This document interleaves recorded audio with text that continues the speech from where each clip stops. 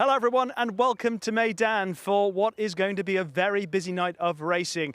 We have not just 7 or 8 races tonight, not even 9, we've got 10. We're going double digits tonight here at Meydan. We're actually watching some of Bhupat Seema's horses walking around, and just coming to my right is the former leading contender for the Dubai World Cup. That's Kabir Khan, who's just having a little bit of a paddock school along with a few others. Of the 10 races tonight, the 2 feature races here at Meydan are the Cocoa Beach Stakes and the Cape Verde. Both named after horses trained by Said bin Suroor for Godolphin that achieved huge success back in the day. Cape Verde won the 1,000 guineas and then actually started favourite for the Derby at Epsom. And Cocoa Beach finished 3rd in the UAE Derby here on World Cup night about 20 years ago before winning a Grade 1, the Beldame Stakes at Belmont in the US. So 2 lovely fillies that we remember and honour tonight here with racing at Meydan. Both those fillies were trained by Said bin Suroor, and he of course has 2 leading contenders for the feature, the Cape Verde. With news on that race and more, it's time to join Pat Comerford. What a start it was for Darkham, the Abu Bakr Kadora runner, kicking off with a win at the Abu Dhabi Turf Club. He looks to continue his winning ways at Meydan tonight.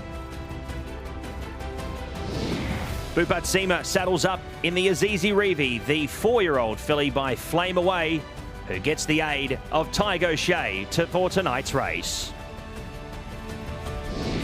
Talk about a filly who turned heads. A South African star, Quid Pro Quo, recently acquired by Jerome Ranier, makes its UAE debut tonight in the Cape Verde.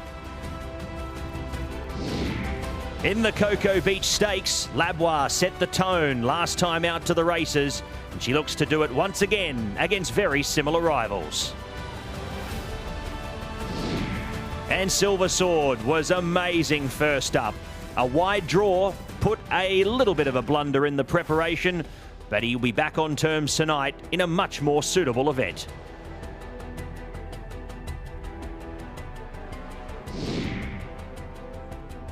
Let's have a look at the fixture. A whopping 10 race card kicking off at 5:30 p.m.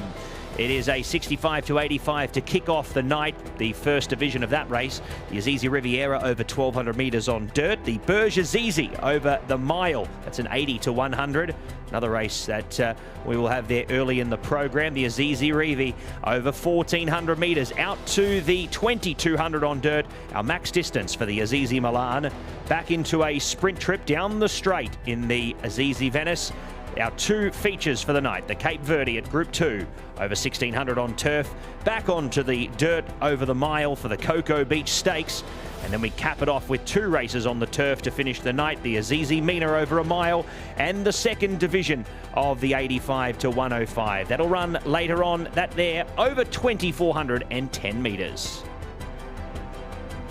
Let's have a look at the runners who won't be joining us. Race 1, number 4, Open Mind, is out for Said bin Suroor. The 16, 17, 18 all do not take their place. Lemurian, Pure Ambition and Split the Profit. Race 2, Eunice, SSR Lahib, AF Gaia, RB Lock and Load will have to wait for another day. All the emergencies in the Arabian race. Race 4, number 4, Muzahim is out. Race 4, number 10, Abshrek, also out for Rashid Borsley. Then we head to the 17, La Senora, 18, Lenamond. They're also out of that 4th event. Do or Do Not doesn't take his place in the sprint event, race 6. And Green Triangle for Simon and Ed Crisford is out of the last. Rider changes. Carlos Lopez takes the ride on Sunday Fudge in the first. Race 4, 15, Silvestre de Souza to ride Al Muzan for Salman Al Sabri. We then head to race 4, number 16, Bernardo Pinheiro gets the ride on Ironside for Kay Abood, and Jamie Powell to partner Olzakan for Doug Watson in the 9th race.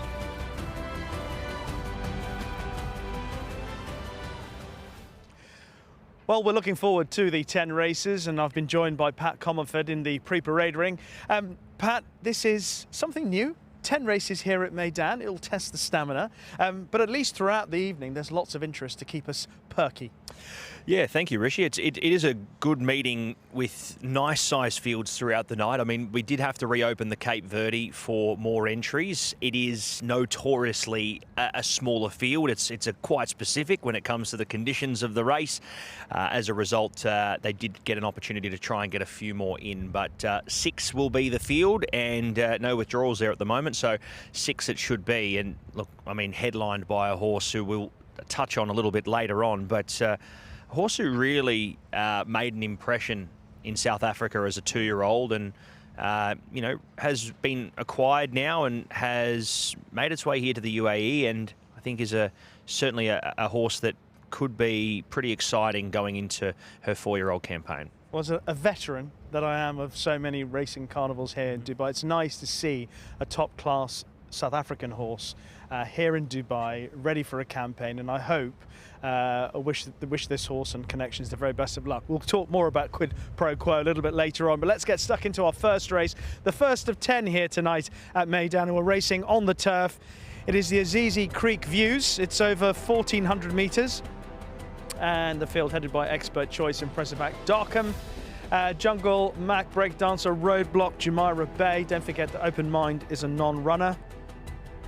Border Edge, Conde Passo, Chef de Partie, Action Point, Hidden Secret, Carman, Sunday Fudge. That's the field, and we'll have a look first of all at Darkham in action if we can at Abu Dhabi. A few horses in behind, including Jungle Mac, Jumeirah Bay, Action Point and Breakdancer. Darkham was quite a promising horse in the UK for William Haggas. Yeah, it was, and has come here and kicked off in impressive fashion on a winning note as well. Great ride by Antonio Fresu. He just rides the Abu Dhabi Turf Club circuit so well. He was 4-back the fence. He just sort of allowed the horse to shut off in the race and produced at the right time, and had to do a fair bit of ducking and weaving to get to the lead, but was able to go on and win. And yeah, a nice kicking off point for him. Whether he finds 4-back the fence again here at Meydan, despite even being on a bigger track from 14, I don't think that's going to be the case. And the question mark for Darkham is, where does he land, and where are we going to see him be? That's the big factor with him. Yeah, of course, and that win that you saw at Abu Dhabi was his first run since July of 2024. So he has to back that up. So tell me about some of the other contenders that you're keen on. Look, I mean, it's expert choice right up the top is a classy horse in his own right. I'd love to see him run a really good race here. I thought the 14 Kahman back to a nice race here with 53 kilos is going to see this horse run quite well. I think as a 3-year-old running against its own age group in recent races has been up to the mark or just behind a few of them, and although heads up against older horses here, finds the right race to be competitive here. So giving Kahman respect. But on top for me is Breakdancer. I think needed the run last time out. Bigger track will suit. Great gate. James Doyle jumps aboard. I think the son of Wooten Bassett could be very hard to beat here tonight, and I think the circumstances of the race and along with the fitness from that first up run is going to see him improve. Okay, I'm taking another horse who ran in that race, Jumeirah Bay. He's an old favourite of mine. You know my loyalties, how they are. You are a loyal man. Yeah, absolutely. Despite for many good things and many bad things as well. I mean, I think there's a couple that don't deserve the level of your loyalty. Jumeirah Bay. When he was trained in the UK by Roger Varian, I always thought he was a horse that could be capable of going into Pattern Company. He's done that. He sort of seduces you in every run, just there as he did at Abu Dhabi. That there'll be a day one day. So well, a couple of my good friends here own a hair on its tail, so okay. So they'll be very excited if you select. Well, and Doug Watson's stable is going a bit better now. Yeah, very much so. That's encouraging. Okay, that's a look at the first race today. Let's move on and talk about our second, and it's for the purebred Arabians. It is the Azizi Riviera, 1,200 metres, and we're back on the dirt. The field headed by Jap Haddad. Only Smoke is Dubai, Fifra Almore, Nashbash, Zuhair, Saka, Kif Star, Uptown Walk the Line. It's got a decent draw in 4. Jamra, SB, Magic Touch, Laith, Sudani, Safir. That's the field for the second, the Azizi Riviera. Should we have a look at Jamra first of all? And perhaps you could talk us through the chances of this horse, who obviously she's been pretty good over a variety of distances, but seems to excel at 5. Yeah, 5 is certainly her trip. I think that's no surprise. Down the straight here on both occasions, has gone on to win. And I think these races are deep enough. I mean, it is a lane. You do see horses that will head there for a sprint trip just because they may seem to get slightly easier contest. But I think the runs have plenty of merit. Times weren't too bad. The win last time out, being able to hold off a horse like AR Amira, the stablemate, is good enough form to be running a race in this. And yeah, like I had this horse right up in the numbers here, not on top, but right up in the numbers. And I was absolutely shocked to see 25-1 available for Jamra SB, a horse who has run and won her last two. Absolutely just completely missed in the market. Okay, surprised by that price. So what would you put on top in this race then? I've gone with the Elaine form again. A horse who is dropping back in trip, I think has the electricity to run a good race here, despite the fact he was a winner over 1,800 metres last time out. Uptown Walk the Line showed plenty of toe, and from a good draw here, if they do go quite quick in front, I expect Uptown Walk the Line to be handy enough and be making its presence felt there late in the race for Abu Dhabi Racing. So I've gone 9 from the 10, and I've also thrown the 6 in Zuhair. I thought it was a race in 3. All of them are double figures on the market. So either the bookies overseas have got this race completely wrong, or I'm going to have egg on my face, because I had those 3 as clear top 3 chances, and they've all been missed in the market. Well, I hope you're right at least about Zuhair. That's the horse I've gone for, primarily because it's a race full of exposed horses. This horse has only had a couple of runs. We know how well Yas Racing have gone, particularly with their purebred Arabians here at Meydan. I think they're leading the owners' standings anyway in the UAE, and they had 2 runners in the race, Safir being the other, and Zuhair. And although it's a significant difference in distance, last time out running over 11 furlongs, today running over 6, but did win over a mile first time up, and has only had the 2 runs, so we're still finding out a bit about Zuhair. Some amount of runners for Yas Racing. It just goes to show the power of the connections and just the amount of horses that they're contributing into the industry here and to the races. I mean, yeah, they have 3 or 4 a race, and I'm sure there are other barns that are a bit like, oh, geez, look, give us a go. But these Goliath operations are what every jurisdiction in the world needs to keep their races, strong and competitive, and they do so much more for racing than they do bad, that's for sure. So it's good to see Yas Racing with a nice one here. Well, I hope they get it right in the first race with Zuhair.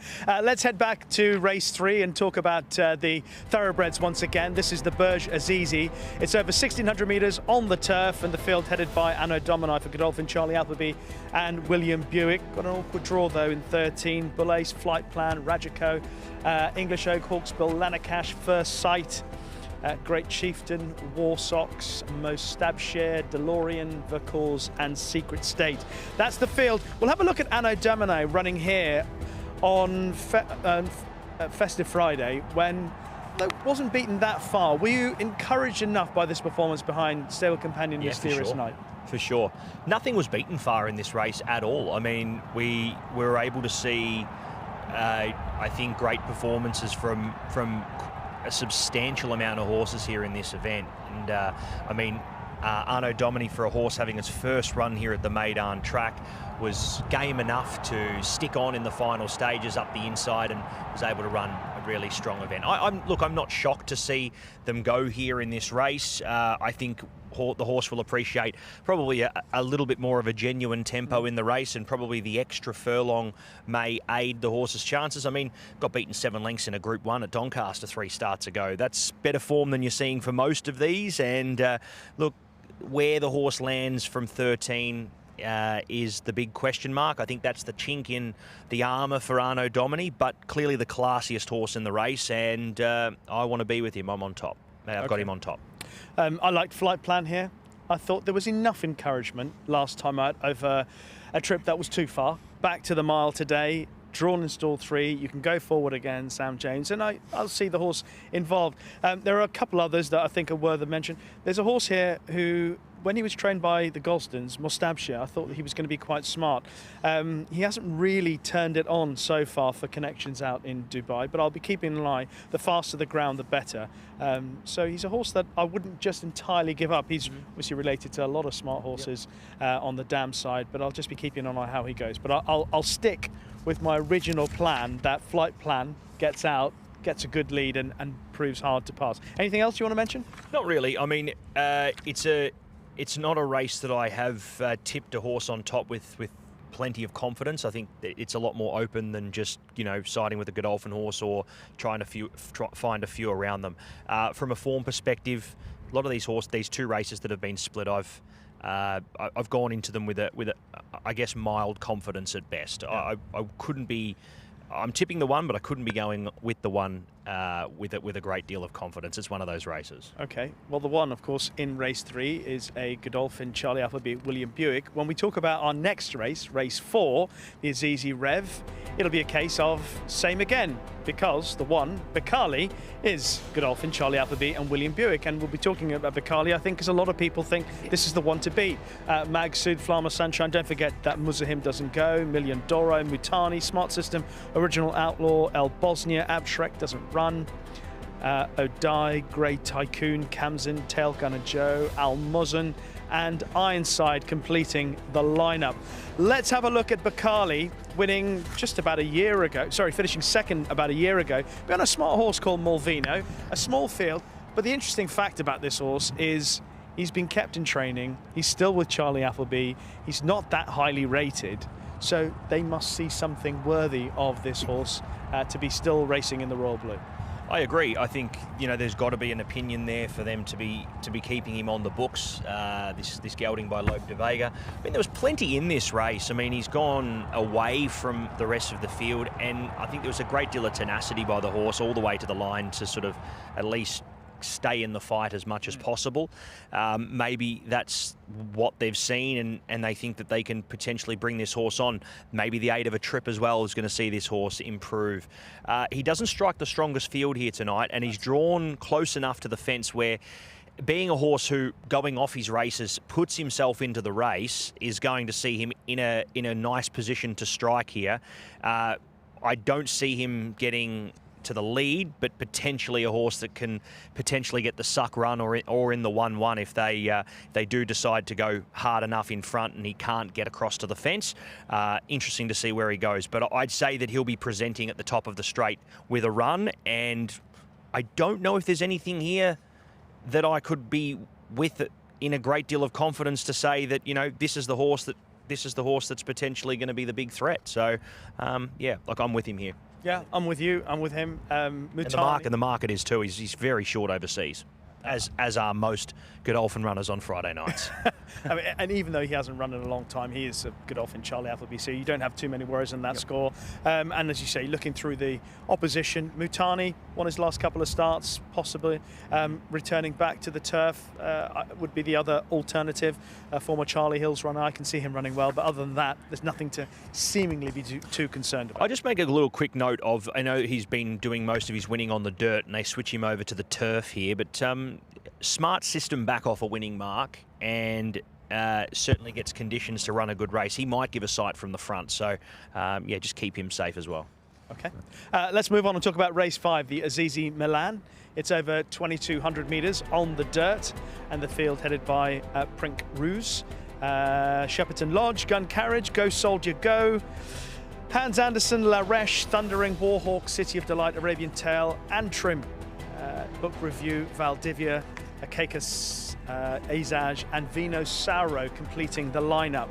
Let's have a look at Book Review, a dear old friend of ours. We've seen him enough times, and he got it right with an aggressive, typical ride, and he held off La Reche, Hans Andersen and others who are set to line up in opposition again today. Yeah, look, I mean, he's the complete opposite of his stablemate in Meydan Dubai, where Book Review takes the bull by the horns and does it on the front end the whole way.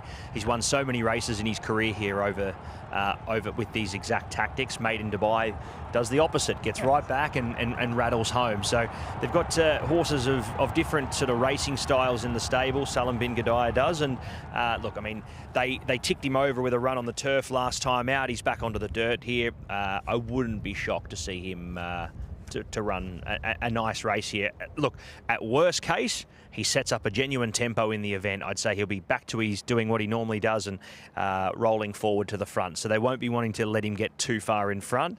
2200 though. He's got a little bit more to extra territory to have to try and stave them off, which is why I was against him. Okay, so who are you looking for as an alternative? I think with a horse like Book Review in the race, that the pace is going to be pretty hot here for a 2200 metre race. Gives the opportunity for a horse like Gun Carriage, who I'm not willing to completely knock and throw in the bin just yet. I thought his first run had so much merit. Second run, caught up on the inside, and look, he had no excuses. Force and Valor came from the exact same spot, copped the kickback, ran through it and won. Gun Carriage might handle the track, but he doesn't handle the kickback. So Kieran Fallon is going to have to ride this horse off and potentially cover a little bit more ground, just so that the horse doesn't get dirt in the face the entire way. If he does he does cover a little bit more territory in the run, I don't see that as too much of an issue. I think with Book Review setting up a good tempo, he's got an opportunity to potentially slot in and, be sort of one off the fence at least for that trip if he can stay close enough. So I'm hoping to see Gun Carriage out of trouble and making his run like we saw him do 2 starts ago. I think he'll handle the trip as well. I think out over this distance is only going to see him go even better. Okay, there were a couple in here that I had a thought about supporting. I wasn't sure how they'd go. I mean, Antrim is one for Carl Burke and Sam James again. He's got a good draw in one. He's never been on this surface before. That was my knock. That was the worry. I thought he was a really good chance. He was right up in the top of my numbers, but again, it's the surface and it's the unknown, no form on this track. He's a Dabawi. He should go on it, but you don't really know. You don't really know. But what you would know is because he comes from a stable like that, with a draw like that, you expect him to try and use that position in one. But then I'm thinking, okay, well, Book Review can only go one way. So then he's going to be taken on for the lead by Book Review. So then they may go, like you're suggesting, they're going to go too fast. There might be 1 or 2 others picking up. So in the end, I just sided with Warhawk.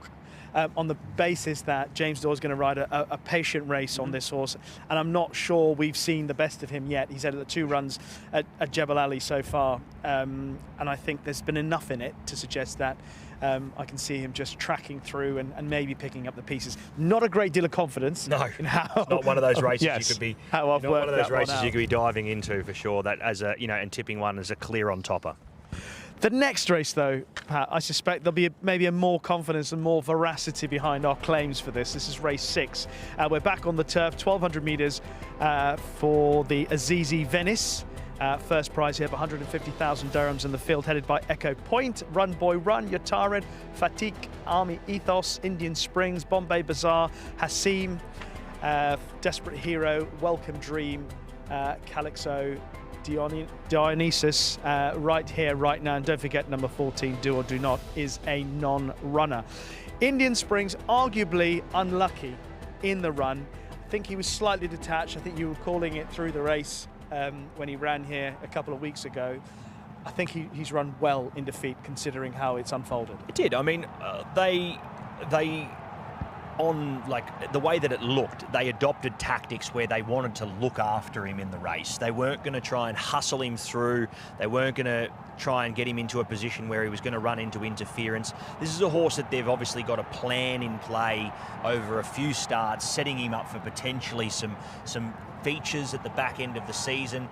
They decided to ride him a little bit more neutral. Unfortunately, he just was a little bit too far back and wasn't able to reel in the eventual winner there in Two Tribes, who I think has run a really good race. But look, I mean, he was backed to be unbeatable overseas. And look, rightly so. I think confidence is high from the stable that this is a really nice horse going forward. I think they've learnt, how he's going to handle that race. He's got a very similar situation to how this race is going to unfold. And I think William Buick, with that sort of memory in play of sort of how he raced last time out, they've learnt a lot more about him.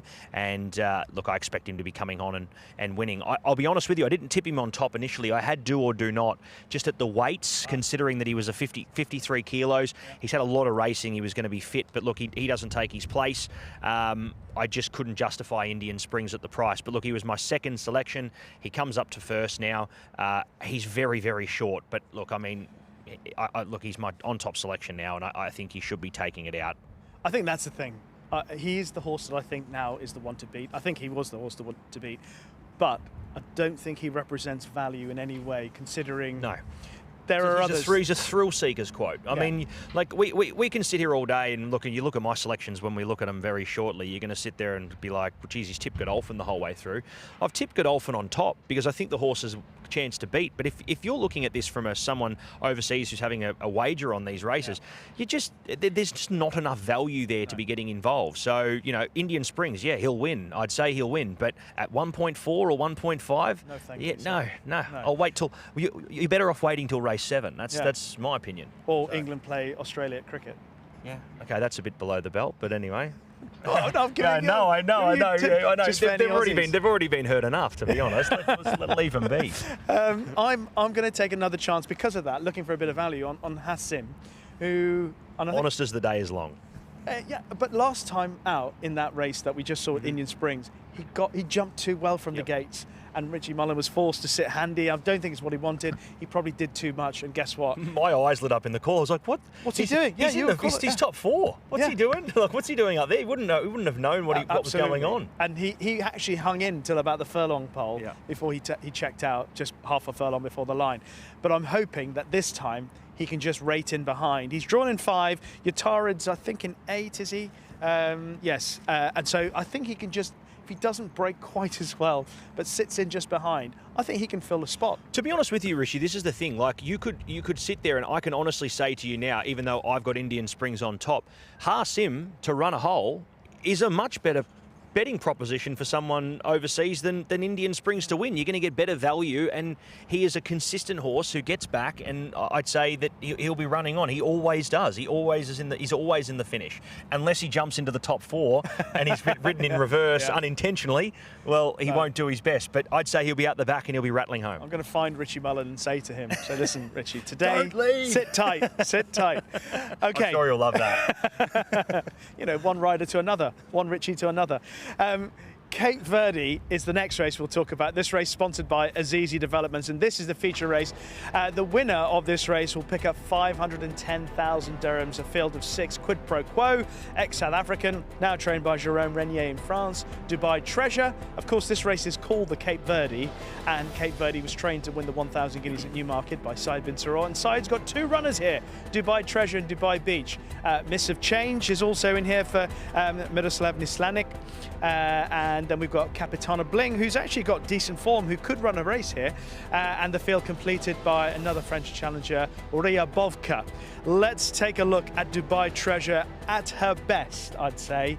She flew the gates this day at Newmarket, and she had everything on the stretch in what was a decent listed event.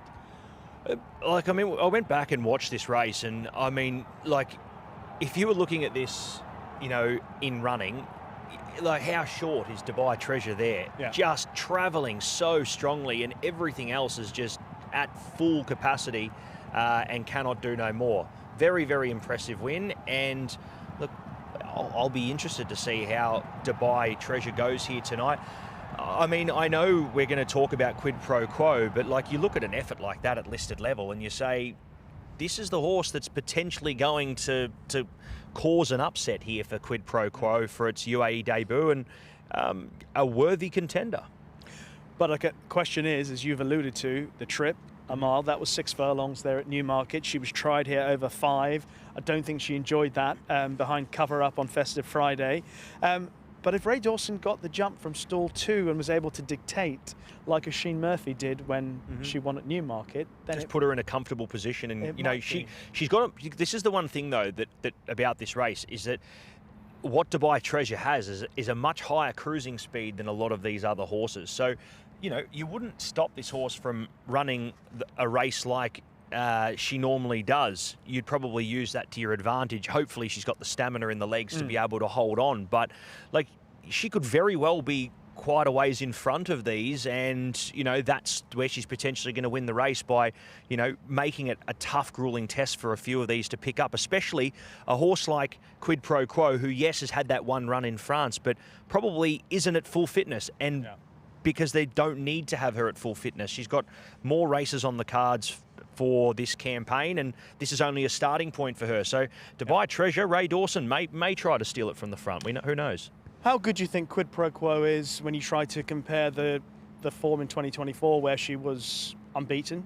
She won 2 Grade 1s, clearly very talented in South Africa. How do we translate it to what she's up against? I mean, it's really hard to do so. I've gone over a couple of times and been able to, you know, watch quite extensively, you know, these South African, you know, group races. Very good mate of mine, Calvin Habib, is a rider on the South African circuit and is always doing that. So I do keep a keen eye on what Calvin's doing and his rides, and as a result, watching these races. I mean, South African group racing is on par with anywhere else. The quality of the horses is there. It's just very hard to line them up from a form perspective because we don't see them travel, and they're always running up against each other. So, look, I mean, I've got no doubt in my mind that the group races that Quid Pro Quo won in South Africa are just as good as what she would have contested, you know, in other jurisdictions. Look, it does make it very hard to line her up on form, but on paper, she is a clear top horse here in this race. Typical filly who's probably had a bit of a lull period here through the 3-year-old season. Star at 2, comes back at 4, and I expect this to be a big preparation for her. It looks a nice starting point. Yeah, she's got a real South African pedigree from top to bottom, all the way back as well. I'm hoping she runs well for that old sentimental side of things, and seeing a very good South African horse. Obviously, in the old days, it used to be with a Mike de Kock or a Herman Brown, or etc. This one now with Jérôme Renier, but racing for Team Valor. I hope she runs really well. Okay, let's move on and talk about the next race, race 8, the Cocoa Beach Stakes. We're back on the dirt. 1,600 metres the distance, 400,000 dirhams this race is worth, in the field headed by Zala. Then we have Labois, Pretty and Famous, Juno, Auntie Fair making her official debut. We call it, is it 60? 60. 60. Hanem. That's what I'm going with, at least. Number 60 is 60. Perfect. Oh, she's got the right rug tonight as well. Number 6. Karma playing Lady Garfield, Mujar, Paint Your Palette, Seas Essential, She's Good, Jareed, and Triple Espresso. Let's take a look at Labois, who produced a significant amount of improvement from start to 1 to win the Shahama Stakes here on Festive Friday. Great win, put into the race, and just, I think we've seen, you know, Bernardo Pinheiro do this on a number of occasions, just back the fitness into the horse, go to the lead and really make it a grueling test for everything else. And fortunately, the filly by Charlatan had enough in the tank to hold them off, and was strong enough to the line here for a 3-year-old filly who's only very lightly raced. Deserving of favouritism in the race, considering she's coming up against a very similar field here. My question mark is 1,600 metres more territory. That racing style is probably not going to fly as well here in this event. Potential chances to have a bit more company up in front, and that makes it a little harder for her to obviously get the race to her own liking. I expect there to be a few that roll forward here, and if that's the case, I think there'll still be a genuine tempo, but it may be more suitable for horses that are, I wouldn't say getting too far back on the dirt, but potentially horses midfield I've really circled as the biggest and likeliest chances in this race. 60 made up a lot of ground in that race. And that's who I've gone with. Okay. Amazing performance. Too far back to make an impression was 60, but the manner in which the horse made up the ground was really impressive. Again, I think Ben Cohen has learnt from that race that the horse has got that ability and that turn of foot to find in the late part of the race. Just needs to be a few pairs closer in order to do so. And the 1600 metre race is going to allow a horse like Sixie to be closer because it's not going to be run as fast. So I expect Sixie to be sort of midfield and presented at the top of the straight, and hopefully is within a few lengths of the leaders and can reel them in. I think straight out to the centre of the track, and I look to be seeing it rattling home. I'm pretty confident that we'll see this horse run well. It's my each way of the night. Okay, I can see that. From that race, I can see that Sixie might be the one that you want to take out. The one thing I'd keep in mind is, and I know she's got an awkward draw tonight, is the way behaves in the pre-parade ring, in the paddock beforehand. She got worked up before she ran. She was quite impressive when she beat Jareed first time out. Obviously had the form turned around last time, as we just saw, but she was impressive. She then misbehaved. If she settles in again and behaves better, I hope that she runs better. I think she will run better. 100%. But there wasn't a great deal of excitement, so in the end I chose Auntie Fair. She won the trial. She won her trial. Represents Bhupat Seema, who's had he's got 3 runners, and Tiger Show has taken the ride. So it was a simple equation. Stick with a team that you know a team. Keep it simple, Rishi. Yeah. Keep it simple. Yeah. Let's move on and talk about the penultimate race. Race 9, back on the turf for the Azizi Mina. 1,600 metres the distance. This race worth 250,000 dirhams in the field, headed by Cavallo Bay for the Godolphin team. Native Approach, Roi de France. Dividend for Dr. Richard Newland, Jamie Insole. Folk Festival, Reggie, Bold Style, Blue Trail, Silent Defence. Eraz, Silver Sword, already a winner here this season. Olza Khan, Aragon Castle, Taffridge completing the lineup. Cavallo Bay, we'll have a look at a run at Kempton back in March. It's his most recent run. It was a conditions race in the UK, and it wasn't a bad effort. But of course, Cavallo Bay has to concede weight all round tonight, bar to his former stable companion, Native Approach.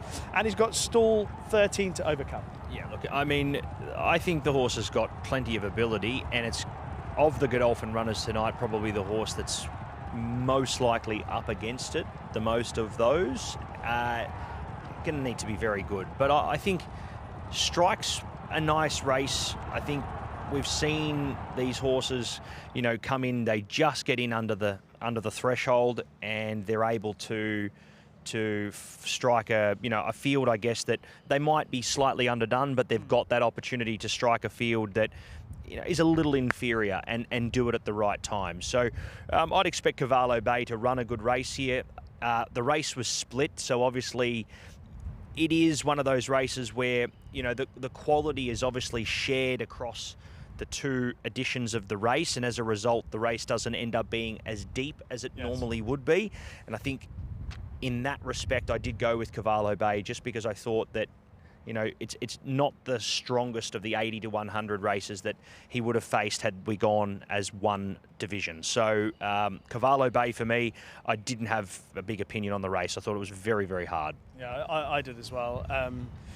Native Approach has been sliding down the handicap. I think there's been enough encouragement.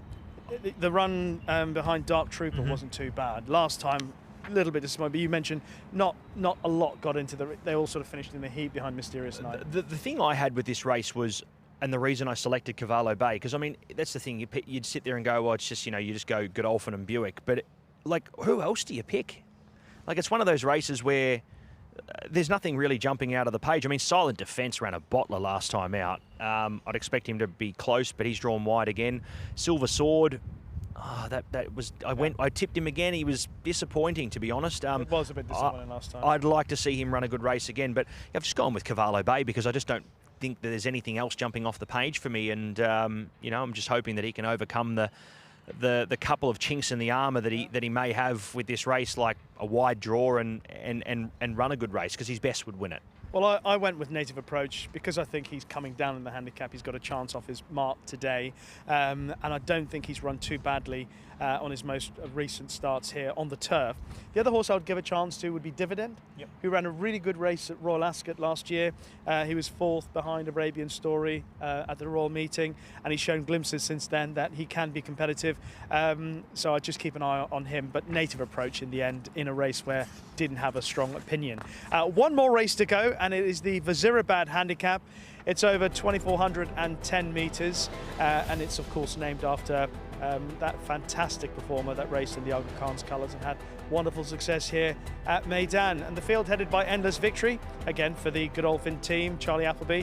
2 is Claymore, 3 Aeronautic, 4 is French Duke, 5 Green Cape, Ruling Dynasty, Rock of Cashel, Alzim, Will Scarlet, Asgard's Captain, 11 doesn't go, Al Mukhtar, and Finely Tuned. Let's have a look at Asgard's Captain and Ruling Dynasty here from Festive Friday. I thought Asgard's Captain ran a really good race in defeat behind, I think, a horse that is quite smart already and by the book and could be potentially even more useful. Yeah, look, he's got form around these horses, back overseas as well. His runs here have been around the mark, and looking forward to seeing how he goes here tonight, Asgard's Captain. I mean, this, I know by the book obviously drew away to win, but look, it was the manner in which he sort of knuckled down late in the race to sort of hit the line quite well. So, I mean, I expect him to probably improve now that he's had that run under the belt. You know, you got new elements that come into the race. I mean, French Duke is another horse that catches the eye here. But look, Asgard's Captain got him beat at York. So, and beat him fair and square in that race. So, form around a couple of these other runners. And look, I mean, he's up to his neck in it, Asgard's Captain.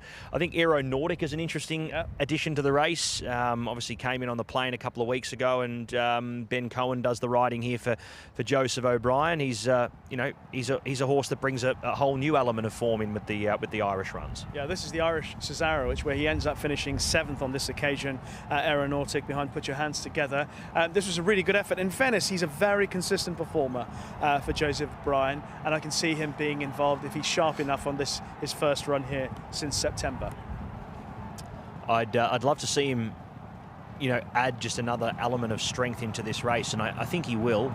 This was, on par, good enough. I mean, it's a pretty strong field there, and you'd expect him to be translating some of that form across. As I mentioned, French Duke. I mean, he's another great element here to the staying ranks for Wathnon's satellite operation, and it would be great to see him run a good race.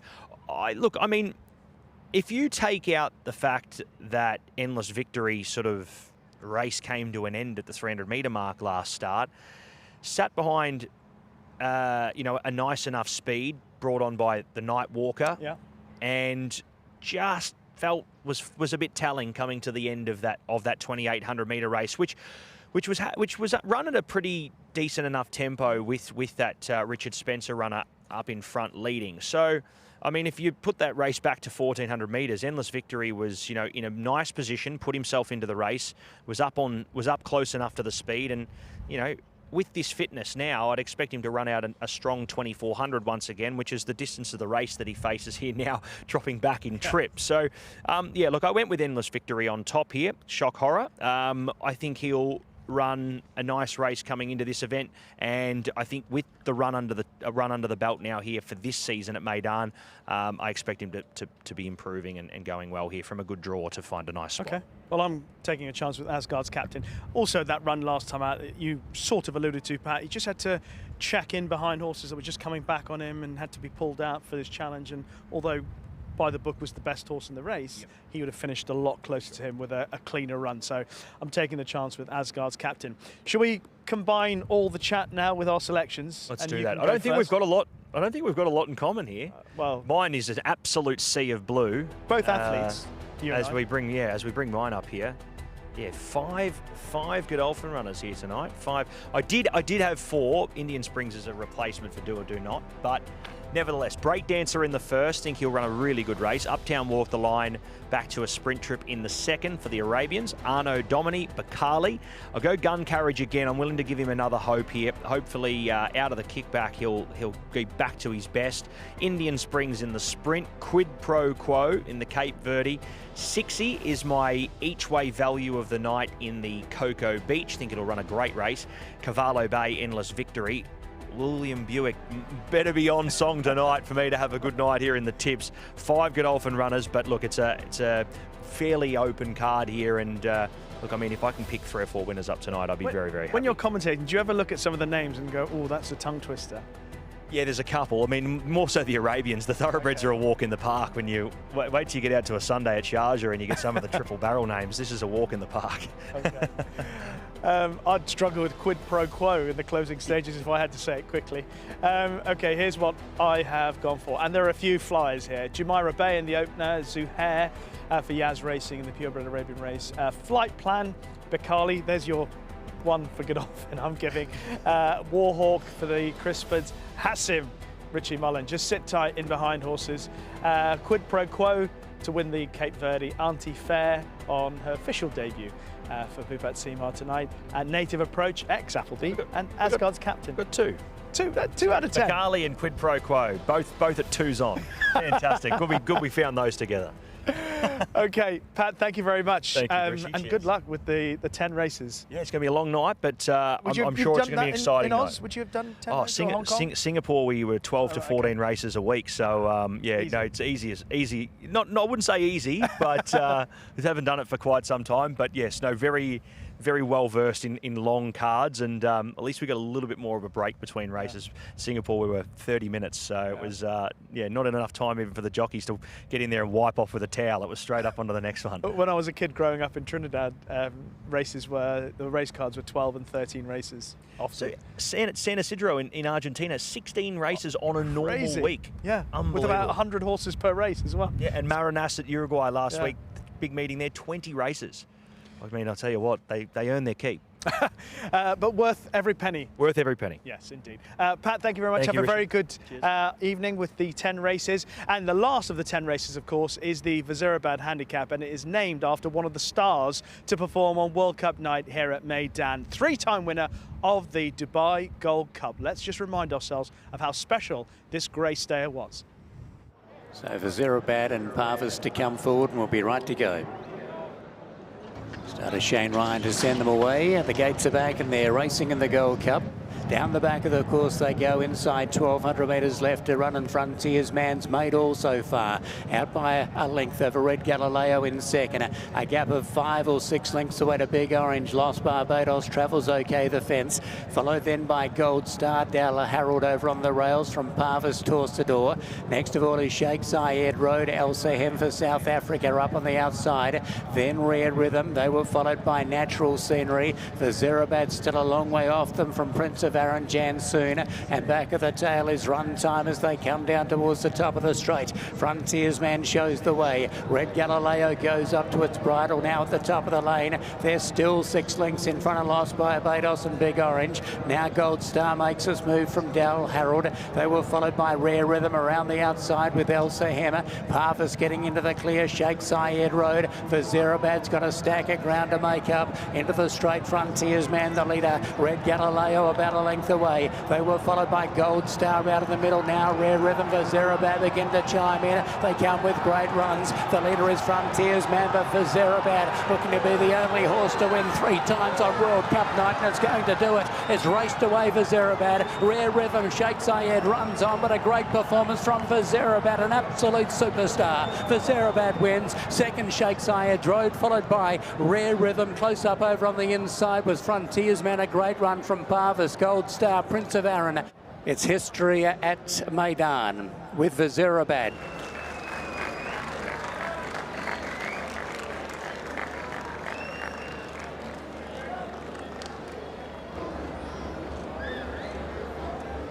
Christoph Sumian, a man that had ice water in his veins with Vazirabad yet again. How do you do it? How are you so patient aboard this horse?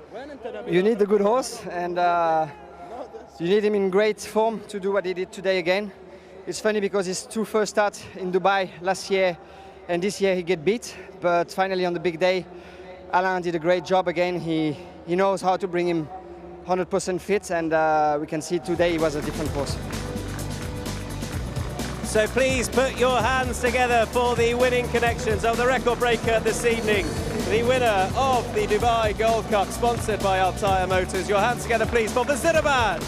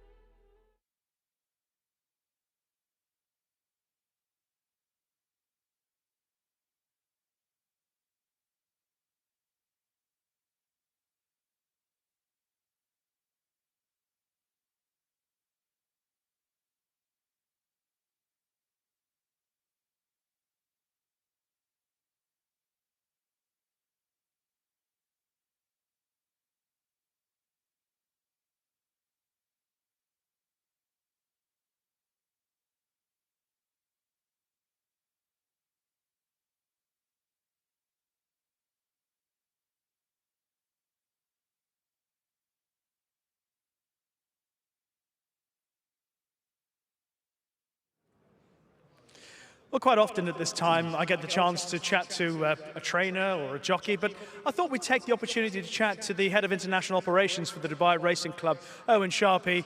Obviously, a man who knows these parts so well. Owen, before we talk a little bit more about what's to come, obviously next week with Fashion Friday and looking ahead to the World Cup itself, a word from you on how well the Carnival has gone so far this season. Actually, it has been a very, very good carnival with a lot of international, almost a little bit too many. We had to split 2 races today, but it's very competitive racing, big field, nice results from all across. So, no, we are very pleased. Yeah, from the British perspective, we're seeing lots of success for British trainers, whether it's Jamie Osborne, George Scott, obviously Simon and Ed Crisford doing well traditionally. But it's nice to see so many different countries continuously represented across the Carnival. Yeah, I mean, it's, when the new carnival started, it was a little bit of a challenge to start a total new things over the full racing season. But I guess, all the hard work of the team paid off, and people like to come here. We've got good facility. We upgraded as well the facility for the people coming racing. So, no, it's very rewarding.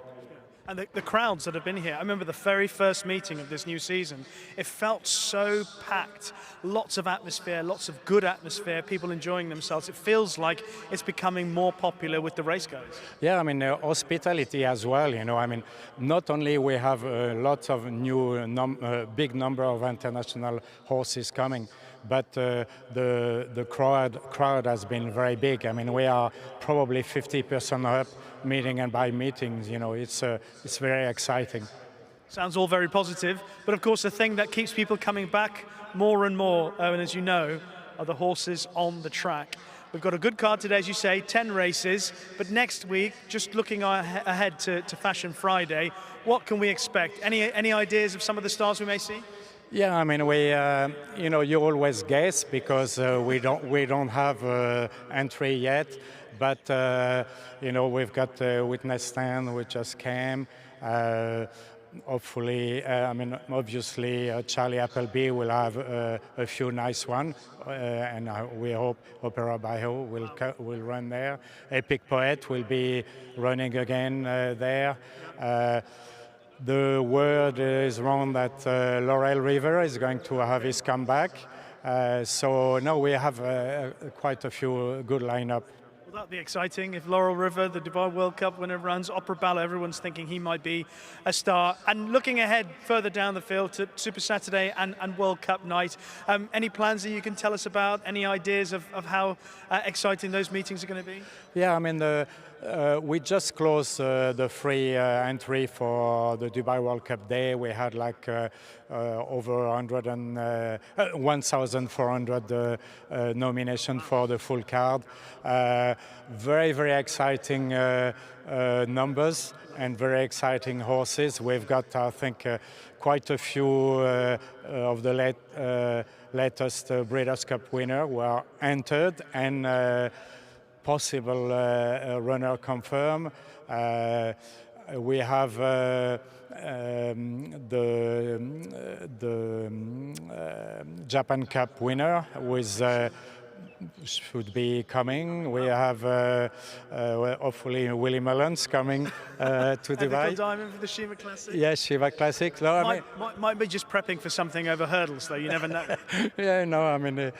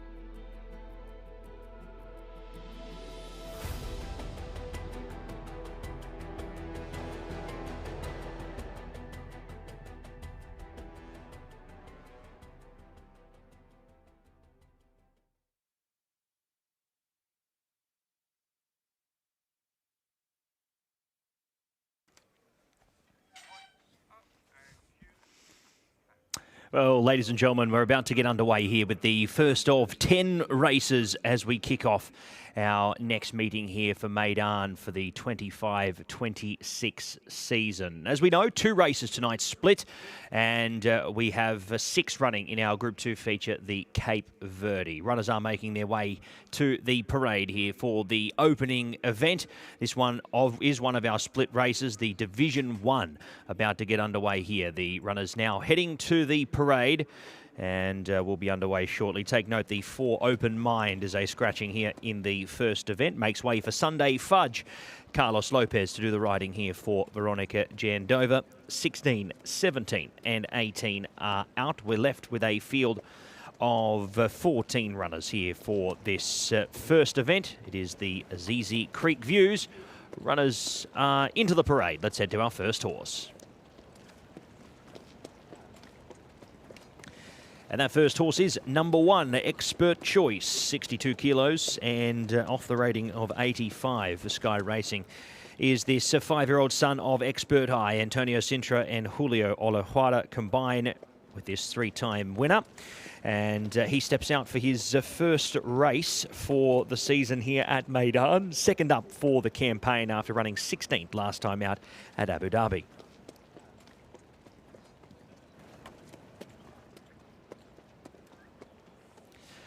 Number 2 is Impressive Act. He draws 11 here for tonight's event, coming into this with a rating of 85 as well. He lugs the 62 kilos. Richard Mullen to do the riding for Bhupat Seema, Suited and Booted Racing Syndicate.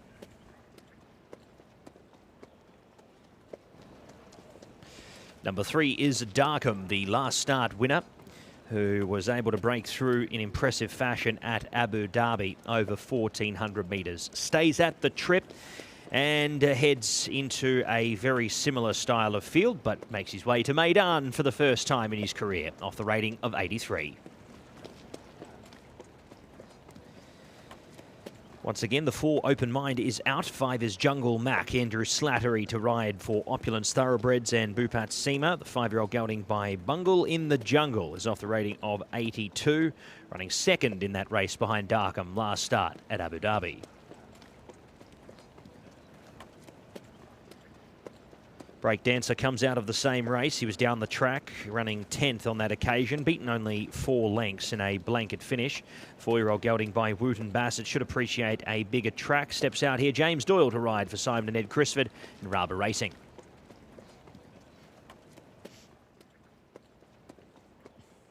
Seven is Roadblock, the 8-year-old gelding by Street Sense. Charlie Bennett rides for Osama Rafai, 5-time winner from the 27 starts. Last time out on the 9th was down the track and beaten 9.5 lengths. That was on the turf over 1,000 metres. Stays on the surface, but heads around a corner back up to 1,400 metres. That race there at Abu Dhabi is a big form line. Many runners coming out of it, and Darkham won that race. Jumeirah Bay ran 6th in that event, beaten 2.3 lengths there. He comes back to Meydan here for his 35th career start so far, amassing 3 wins and 10 minor placings in his career, the 9-year-old gelding by Siuni. Tiger Shea rides Border Edge for in it for the Sun Syndicate, who have multiple runners tonight. The 7-year-old gelding by Shamadal was last seen behind Atwal at Jebel Ali on the 13th of December. 4 weeks between runs.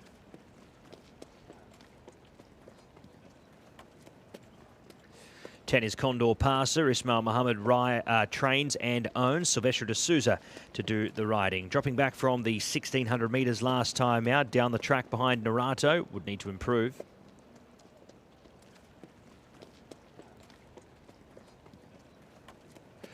Chef de Party stays on his preferred surface of turf, but heads back to Meydan. He's a horse who's got a much better record at Abu Dhabi, but trained at the track here and hoping to make an impression.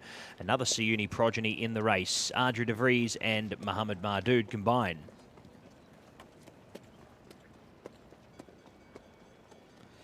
Action Point was last and out the back last time out behind Lafferty. That was on the dirt. He makes the switch back to turf here at Meydan.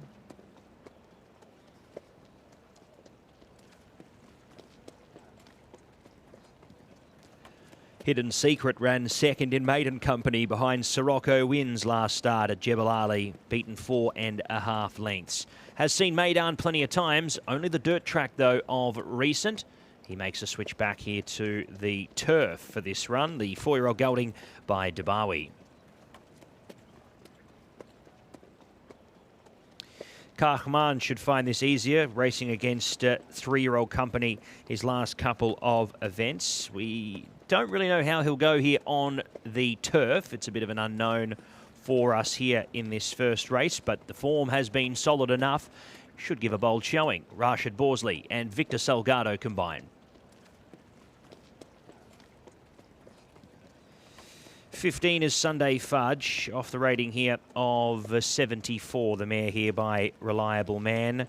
Down the track at Meydan on the dirt last time out, has its first turf run for the season. Let's have a look at the runners here for the first event, and they make their way out to the track for race number 1, the Azizi Creek Views.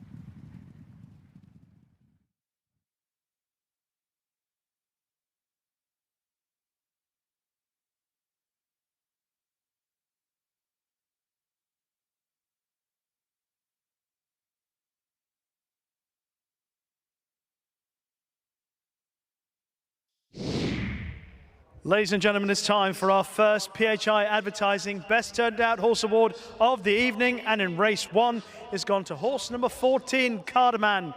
Carnival is looked after by Aziz Uraman, and he is in the winner's enclosure now alongside Ali Esser, the CEO of PHI Advertising. He's receiving his prize now. We wish Carnival and Aziz Uraman the very best of luck. And our thanks to PHI Advertising for their support of the Best Turned Out Horse Awards.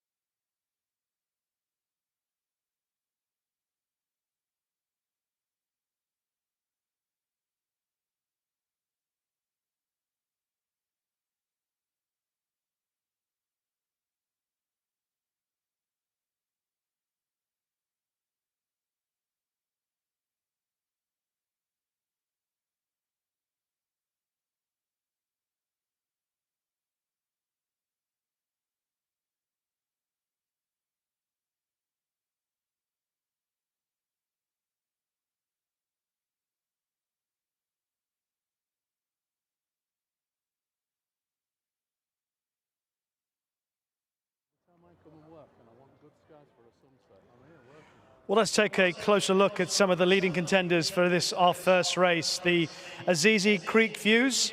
It's worth 175,000 dirhams, over 1,400 meters on the turf. And we're looking at Darkham, who is ridden by Kieran Schumacher for trainer Musaba Almeri. And Darkham used to be with William Haggis in the UK and had his first start for his new stable at Abu Dhabi back in December. And it was a winning one where he beat Jungle Mac, Jumeirah Bay, and one or two others who are lining up again today. Was a progressive sort in the UK, still relatively lightly raced. He's only had 5 starts in his career so far. He's got a good record over those short number of races, and he's a horse who's clearly have a big chance today, being ponied down to the start. He has got an awkward draw in 14 to overcome, but if he can get a good position from the gates, then he'll have a good chance.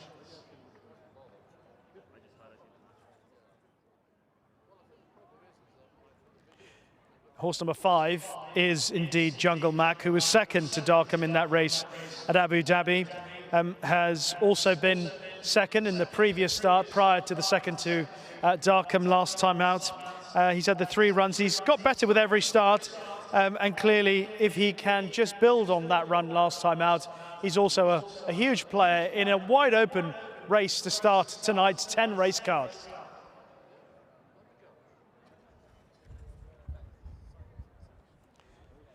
Number 6 is Breakdancer, the choice of Pat Comerford, who has suggested that if this horse won, he was going to give us his own version of how to pop and lock and do the wave. Breakdancer was getting progressively better in the UK at the end of last season. Won his last couple of starts at Sutherland Kempton. He's had that 1 run at Abu Dhabi behind Darkham, etc. If he has come forward from that and he's continuing to progress, bearing in mind he's only a 3-year-old, he was a 3-year-old last season, and remains, again, a horse who is open to a bit more improvement. This 4-year-old son of Wootton Bassett, he's another one that would make the shortlist. The loading up process is well underway. Also in that race behind Darkham at Abu Dhabi was Jumeirah Bay, who's drawn in stall 5 for Pat Dobbs, and Doug Watson has always been a relatively consistent horse, and I thought if he can get a good pace to run at, and if Pat Dobbs can get to the breaks late on, then he could also be involved.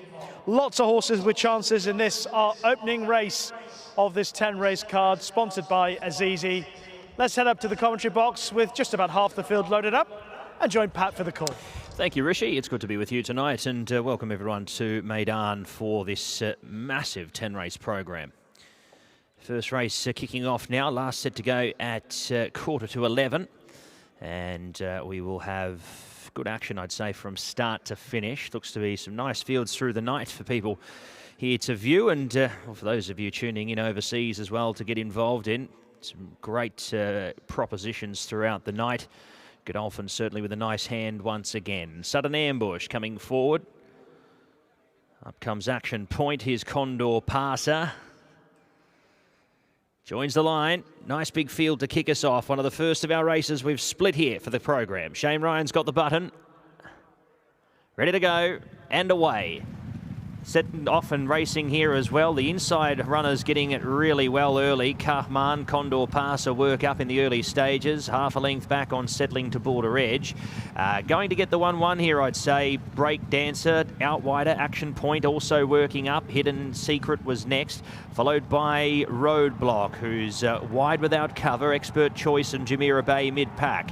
3 lengths back to Jungle Mac from Sunday Fudge. 2.5 lengths to Impressive Act. 2.5 again. Sees Darkham second to last, and last of all is Chef de Party, who is seeing them all at the 750 metre marker. Condor Passer eventually gets across to the fence here under Silvestre de Souza and leads the way. A length in advance of Border Edge. Action Point has been doing it tough out wider. Hidden Secret travels up well. Kahman is already under the bit and chasing. Jumeirah Bay travels up strongly also. Then came Breakdancer, who's got plenty of room to work in and go through the gears from Jungle Mac, Impressive Act, and deeper out was Expert Choice. Border Edge takes over.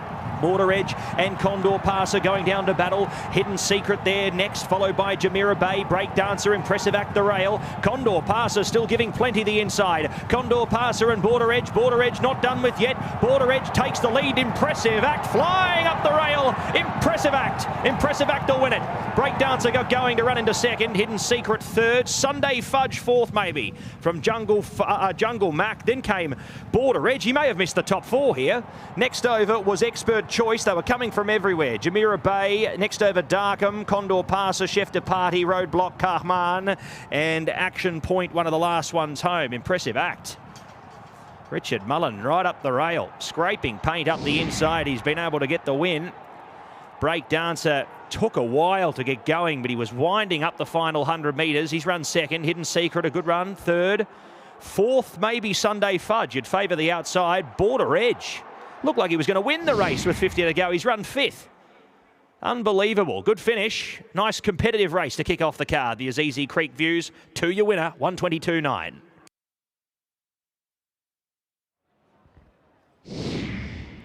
A race of changing fortunes. Look at where Impressive Act is, turning for home, just 3 behind him at this stage. And out in front, you had Border Edge and Condor Passer, with Hidden Secret just in behind. Jumeirah Bay, Carman weakening out of it. Breakdancer was off the bridle, but sticking on.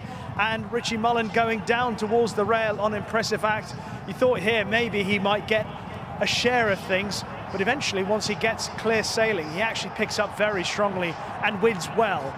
Breakdancer, who, as I said, if you looked at him coming off the bridle, turning into the straight, you'd be surprised that he actually finished that close, considering he was being pushed along. But he stuck to his task really well, Breakdancer, and has run a fine second. Hidden Secret has had every chance, but just couldn't finish his race off quite as well as the 2 horses ahead of him. Sunday Fudge has made up some good ground. The horse with the white face and the blue colours on the outside. You see just coming through the big white face, eventually just finishing on the heels of the leaders. No hard luck stories.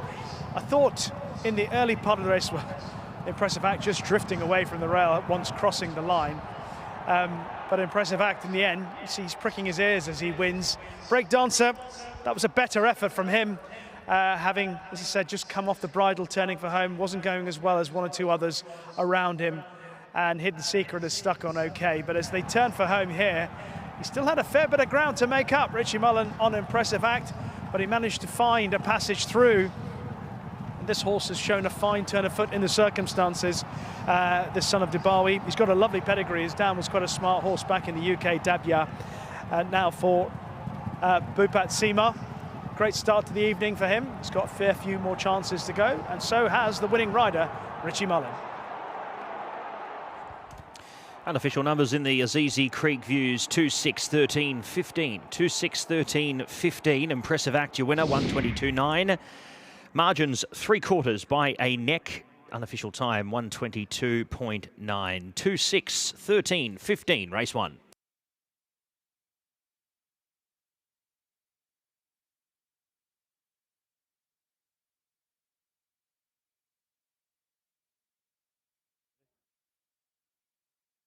Ten races. Ladies and gentlemen, making his way back to the winner's enclosure is the victor in our first race, the Azizi Creek Views. A 5-year-old bay gelding by Dubawi out of Dabya, owned by Suited and Booted Racing Syndicate, ridden by Richard Mullen, trained by Bhupat Seema. A round of applause for Impressive Act.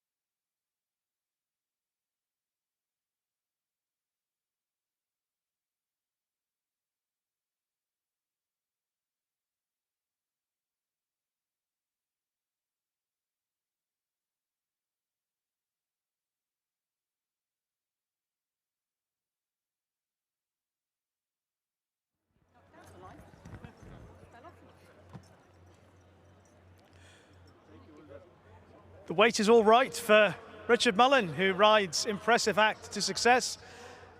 And you need more than one hand, Richie. I'm looking forward to you taking us through your path in the home straight on this fella. When you turned for home, you didn't have too many behind. No, and look, he's a horse that has always showed a lot of ability at home. He's always worked extremely well, and I think the unfortunate thing for him, he's one of very few Dubawis that like the dirt. But he's a horse that he's had his issues, and I think the best way, you just have to ride him patiently. And Lorenzo Pazzulli rode him last year. He won on him in Abu Dhabi, and just ride a similar race. And 1200 would have just had him on his head the last day, and like I say, it was on dirt as well. But Bubba just said, just take your time on him, let him warm him to the race.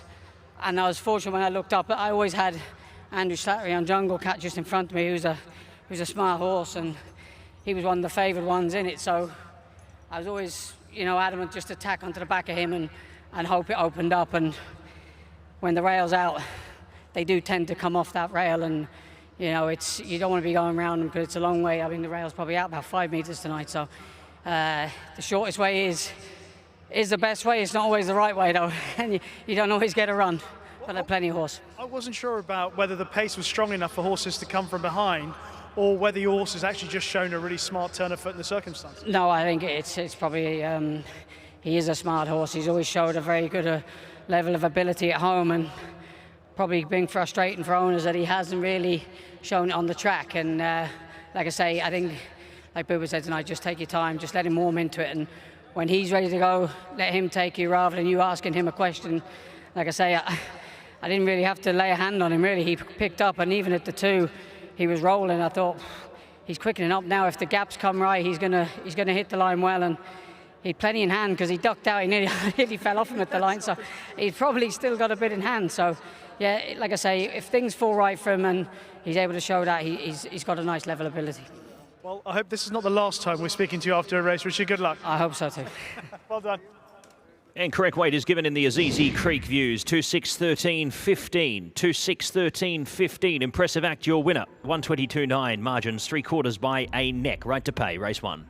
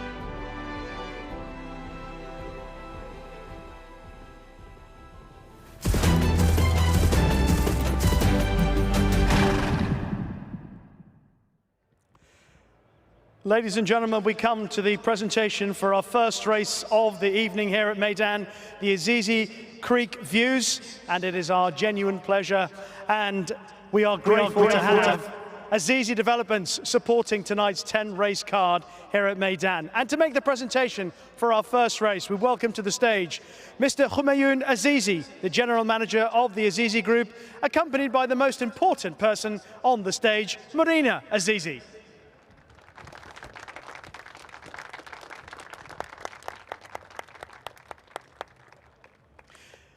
And what an impressive performance from our winner. Impressive by name, impressive by nature, impressive act takes our opening race, the Azizi Creek Views. And we welcome the winning owners, Suited and Booted Racing Syndicate.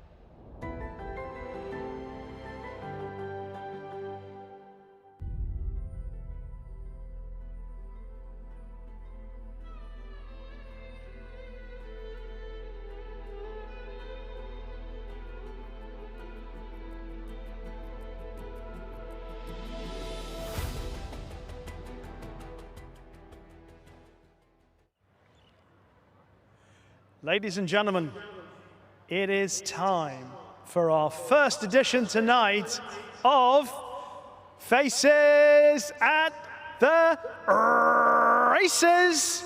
Your chance to win 500 dirhams by providing us with your best smile. What have you got today? I'm seeing some absolute beauties so far. We've got some real great smiles. Look at those.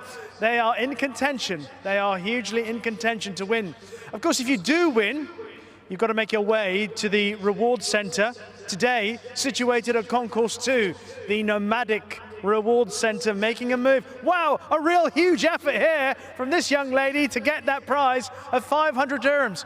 These tables are, oh my goodness, she's done it. Well done, congratulations.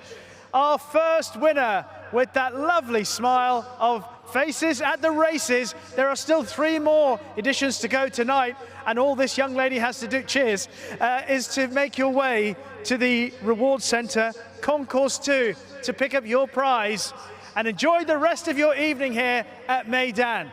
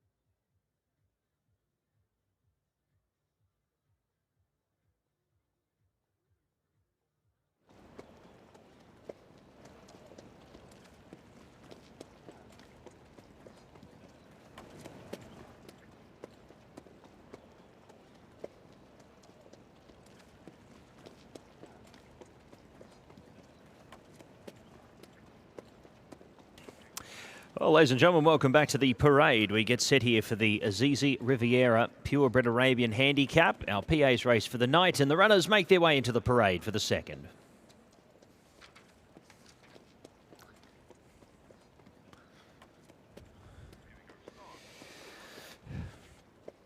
First horse we have a look at here is Jap Haddad, number 1, 95 raider here, 60 kilos. Royston French to do the riding here for Irfan Elahi. This one here for Jebel Ali Palace. He's had the 34 starts for 5 wins and 10 minor placings. Jap Haddad, the 10-year-old entire by AFL Barak.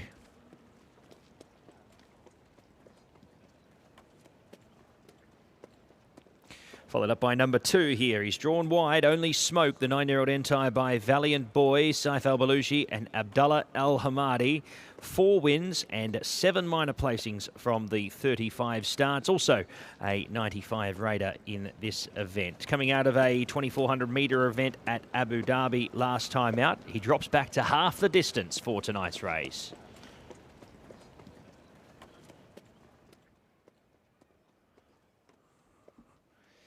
SS is Dubai is our next horse. So we have a look at here for this upcoming event. He is another 95 rater.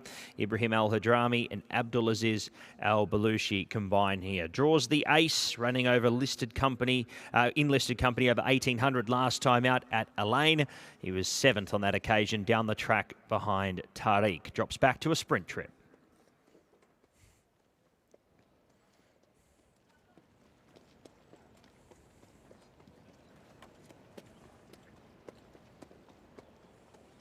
Here is number 4, Fifra El Mori. 93 rater. Tiger Shea rides for Hamad Al Marah. He also ran over 2,400 last time out at Abu Dhabi.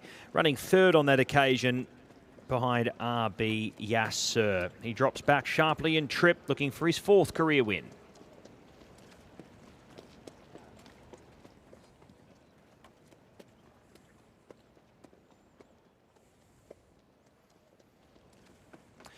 Here is RB Nash Bash for Khalifa El Nayedi, Alia Tiar to do the riding on number 5 here. He's our international market favourite, off the rating of 93. He ran 4th to El Laith over 1,000 metres last time out to the races. Decent enough form. He heads around a corner though this time and back out in trip to 6 furlongs.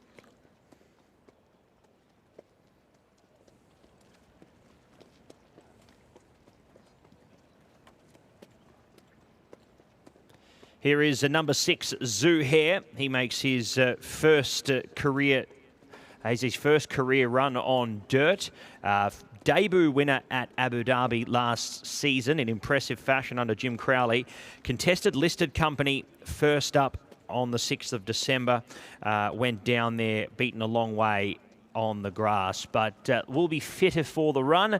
Comes back into a much more suitable contest this time around in a handicap. Just has to do it over a shorter trip of 1,200 metres. Zuhair, one of the 2 runners here tonight in this event for Yas Racing. 7 is AB Sakar. He's known around these distances here of sort of 12 to 1,400 metres, but he's drawn 14. He's drawn right out in the widest gate of tonight. That's going to make it a little tough for him, but Ray Dawson opts to ride here, 92 rater, and he is 2 wins and 3 minors from his 10 starts to date. There's the bell for riders to climb aboard. Number 8, Kif Star. Mohammed Salim does the riding, claiming 4.5 here for Hamad Al Marah. 2nd to Uptown Walk the Line at Elaine last time out. Looks an okay form line, and hopefully the claim should aid his chances. Here is Uptown Walk the Line. He was impressive there. Again, over 1,800 metres, drops back to 1,200 for tonight's race, but targets an easier event from a ratings perspective.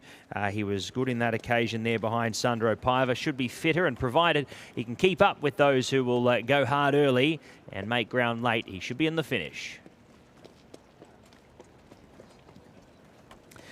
Jamra SB, she looks for a treble of wins after 2 5-furlong wins at Elaine on the dirt. the last two starts, holding off the stablemate AR Amira last time out to the races. Tough performance and has the winning form on the board. Hamad Al Basaidi claiming 2.5 here on the mare by Jabal Kassoon. Magic Touch is another runner here for Al Ajban Stables. Abdullah Al Hamadi and Connor Beasley combine. The two-time winner was a fifth to Jazila last time out at Elaine, and drops back in trip here to 1200, but is certainly no stranger to the sprint trips. Marcelino Rodriguez rides AF Laith for Ernst Ortel. The 9-year-old entire by AF Al Barak, contesting Group 3 company at Elaine last time out behind Hiyab El Zaman. ES Sudani's been around the mark without winning the last few starts. A perennial place getter, second to Al Laith last time out on the 6th of December at Abu Dhabi. Good form line. Last but not least is 14 Safir, a Sharjah winner over 1700 last time out in the market. The 6-year-old entire by Areem. Jules Mobian rides for Eric Lamartinel. Runners heading to post for race number 2 here over the 1200 metres for the purebred Arabians.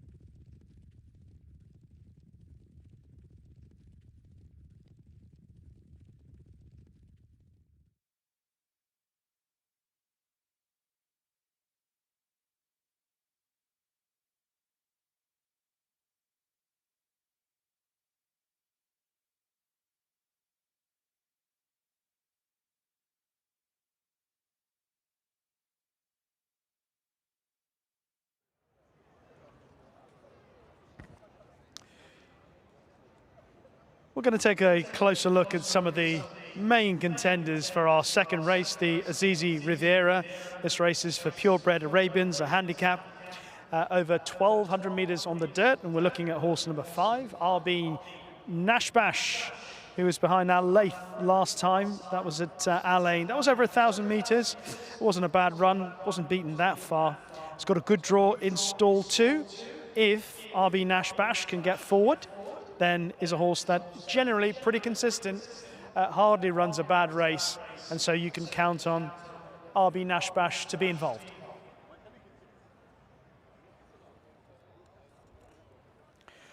Horse number 4 is Fifra Al Mori. Thought this horse looked really well in the paddock going around beforehand. Really good skin on this 6-year-old chestnut horse. Drawn in stall 6 for Tygo Shea. Again, another horse who comes here off the back of a pretty useful run last time out. That admittedly was on the turf, but again, another horse in this race that is generally fairly consistent. Generally can be counted upon to run his race at FIFA Al Mori, having had 3 starts so far this season. Looks to be getting better with every run, and I think this horse can run a pretty good one. Definitely be one of those involved at the end.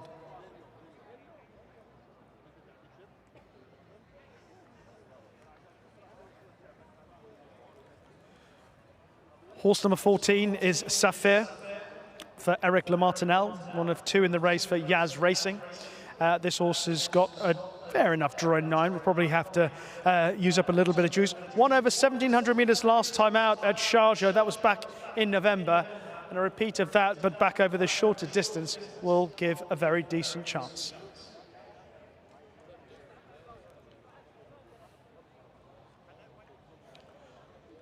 Horse number 13 is S. Sudani, finished second behind Al Laith at Abu Dhabi on the turf back in the middle of December. Again, another horse that would be involved in the finish, bar the fact that this horse has got an awkward draw in stall 12. So that's a look at a few of the contenders, but very shortly it'll be time for the PHI Advertising Best Turned Out Award.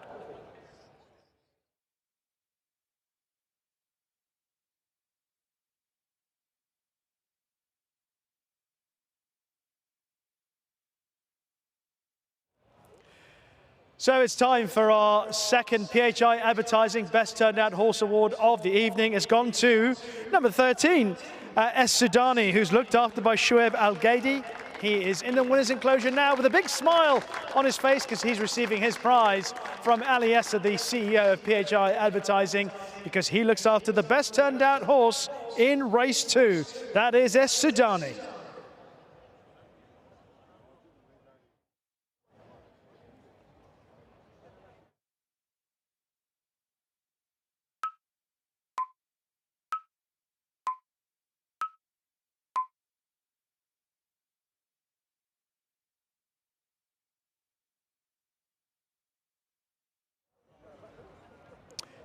Here's one of the horses that made Pat Comerford's shortlist for this race. That's number 6, Zuhair, who's going forward into stall number 8. He's only had the 2 starts, did win on the turf at Abu Dhabi back in February.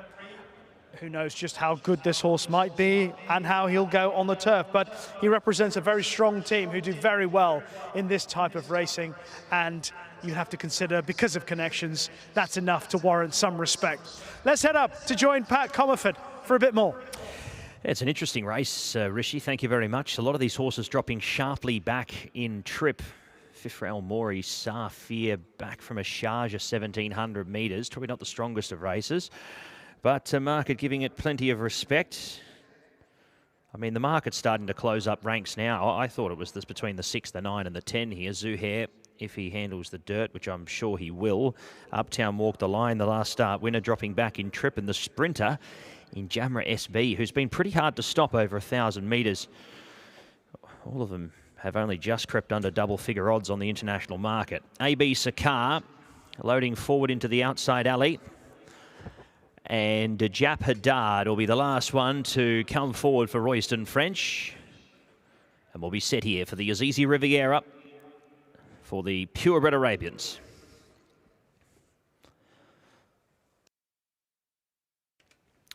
One last turnaround, Jap Haddad comes forward. One of our equal highest rated horses in the event, off 95. Line cleared from the front here. 1,200 metres, set to run. Ready. Away now. Slow away up on the outside, Only Smoke. Heads back in the early stages with Iyas Sadani. Jap Haddad, Fifra El Mori had no speed. Jamra SB works up. Zuhair to its outside and wide now. Safir, 3 wide, punching the breeze up in front. RB Nashbash works through the rail. Up there as well. Uptown walked the line, jumped this afternoon and is in the mix. Out wider AF Lath from AB Sakar. Next was Magic Touch from SS is Dubai. A length and a half to Kif Star. 2 lengths back to Iyas Sudani. Deeper out on the course was Only Smoke. Next there was Fifra El Mori, and last of all Jap Haddad. So it is Zuhair who takes over the lead in the middle stages of the race as they head down the side here. Half a length in advance of the other Yas Racing runner in up on the outside, Safir. Then came Jamra SB, who's coming with a run here 3 deep. Next was RB Nashbash. Uptown walked the line. SS is Dubai. Jamra SB with a big performance out wide. It takes over the lead very quickly here from Zuhair. Then came Safir. Next there, RB Nashbash. Coming to the end of its trip though, Jamra SB with 200 metres left to go. Still needs to find here RB Nashbash, and also Uptown walked the line, still in pursuit. Jamra SB still holding them at bay here in the final part, and Jamra SB comes away to win. Jamra SB 2 lengths. Beats home RB Nashbash, second over. Third there, Uptown walked the lines, run a good race. Next over was Safir from Zuhair, who dropped away. Might need one more run. Fifra El Mori. Next over, SS is Dubai, followed there by Jap Haddad. Next to crossover was Magic Touch from AB Sakar. Next over there was AF Lath from Only Smoke, and Iyas Sadani last home. Jamra SB, 3 on the bounce. Great win there by Hamad El Basaidi. Took the sprinter to the lead, tried to go for the lead. They wanted to beat her out, and was happy to take the sit in behind, presented her at the corner. And the young Omani rider's going from strength to strength at the moment. His race knowledge and race moves are going through the roof season by season. He's certainly developing into a nice rider here, Hamad El Basaidi. He won't be a claimer much longer. 10, 5, 9 and 14. The numbers across the line. 1:20.03 winner's time, 1.5 by 2. 10, Jamra SB, your winner.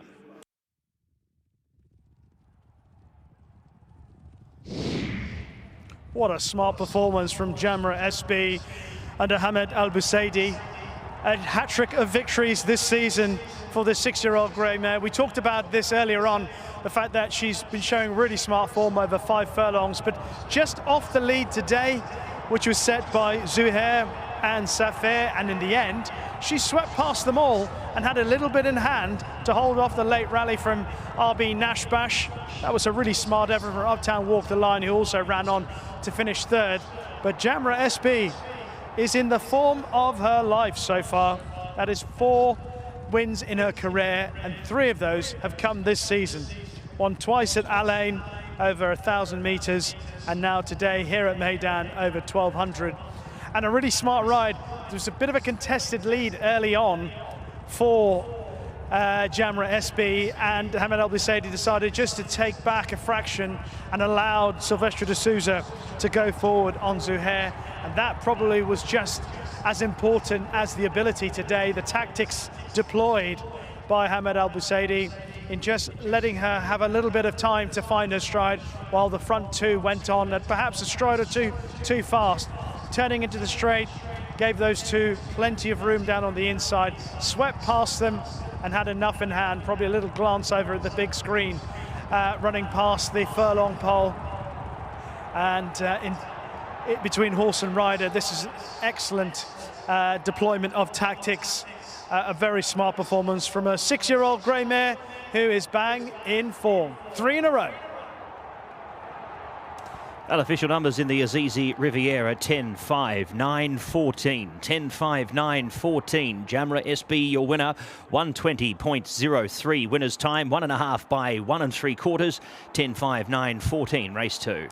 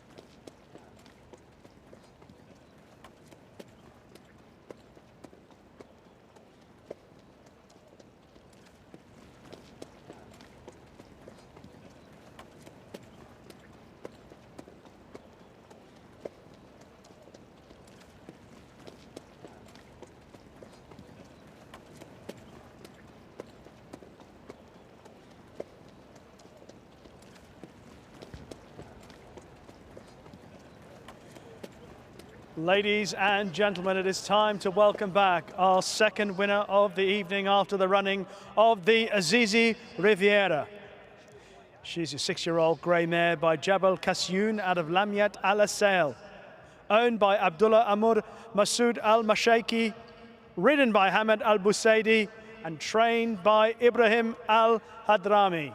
Please welcome back your winner of tonight's purebred Arabian race here at Meydan. A round of applause for Jamra SP.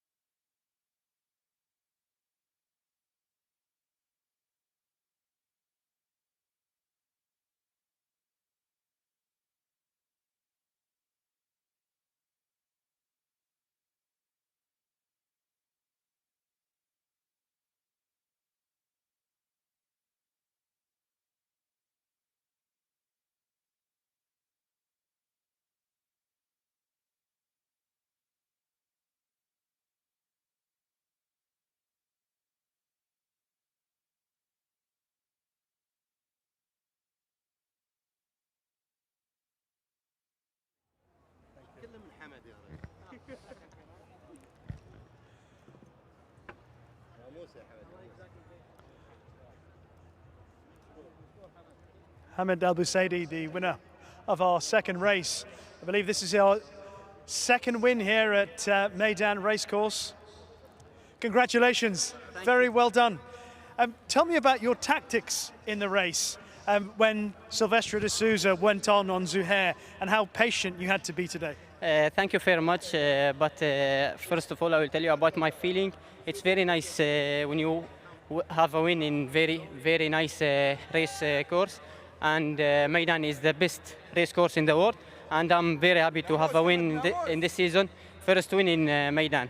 The plan, I'm waiting for Silvestre de Souza to get to first, and I need his cover, and just stay behind him to wait the last 2 furlong, and I ask my filly to go, and she say go.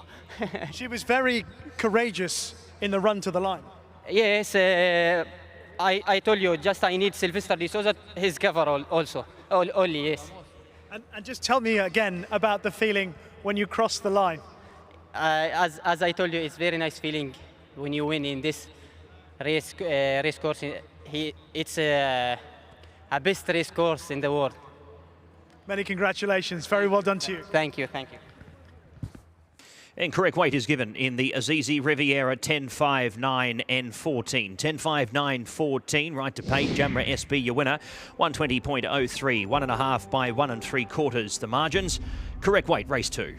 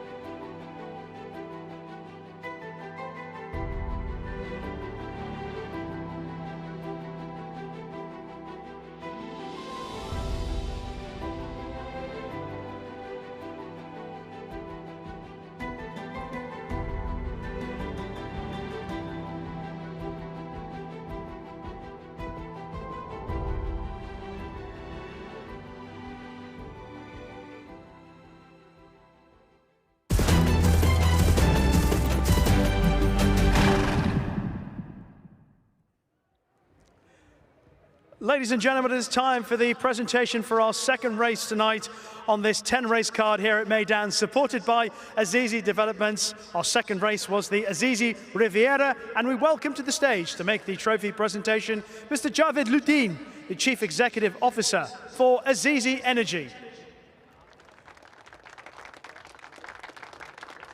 What a terrific race and an excellent deployment of tactics from Hamid Al Busaidi aboard our winner Jamra SB.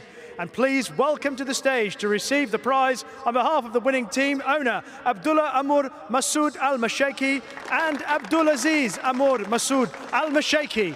Many congratulations after the success of Jamra in the Azizi Riviera.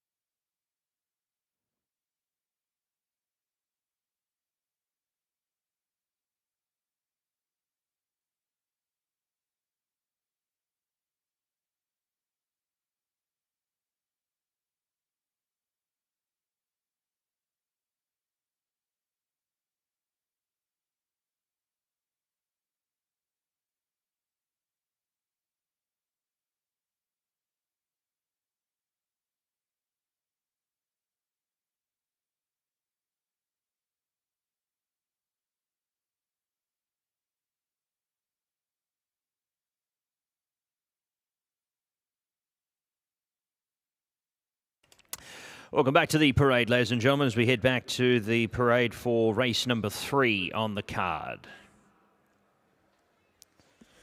This one here is the Burj Azizi, 1,600 metres on the turf. We race for 250,000. The runners head into the parade.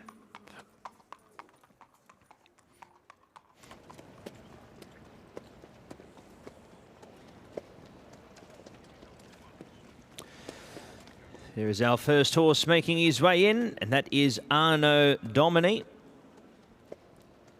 Let's take a look at him now. Number 1, Arnaud Domini, is a son of New Bay for Godolphin, Charlie Appleby and William Buick. 62 kilos he carries here off the rating of 100. Draws a little wide in gate number 13, but has got some great form before making his way across here and was far from disgraced in his Meydan debut at listed level. He drops back in class.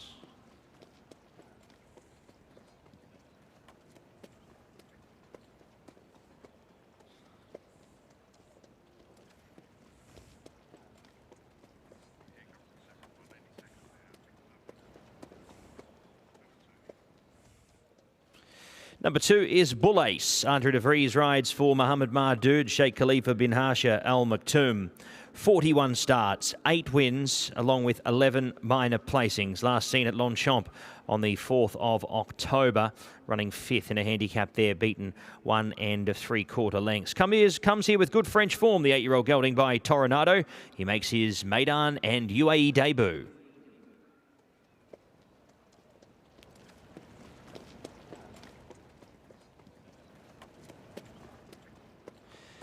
Number 3 is Flight Plan. Carl Burke and Sam James combine here with Fine Clarets Racing, TP Watson and C. Wood. 6-year-old entire by Night of Thunder. Draws a great gate in gate number 3 here. Lugs the 62 as well with the rating of 100. Beaten 7 lengths behind Mothercombe last time out and drops in trip here to the mile. Number 4 is Rejeko, the son of Kamiko for Jastar Limited and partner Michael Bell and Ben Cohen combine here. 2 wins and 2 seconds from the 7 starts. Last time out was 10th at Southall. Has its first run in the UAE.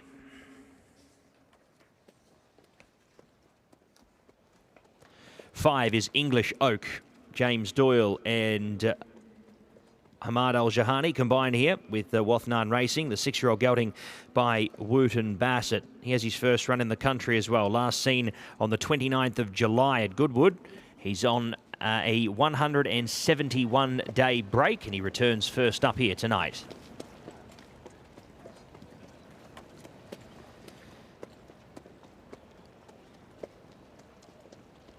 Six is Hawks Bill for Richard Spencer. Safi Osborne rides for Phil Cunningham, drawn 14. It's going to make it tough here for the 4-year-old. Another 4-year-old gelding here by Kamiko.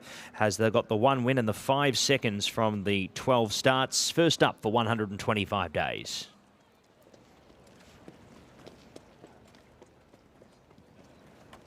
Lana Cash was narrowly defeated by Native American last time to the races. Certainly caught the eye under Chantal Sutherland on that occasion. Tygo Shea jumps aboard, draws well in 2 for Bupat Seema and Shadwell.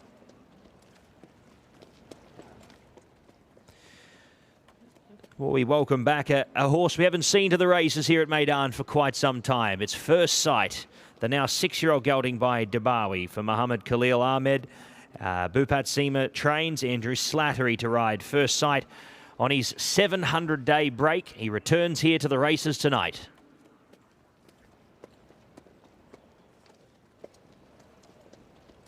Nine is Great Chieftain, the son of Glen Eagles for Mrs. Fitriani Hay, Oliver Cole. Kieran Schumark rides off the rating of 92. 5 wins and 4 minors from the 16 starts. Last seen at Newmarket back in late September. 111 days between runs. A familiar face who we've seen here in recent seasons, War Socks. Another Kamiko comes to the races once again here after a European campaign during the summer following his time in Dubai. He did go back to Scandinavia, picking up a win there. He has his first run for the season here tonight. for a rating of 91. Carlos Lopez rides for Niels Peterson.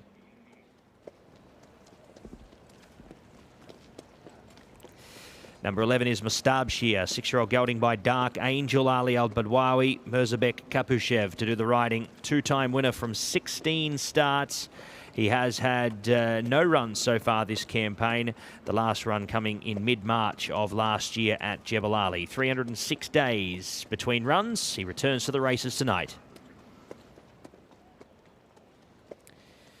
Couple of runners here returning on a quick backup. DeLorean off 7 days. The son of Time Test. He's drawn out for Ahmed Bin Hamish and Connor Beasley. 4 wins, but was third last time out behind Sean here at Meydan. Caught the eye. Vercors steps up in trip after running over the 1,000 metres last time out here. Ran 12th on that occasion behind its ownership compatriot and stablemate in Miss Your Chance. 7 days between runs for the 5-year-old gelding here, and gets out to a longer trip.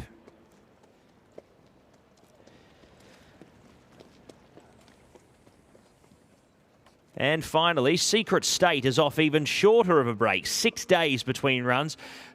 Catching the eye last time out at Jebel Ali, the 7-year-old gelding by Dabawi has its 14th career run. And Hamad Al-Basaidi looks for an early double on the card, claiming 2.5. That's our runners for race number 3, the Berge is Easy. The runners head onto the course.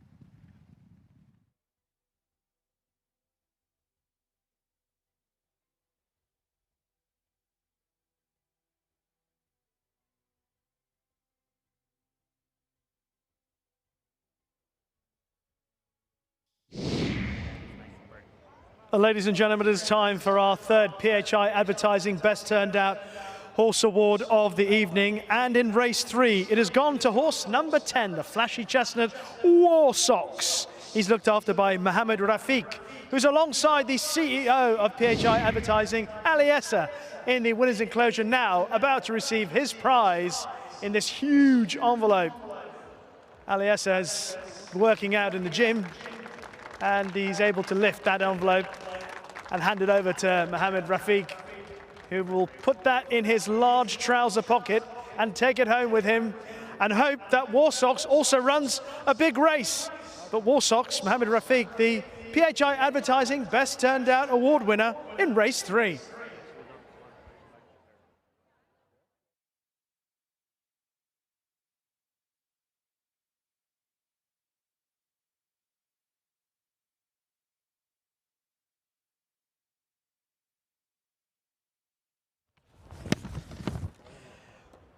Well, horse number 1 in our third race, this Burjazizi, is Anno Domini. He's got an awkward draw in stall 13. Had a bit of a break between his last 2 runs. Was second at Newmarket behind a useful horse called Pelletry. And then, having not raced since April, returned behind stable companion Mysterious Night here on Festive Friday. Wasn't a bad run, stuck on well down on the inside rail.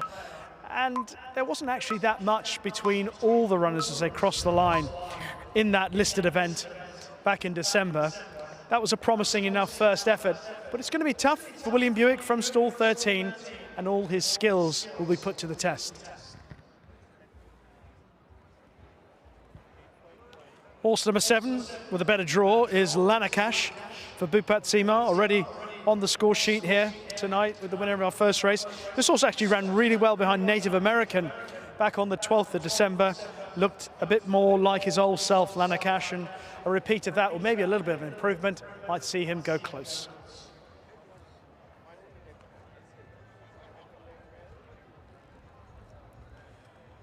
Last few coming forward for our third race in the evening. Lots of interest in this race because lots of horses you can make a cogent case for. I thought Flight Plan might go forward from stall 3 for Sam James and Carl Burke. Not too many more left to go forward. To tell us how it all unfolds, let's head up to Pat. Nice race this one, Rishi, as Anno Domini, as you mentioned. That wide draw is potentially the big question mark. Horseracing. Geez, he caught the eye at Ascot mid-year. Great to see him continuing his travel. And he just ducks back to Scandinavia for a win every now and then. So he'll come up very shortly. Ran some great races. Most arguably one placing behind the 2000 Guineas winner of last year in Ruling Court. And he's back here at Meydan looking for that first win here at the track. Hawks Bill comes up into line.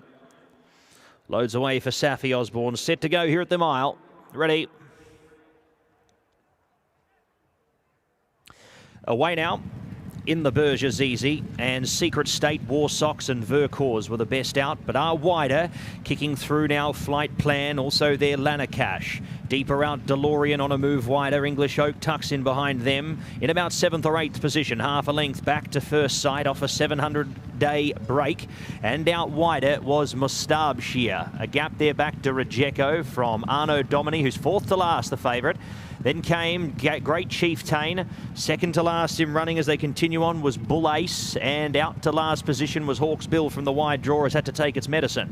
At the 1,000 metres, 14:01, 10:68. They quickened it up there as they tried to sort their spots out. And taking over the lead here in the early part, Secret State goes up there with Flight Plan. They're 1 and 2. DeLorean 3rd and 3 wide. Mustabshir's been caught out on a limb, providing a little bit of cover for deep. Horseracing, Anno Domini, both getting benefits there. Up on the inside was Vercors, Flight Plan, Rejeko already ridden. English Oak awaits an out from Great Chieftain, Bull Ace and Hawks Bill last. Into the straight. And it's Flight Plan here for Sam James and Carl Burke. They lead a length and a half. DeLorean presents. Lanakash there also. Then came Flight Plan, first sight up the inside.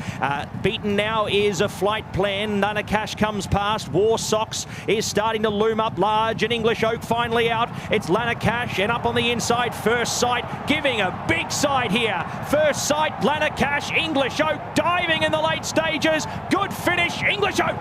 English Oak will win it. Half a length to Lanarkash. First sight has run a rattler first back here for nearly 2 years. Next over, Hawks Bill, Arno Domini. Next over was Vercors, followed there by Great Chieftain. Next over was Bull Ace.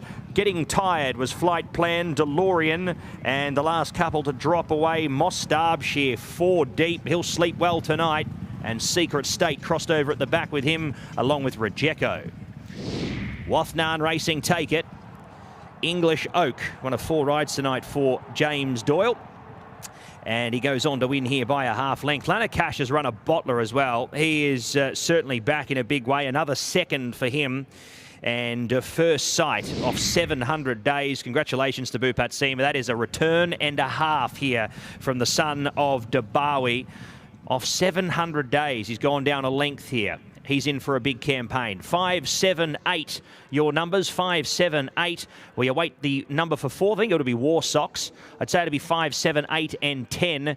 English Oak for Wathnan, Hamad Al-Jahani, and James Doyle picks up his first for the night.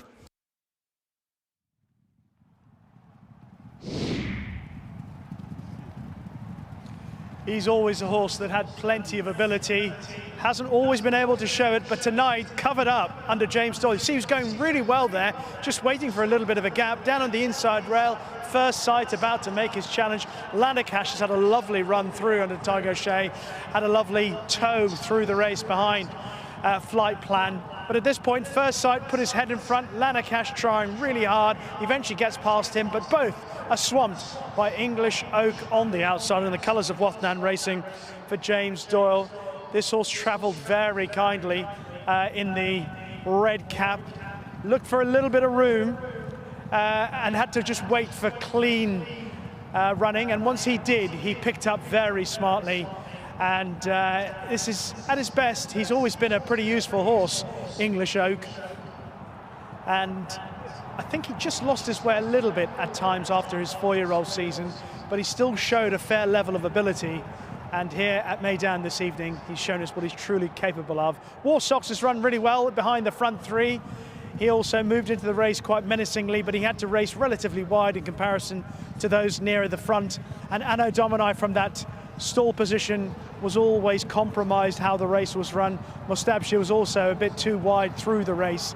But at this stage, first sight just about gets his head in front. He's worn down by Lanarkash, but all the while, English Oak is closing in on them, and he picks up best of all. And a fine effort from War Socks. He clearly goes well on the turf here at Meydan.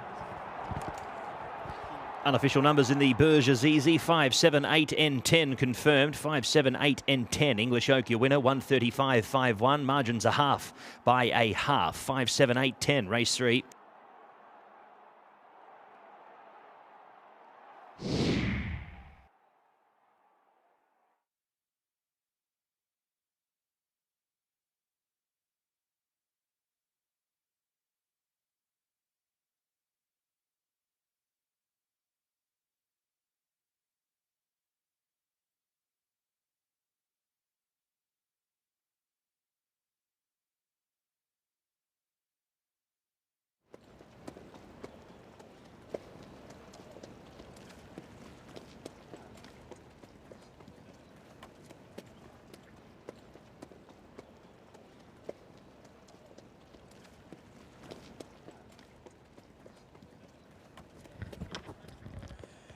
Ladies and gentlemen, it's time to welcome back the winner of our 3rd race of the evening, the Burj Azizi.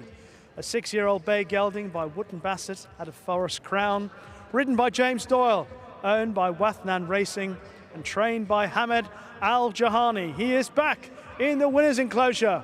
A round of applause for English Oak.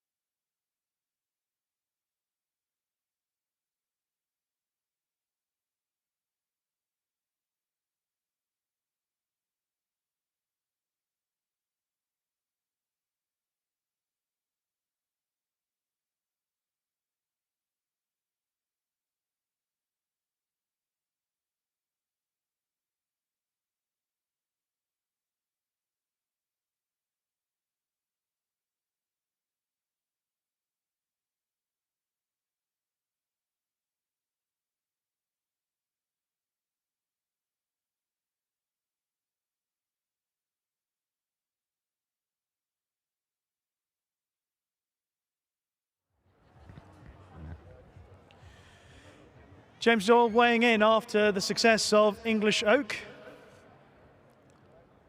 Making sure the numbers are all right, and they are. James, well done.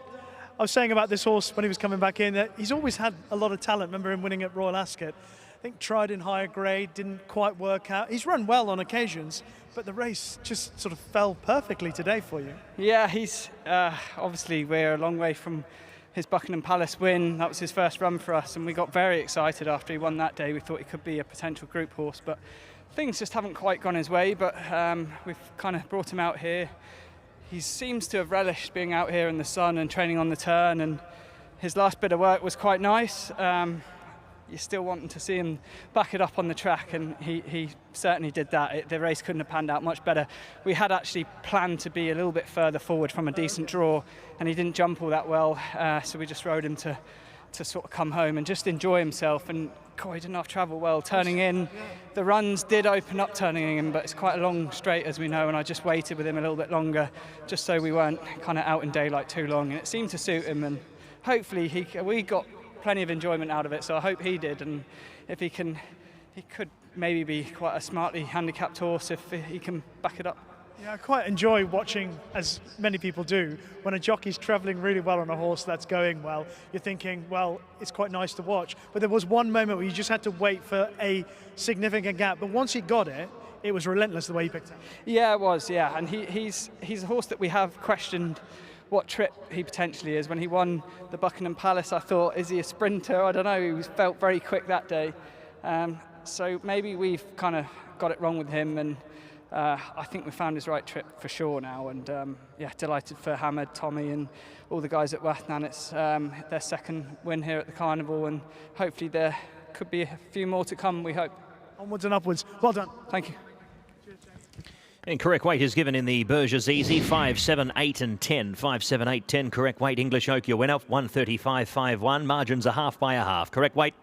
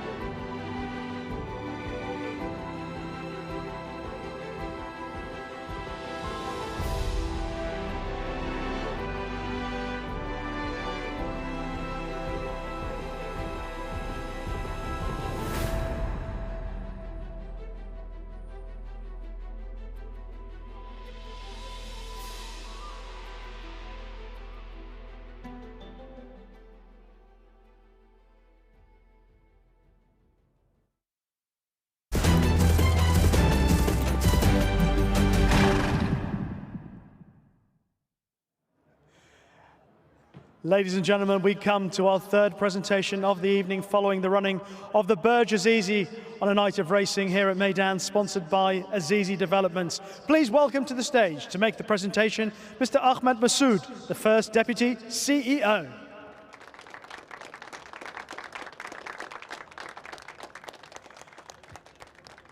Another very exciting race and a smooth performance from English Oak, who wins for Hamad Al Jahani and James Doyle in the colours of Wathnan Racing. Representing the winning team, a round of applause for Richard Brown.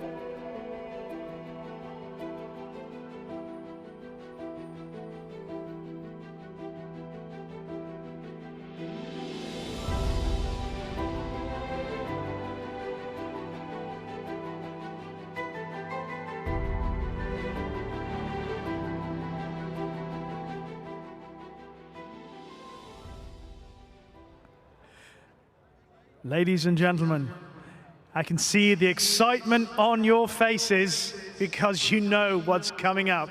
It's the second edition of tonight's Faces at the Races. And look at all those big smiles we've got to choose from. The winner will pick up 500 dirhams and have to make their way to Concourse 2 to the reward centre. The nomadic reward centre has moved tonight to Concourse 2. Once you find your way there, you'll pick up your prize of 500 dirhams, but who's it going to be? Our camera is in position to focus in on a winner. Have we got one? Who is it? Who is it? I'm waiting for the final call. Is this it? Yes, it is. That lady in the pink cap. Oh, don't be embarrassed. You've won 500 dirhams with that lovely smile of yours. You are the second winner tonight of Faces at the Races.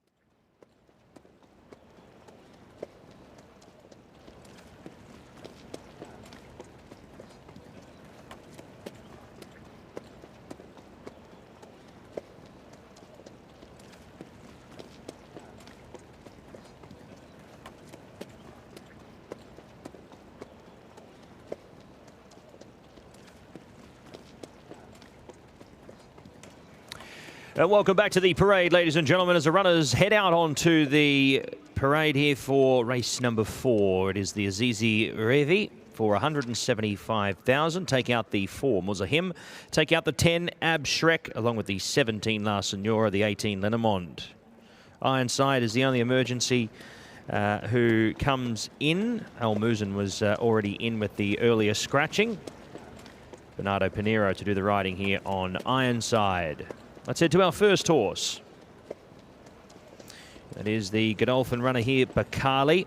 He's an absolute beast of a horse. They're looking very, very well here, the 4-year-old gelding by Lope de Vega, and understandably so. He is the short price select on the international market, coming off a second at Kempton Park last time to the races. That was back 373 days ago. He returns first up and looks in absolute immaculate condition for tonight's return race and his Meydan and UAE debut. New pickup for Kareem Ramadan at the Tried Sales last season. That is Mag Sood, the 5-year-old gelding by 2 Darn Hot. Hamad El Basaidi claiming 2.5 kilos here. Hasn't been seen at the races in the equal amount of time to Bakali, 371 days between runs.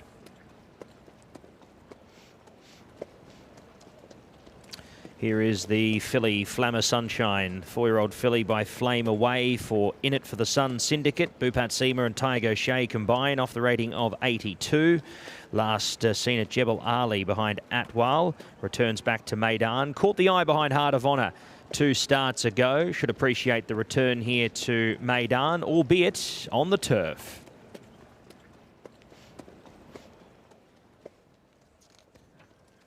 Number 5, Million Doro, Connor Beasley and Ahmed Bin Hamish draws 4 for tonight's assignment. The one-time winner, the 5 minor placings as well. 5th last time out behind Telemark, beaten 7.8 lengths, and steps back in steps to the same trip. My apologies, I thought it was heading up in trip. Same trip of 1,400 metres here for this son of Bolt de Oro.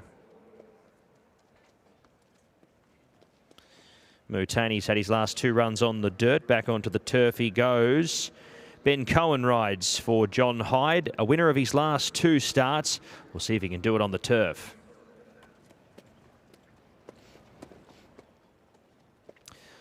Number 7, Smart System. He's another one that's a bit of an unknown with the green stuff below his feet, but we'll see how he fares, the son of the Factor.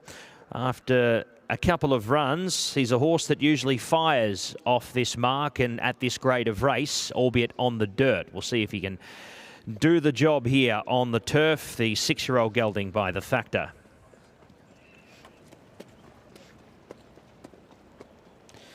Eight, his original outlaw, Suraj Naradu, does the riding for Doug Watson for Ravinder Pal Singh Chauhan. He's a 9-start maiden. He's had 5 minor placings to his name. He was second to Chrono King at Abu Dhabi last time out, albeit in maiden company.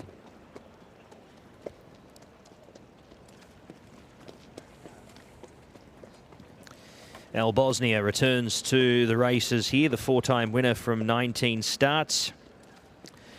Didn't fire a shot in recent months over the summer period in Spain, but looking to come back here and pick up another win. A former Meydan winner in the past. Václav Janacek does the riding for Guillermo Aras Correda.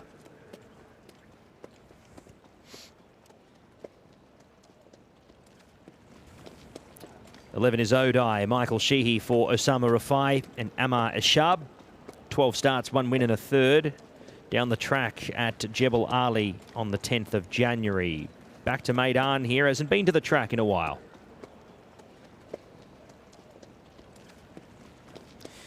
Twelve is Grey Tycoon, another for Niels Peterson, this one for Alcaeus to Terry. Carlos Lopez does the riding here. He's had the 1 run here already this season on the turf, over 1,200 metres. Steps around a corner here this time around, second up. Was down the track in his first run back in the country.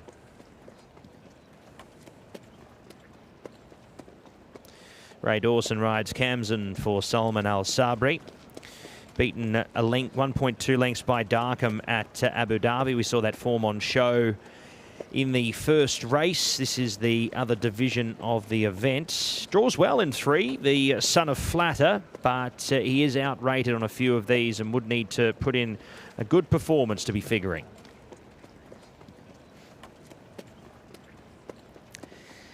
Well, Tail Gunner Joe is the horse who's well in the event. He's an equal highest rated horse here off the rating of 85. Yes, he's drawn the car park, but as a result of being a 3-year-old, he carries 7 kilos less than a horse here off a similar rating to him. Just hasn't fired a shot in his recent runs. He's been down the track his last few, and even with the 7 kilos, the question is, can he bring his best back to the races? Because what he's delivering at the moment might not be enough. 15 Al Muzen is our next horse. Silvestre de Souza for Salman Al Sabri, with now 2 runners in the event. Al Muzen has been running around the straight 6, straight 5 events in recent times. Last seen at Jebel Ali was behind Whitegate. They switch him back to turf. He seems to be on his best behaviour at the moment, Ironside. He's certainly one that can flip at a moment's notice. The 8-year-old gelding by Invincible Spirit. Bernardo Pinheiro rides for Case Abood off the 54 kilos. But he is off the rating of 69 here. It would have to be very good to win. But we'll see if he can put his best foot forward. Runners head to post.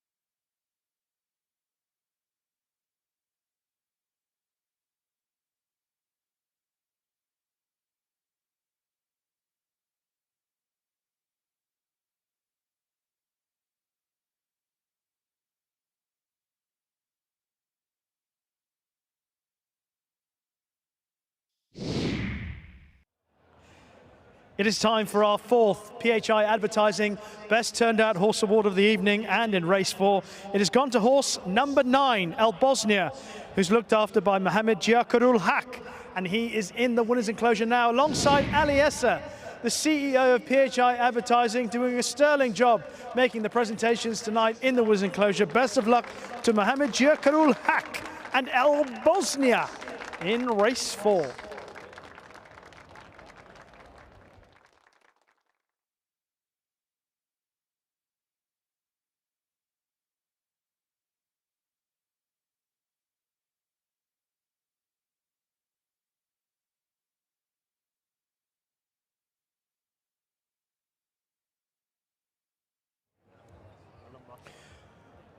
Well, the leading contender for this 4th race is number 1, Bakali. Owned by Godolphin, trained by Charlie Appleby, ridden by William Buick. This horse managed to win at Wolverhampton back in December of 2024. Since then, he's only had the one start. It came just about a year ago at Kempton, where he wasn't beaten that far behind Mulvano. Mulvano is actually a pretty useful horse in the UK for the Marco Botti team and indeed on the all-weather. And Bakali wasn't beaten that far. He stuck on well at the end of that race. That race was over a mile, 1,600 meters, and I make the point about how well he stuck on that occasion, because it looked as if anything, he might benefit from a step up and trip. But here he is on his first run in just over a year, and he's stepping back to 7 furlongs, down in trip. But the fact that he remains in the Royal Blue of Godolphin with the Charlie Appleby team suggests that maybe they believe he's got much more to come. He has found himself in a race where perhaps it's not the strongest, and it looks a really good opportunity for Bakali to return to action, and he's got a better draw than William Buick had on the likes of Anno Domini in double figures. He's got a draw in stall 7. A horse in a good vein of form is number 6, Mutani, for the John Hyde team in the colours of Shadwell. This horse was pretty useful back in the UK when he was with trainer Charlie Hills. He's won his last 2 starts here. He's won at Sharjah and he's won at Jebel Ali. Those 2 wins came on the dirt and over 6 furlongs, but he's a versatile enough performer in regards to trip, and being back on turf shouldn't really pose too much of a problem. And if, for whatever reason, Bakali doesn't run up to his best, he appears to be one of the leading candidates to take advantage. What about horse number 5, Million Doro, for Connor Beasley and Ahmad Bin Hamash? Last seen running in December. He was 5th behind Telemark. That was on the dirt. He has got form on turf, Million Doro. In fact, just over a year, or just under a year ago, he didn't run too badly here at Meydan on the turf behind Marco Cole, and switching back to that surface shouldn't be too much of an issue. And again, it sort of depends on where Bakali is for his comeback run, but if he's not at his absolute best, then Million Doro could be one to take advantage. So the loading up process is underway, and those are 3 of the leading contenders. It does believe, seemingly, that Bakali is by some way the one to beat. Thought also worth mentioning the Smart System. Pat gave that horse a positive mention, maybe not for today, but has run 1 or 2 promising races this season. The first 2 runs here at Meydan over 7 furlongs and indeed over a mile. All those races on the dirt showed that there's a bit of ability that still remains in this son of the Factor. So those are some of the horses it's worth focusing in on this, our 4th race. Bakali, though, with a clear run, and if he is what they think he is, then he'll take some stopping. Let's head up to Pat for the call. Thank you, Rishi. That he will. He's a pretty classy horse by the look of it. And for a horse who's returning here first up, doesn't seem to be carrying too much extra weight here as well. He's trimmed up nicely here for this return run. And you expect to be at his best here for this, if he's able to find himself in a nice position here, Bakali. 4-year-old by Lope de Vega loads away. Take note, El Muzen spotting a white cap here.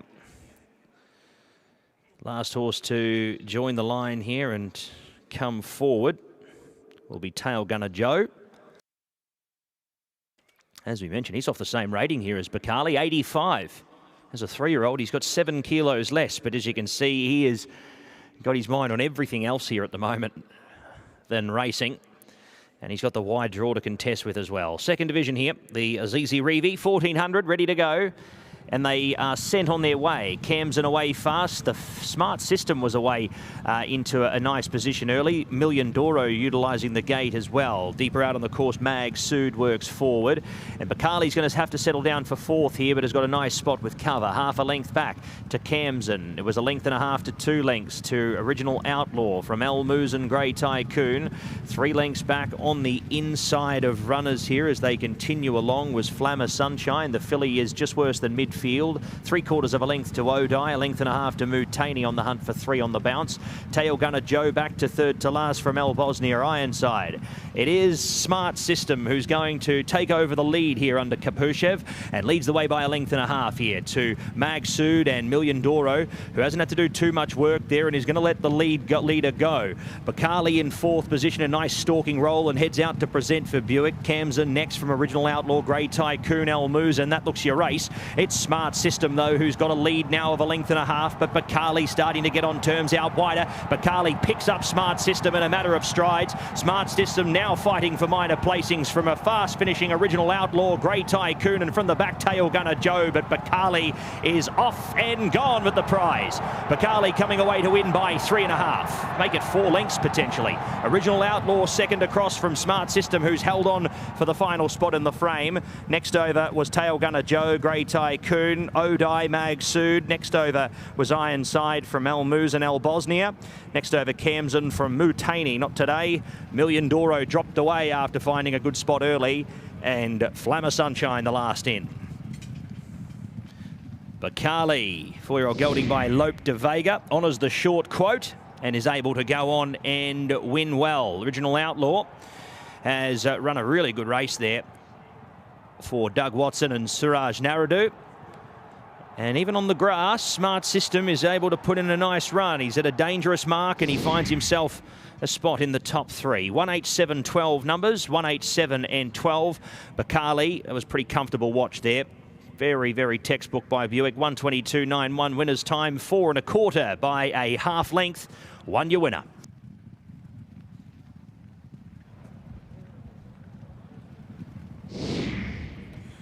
Very easy, very straightforward for Bakali on his return to action in just over a year. The son of Lope de Vega had a lovely run round under William Buick, had a good position through the early part of the race, just had a little bump in the home straight from one of the beaten horses, but once he was levelled out, he picked up rather easily. Just a couple of reminders to keep him up to his work, but it was a very smooth performance from this 4-year-old son of Lope de Vega. On just his 6th career start, he's won very kindly for William Buick, Godolphin and Charlie Appleby. Fine run from Original Outlaw. You heard from Pat, he had a bit of ground to make up, turning into the straight, just weaving his way in behind 1 or 2 horses. Million Doro just coming back in his lap, and he had to go down to the inside rail, Original Outlaw, but he's stayed on quite nicely. In the meantime, very smooth performance from Bakali on the outside, no issues. A Smart System has run well in behind in the green colours, and just looking behind those, Tail Gunner Joe has stayed on quite nicely for Richard Mullen and the Dylan Cunha team. That's not a bad run from stall 14 for the Grey. So he is a horse that you could probably just mark up on that effort. But turning for home, once that little nudge was out of the way for Bakali, he was able to gather his momentum, and William Buick just set him down, and he's just given him a couple of reminders to keep him up because he's in front a long way from home, but he's won with a fair amount of ease. It's on to better things for this 4-year-old son of Lope de Vega. Those numbers confirmed in the Azizi Reeve. It is 187 and 12. 187.12. Bakali, your winner, 122.91. 3 3/4 by a half length. 3 3/4 by a half length. 187.12, race 4.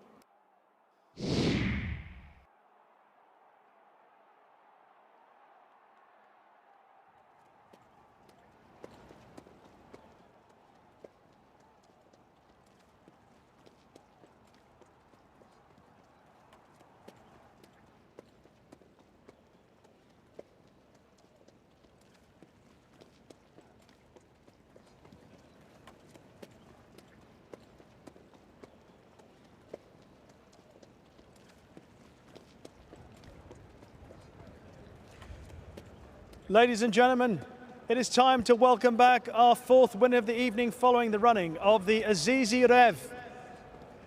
Your winner is a 4-year-old bay gelding by Lope de Vega out of Tifosa, ridden by William Buick, trained by Charlie Appleby, and owned by Godolphin. A round of applause for Bakali.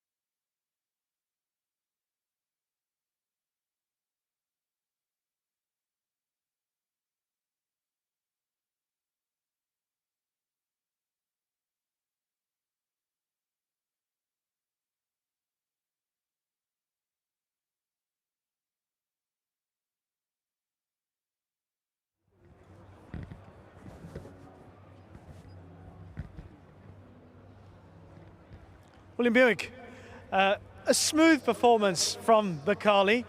I would say that as far as the way the race has panned out, couldn't really have gone much better, could it?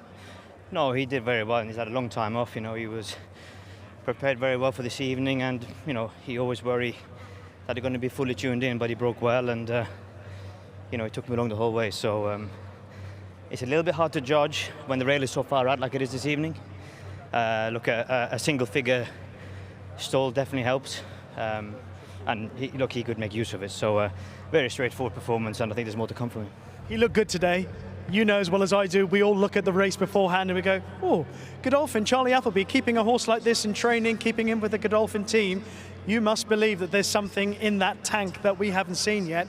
Is this just a glimpse of what he's got tonight? Yeah, you'd have to be pleased with what he did this evening, so he can only build on this, of course, you know, after such a long layoff. So yeah, look, I think, you know, tonight justified why he's still here for us, and you know, hopefully he can make that progression. And trip-wise, I remember watching him run at Kempton thinking he might need further, but do you think this is it, or could he benefit from a step up? He'll definitely stay a mile, yeah, no question about that, but you know, he got a good cruising speed, so 7 or a mile, see what race is offering.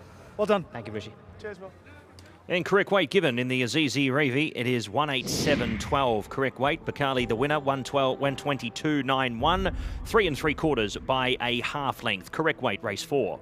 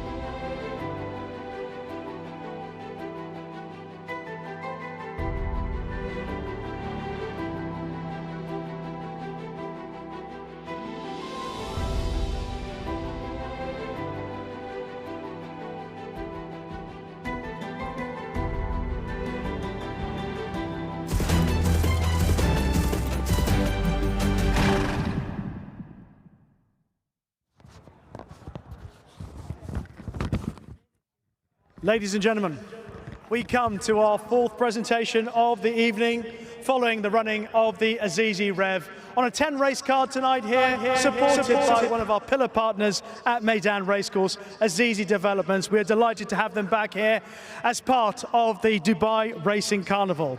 Please welcome to the stage to make the presentation Mr. Sorab Bakshi, the CEO for Hospitality.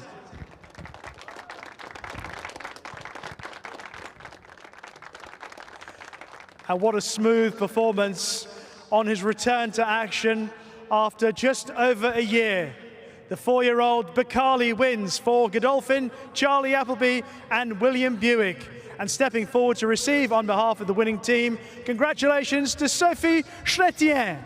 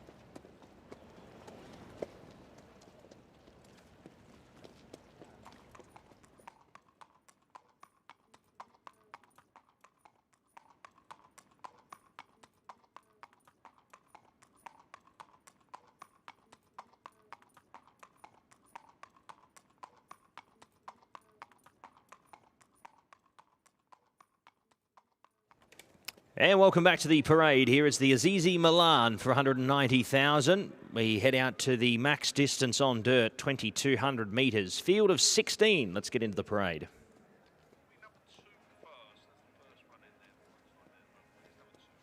First horse we have a look at is number 2 here, Shepparton Lodge, off the rating of 95, carries the 62 kilos here. Kieran Schumacher rides for Masaba El Meheri, Abubakar Kadora. Drawn a tad wide in 12, but has got form around this track and a trip so far this season. Looking forward to seeing him back here and hopefully back to his best.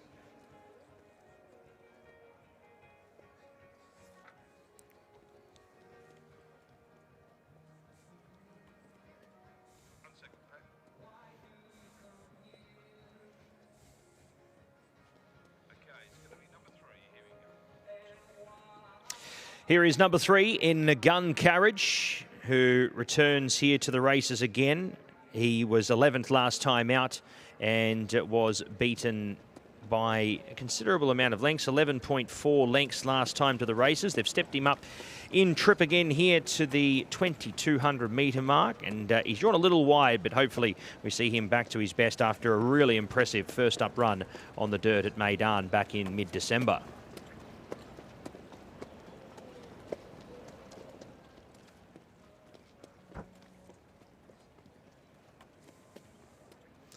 Here is the 4, Go Soldier Go, the 6-year-old gelding by Tapature. Fauzi Nass and Ardri De Vries combine here. He'll be getting back and running on from back in the field. Ardri De Vries looking to pick up a win here once again on board this son of Tapature, who's having his 20th career start tonight.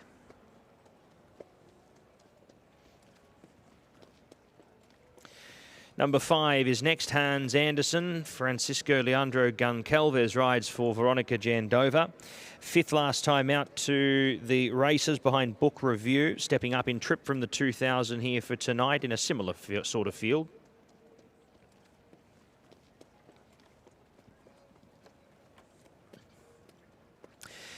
La Resh also steps out in trip after contesting at the max distance of 1950 at Jebel Ali last time out.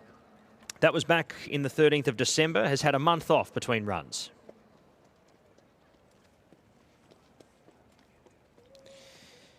Thundering was able to pick up a win in Spain before jumping on the plane. The 7-year-old gelding by Night of Thunder returns here for Vaslav Janacek and Guillermo Aras Correda, draws well in 2.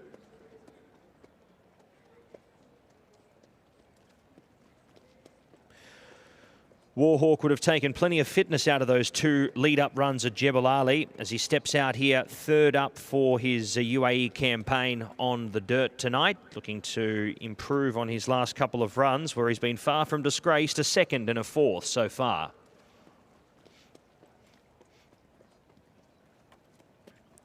Nine is City of Delight, a 5-year-old gelding for David Menuisier. Ray Dawson to ride here, 6 wins and 2 minors from the 16 starts.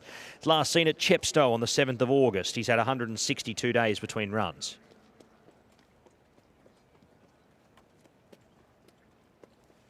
Arabian Tale also headed to Jebel Ali last start, was beaten just under 20 lengths, running 4th there behind Truth Explained, who tore away to win well. This one here for the Chopra family, Bhupat Seema and Chantal Sutherland does the riding off the rating of 88.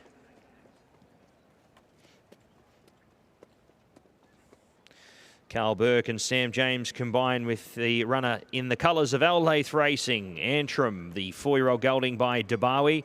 He draws the ace for tonight's assignment, coming off a string of runs in Newcastle on the all-weather over the 10 furlongs.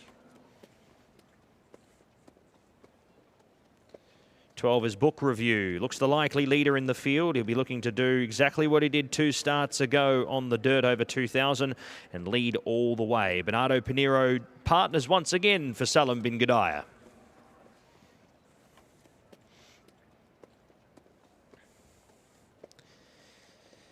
"13 is Valdivia, Saif Al Balushi and Ahmed bin Hamish for Sultan Ali. Has a run, had a couple of runs already this season, and they've been in pretty quick succession, including this 3rd up run, which comes on the 7-day backup for the 5-year-old Entire by Dimas Chalier.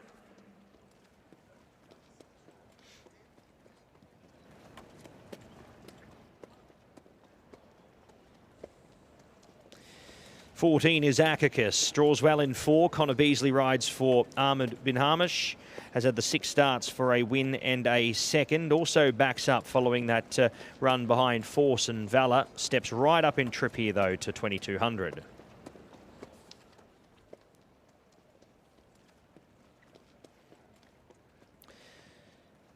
The runners for the Bin Hamish stable don't stop there. We have another one here.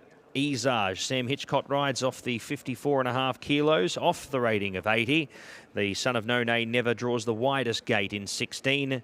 Two-time winner having his 19th career start tonight.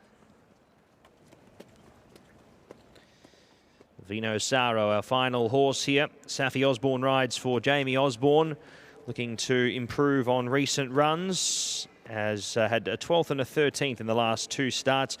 And kicked it off with a 3rd at Meydan Company, but we'll find this a little bit tough going off recent form.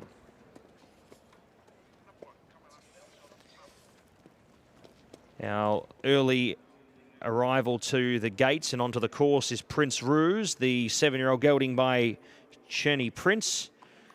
For Akhmat Racing, Bhupat Seema and Tygo Shea combined here. He's got the 62 kilos to lug, but 2 starts ago was electric, winning at Jebel Ali. He's stuck there last time out behind Secret Manor. Makes his way to Meydan here for the first time since the 14th of March last year. This time, though, on the dirt.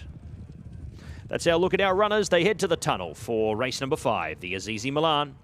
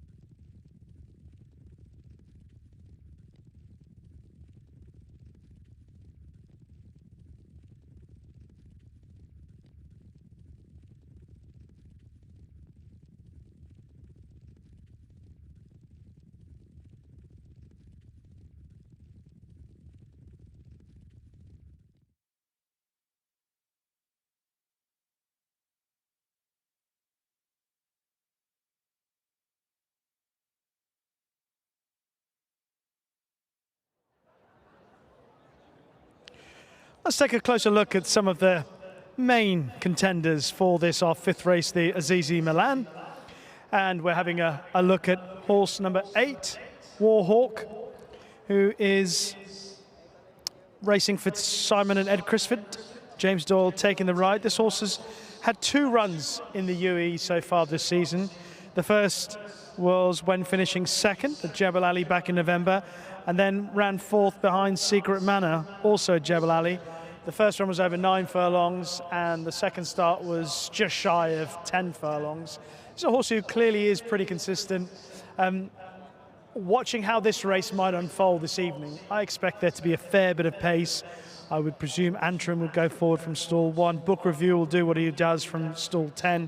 And if that's the case, I'm looking for something to stay on from behind, and I thought maybe Warhawk might be able to do that, going back up in distance to 11 furlongs, and I thought he could run well for the team.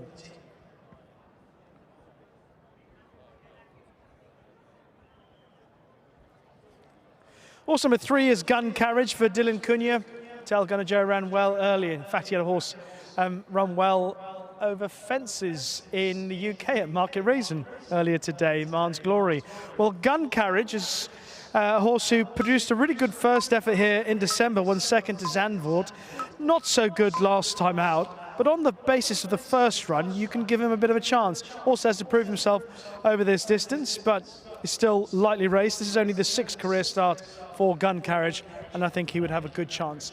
Very shortly, we'll be presenting the Best Turned Out Horse Award, sponsored by PHI Advertising.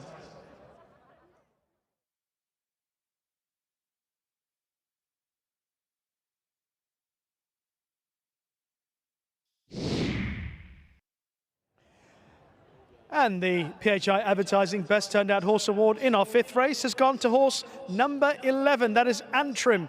He's looked after by Gul Ashfaq Saeed Akhtar. And he is in the winner's enclosure now alongside Ali Essa, the CEO of PHI Advertising. And he's handing over his prize, shaking hands, and we've got some happy faces in the winner's enclosure. Best of luck to all concerned with Antrim, the PHI Advertising Best Turned Out horse in race 5.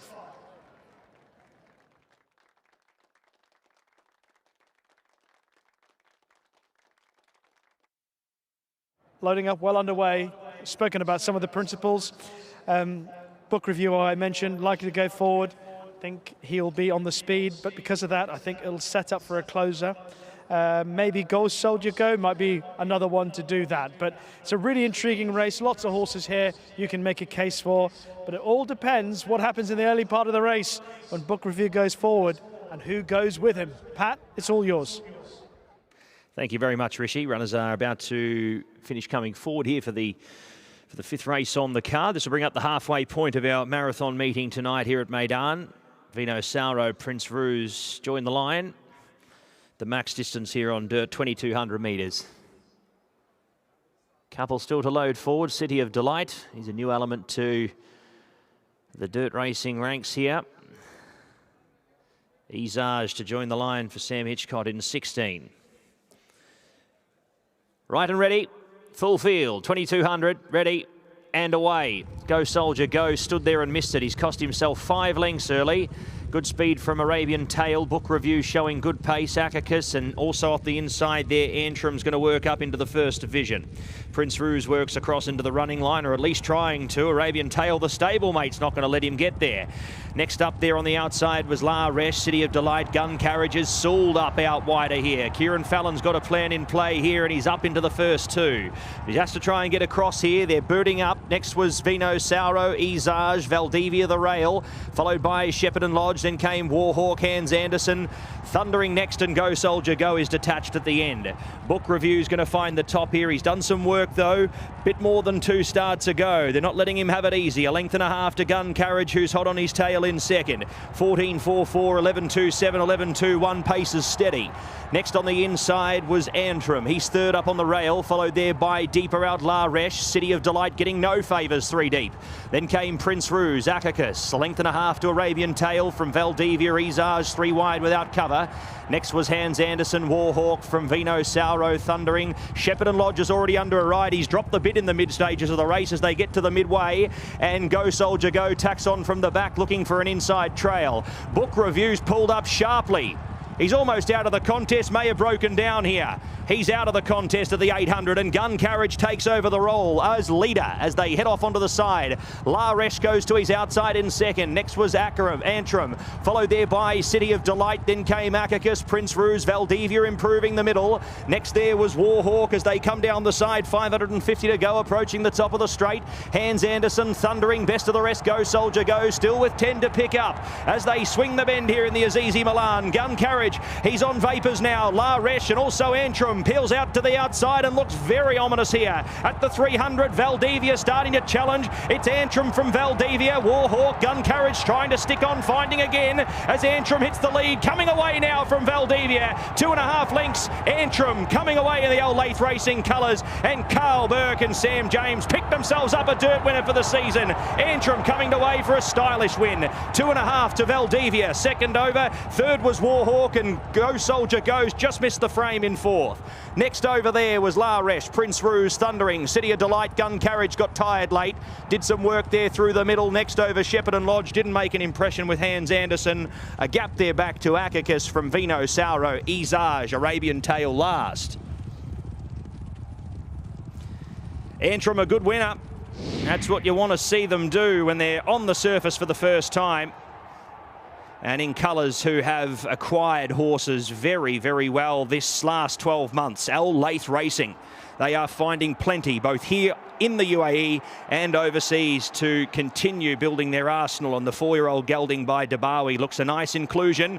Breeding says he'd go on the track, and the results certainly agreed with that. 11, 13, 8 and 4. Antrim, your winner, 2:20.01. Winner's time, 3.5 by 4 1/4. 11 the winner.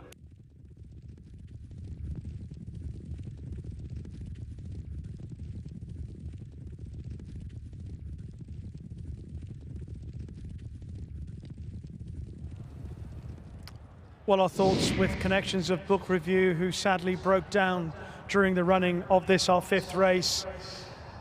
We're watching the closing stages once more, and they went a really good gallop in the early part of the race. It left a few of them very tired in the closing stages, but it was Antrim having his first start on the dirt surface, the son of Dubawi, out of a Frankel Dam Port Rush, who was powered away in the end. He took a prominent position in the early part of the race under Sam James, and he wins for Carl Burke in the colours of Al Lath Racing, and won very kindly, beating Valdivia under Saif Al-Balushi and Ahmed Bin Amash team in second. Warhawk has made up a fair bit of ground to fill third, as did Go Soldier Go, who was almost tailed off going into the first bend, and you see how far behind he is here, turning for home. And in the end, he's not beaten that far into fourth by Warhawk. But Antrim has really relished this surface, seems to have really enjoyed this experience, and he has come home in front under a fine ride as well from Sam James, who in the early part of the race was able just to allow the others to go forward, didn't get involved in a protracted battle for the lead, just sat in behind them, and in the end has saved enough energy going round on the inside rail on a horse who has clearly relished being on the dirt for the first time.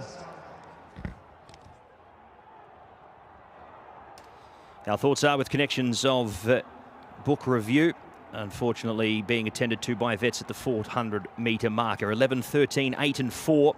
11, 13, 8 and 4. Our numbers in the Azizi Milan, 2:20.01. 3 1/4 by 4 lengths. 11, 13, 8 and 4, race 5.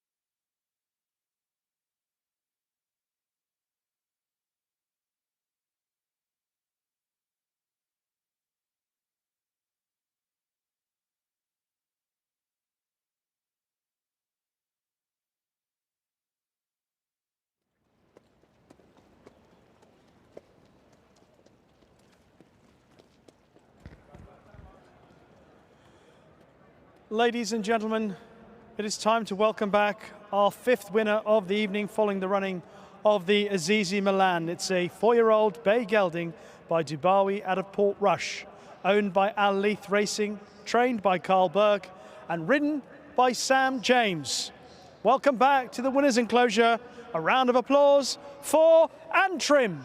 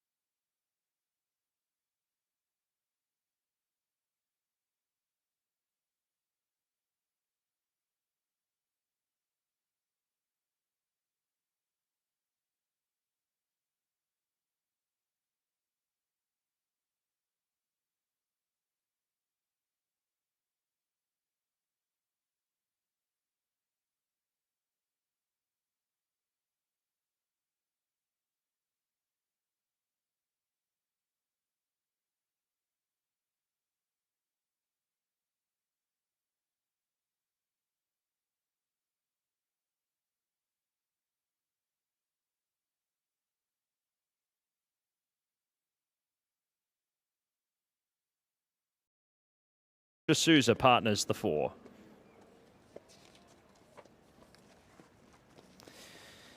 Narrowly out of the top 3 was Victorious Forever. They had a nice couple of turf wins in Bahrain on the turf in the early part of last year.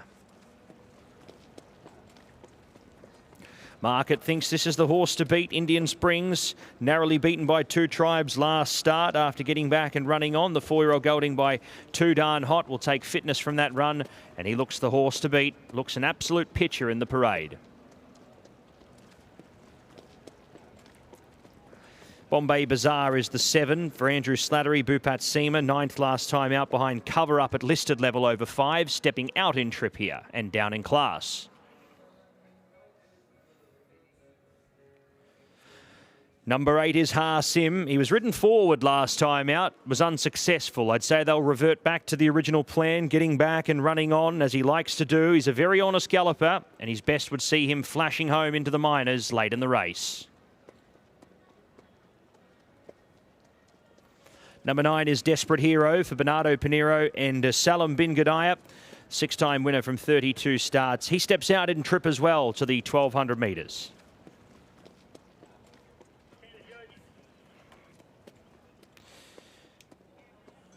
Number 10 is Welcome Dream, Tygo Shea for Bhupat Seema, 2nd behind Lafferty last time out on the dirt over 1200. He switches over to turf.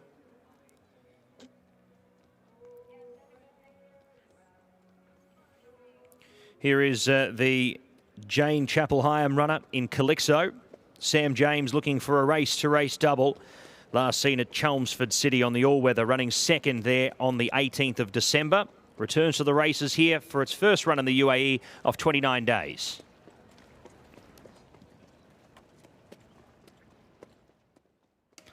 Number 12 is Dionysus. Kieran Schumark for Ian Williams and Mrs. Fitriani Hay.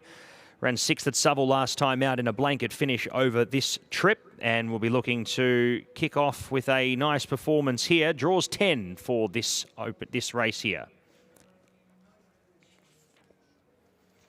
Right here, right now, has had 2 great results. The 4-year-old gelding by Kodiak. Safi Osborne rides for Richard Spencer. A 2nd and a 4th in the 2 runs to date over this track and trip, and we'll be looking to go a little bit better tonight, picking up a win. Draws 14 of 14.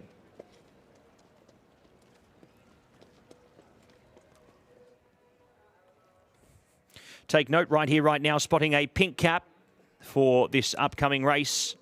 Number 13 right here, right now in a pink cap. Runners heading to post.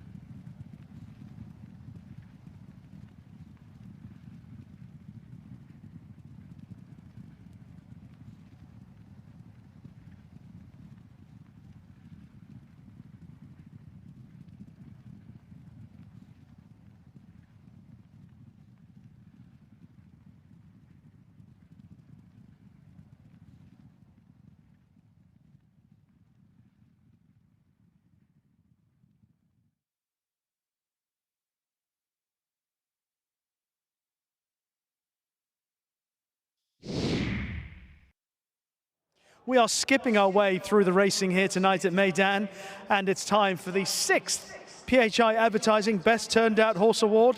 And this time it has gone to horse number 12, Dionysos, who is looked after by Fakhr Zaman. And he is in the winner's enclosure now alongside Ali Esser, the CEO of PHI Advertising. They have powered tonight's support of the Best Turned Out Horse Award, which has gone to Dionysos. Best of luck to him, and indeed, our congratulations to Fakhr Zaman. Well done in producing him to look so well tonight. And our thanks to PHI Advertising for their support of the Best Turned Out Award.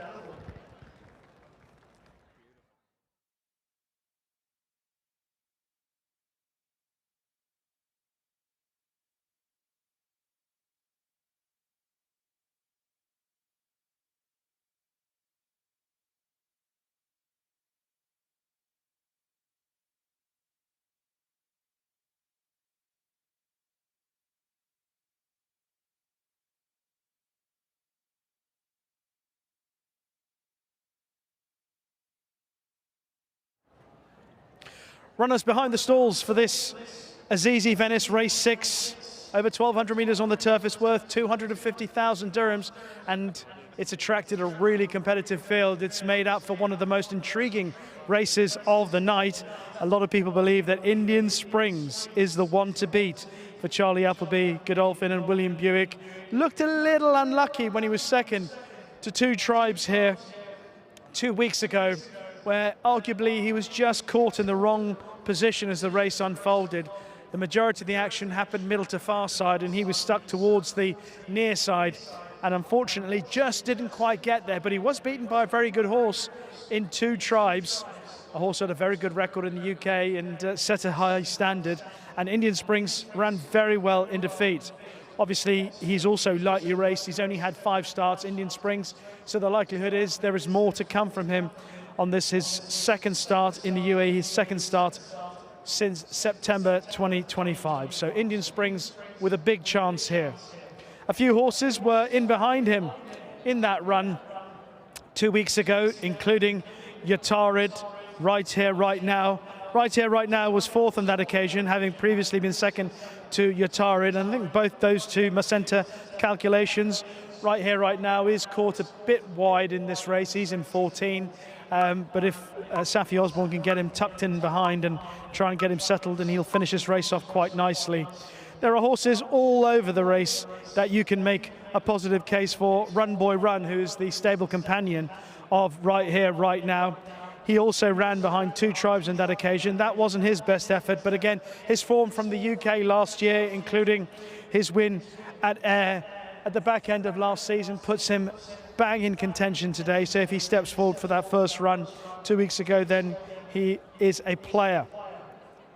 I gave a shout out to Harsim a bit earlier on. I thought that the way the race panned out, there he is, the way the race panned out for him in that run behind Two Tribes just didn't suit him, because he jumped too well, and Richard Mullen was forced to sit prominently on him. But if he can just get out in the normal fashion and just settle in behind, I think he can finish his race off better than he did here 2 weeks ago. Welcome Dream for Bhupat Seaman Tiger Shea. He's switching to the turf now, having shown lots of ability on the dirt. And in fact, he ran really well here behind Lafati 2 weeks ago on the same card when Indian Springs was second. Had previously, Welcome Dream beaten Don Pacifico here back in December on his first run of the season. So 2 good runs, switching to the dirt. Obviously, he's got that turf pedigree, switching to the turf. I think that he's a horse that also enters calculations. Lots of horses here that you can make a really good case for, which is why this is one of the most competitive and tightly knit races of the night. Having said all that, given the fact that Indian Springs is having his 6th start, it's possible he could blow this whole race apart, because he's certainly got a very good pedigree, shown very good level of ability, and if he's anywhere near able to have a clean run through the race, then of course he is a huge player. So I'm looking forward to seeing how this all unfolds on the straight 1,200 meter turf track. Pat will tell us what happens. Thank you very much, Rishi. Yep, runners are loading forward here with quite a swift pace. We're not too far away from getting underway. Echo Point, Army Ethos joining the line. Only a couple more to come up. Here is Indian Springs, our short price market elect. Trading around 1.3, 1.4. It's about as short as they get here at Meydan on the international market. Right here, right now. Spotting the pink cap here for Safi Osborne. Loads away.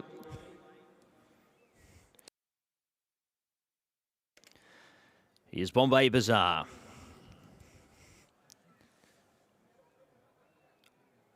Last one to come in will be Welcome Dream. Right and ready, 1,200 metres. Set. Away.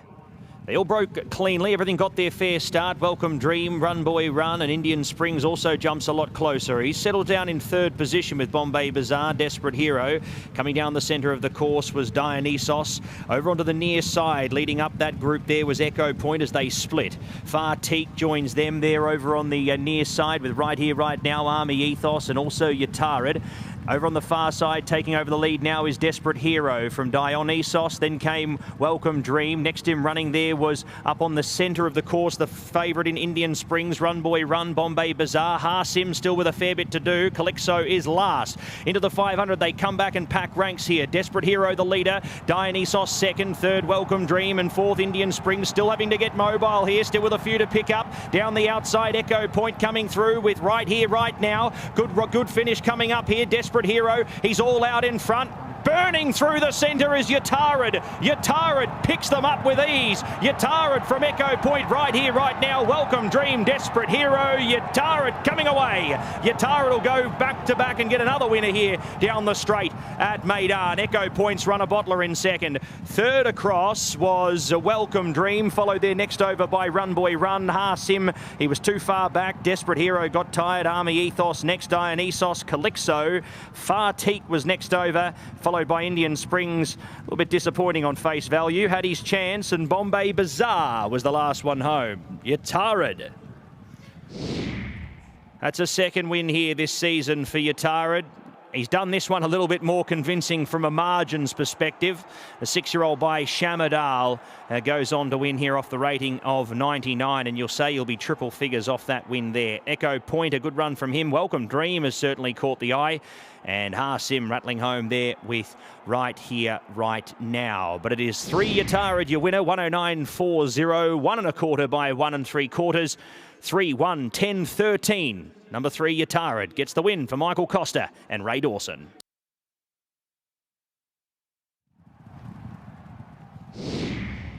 He's having a fantastic season, Yatarid. This is his second win in 3 starts.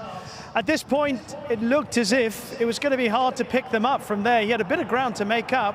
Echo Point is thundering down the near side.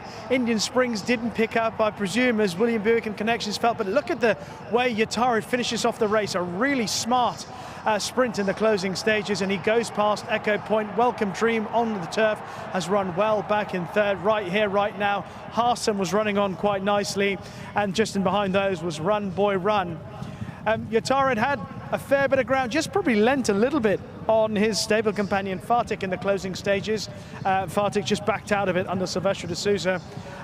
But in the early part of the race, it was the grey who took them along, Desperate Hero, and he had them all on the stretch. I thought he would take his horses in the side, or his side of the race, would take them through a little bit more, but actually Yatarid came down the stand to middle side of the track, and he has finished off with a rare gusto to win his second time at Meydan this season.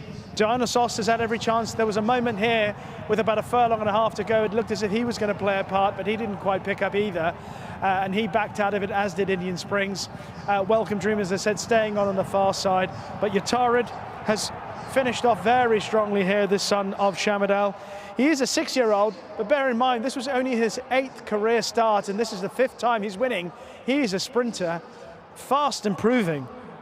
And he's an exciting horse for Ray Dawson, Michael Costa, and His Highness Sheikh Ahmed bin Rashid Al Maktoum.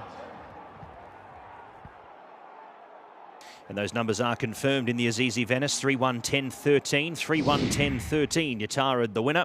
109.40, won by 1 1/4. 3-1-10-13, race 6.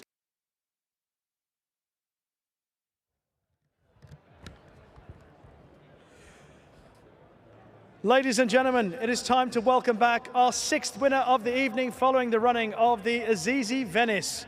And it has been won in fine style by an exciting horse. This is a 6-year-old brown gelding by Shamadal out of Hadatha, ridden by Ray Dawson, trained by Michael Costa, owned by His Highness Sheikh Ahmed bin Rashid Al Maktoum. A round of applause for Yotared.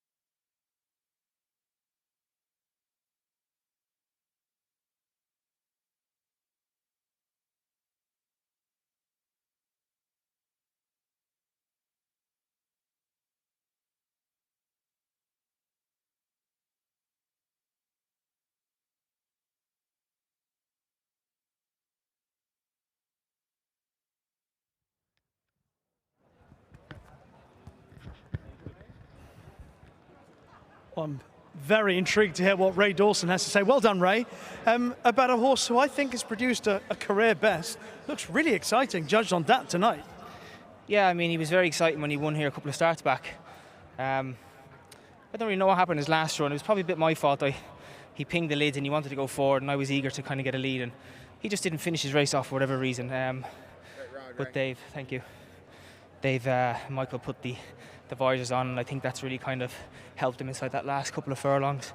They went a real good gallop, which definitely suits him because you can kind of just leave him alone. But yeah, I mean, he's done nothing wrong his whole career. He's got a great CV and he's a beautiful horse, and hopefully he can continue to kind of step forward. This was only his 8th career start. He's won 5 of them, and tonight he's produced a fantastic effort. What sort of horse, what sort of level are we talking about regards this fella? Look, there's very few kind of options over this trip when you're above 100, and I suppose the aims will be for the kind of listed group races, see how he comes out of the race. He stays the 6 very well, and when they go quick it suits, and they usually do here. So look, I'll leave that to His Highness Sheikh Ahmed and Michael and the team, but he's got the job done today. Well done, Ray. Thank you. Correct weight in the 6th race. Correct weight 3-1-10-13. Correct weight, Yotared, your winner, 109.40. Margins won by 1.5 confirmed. Right to pay, race 6.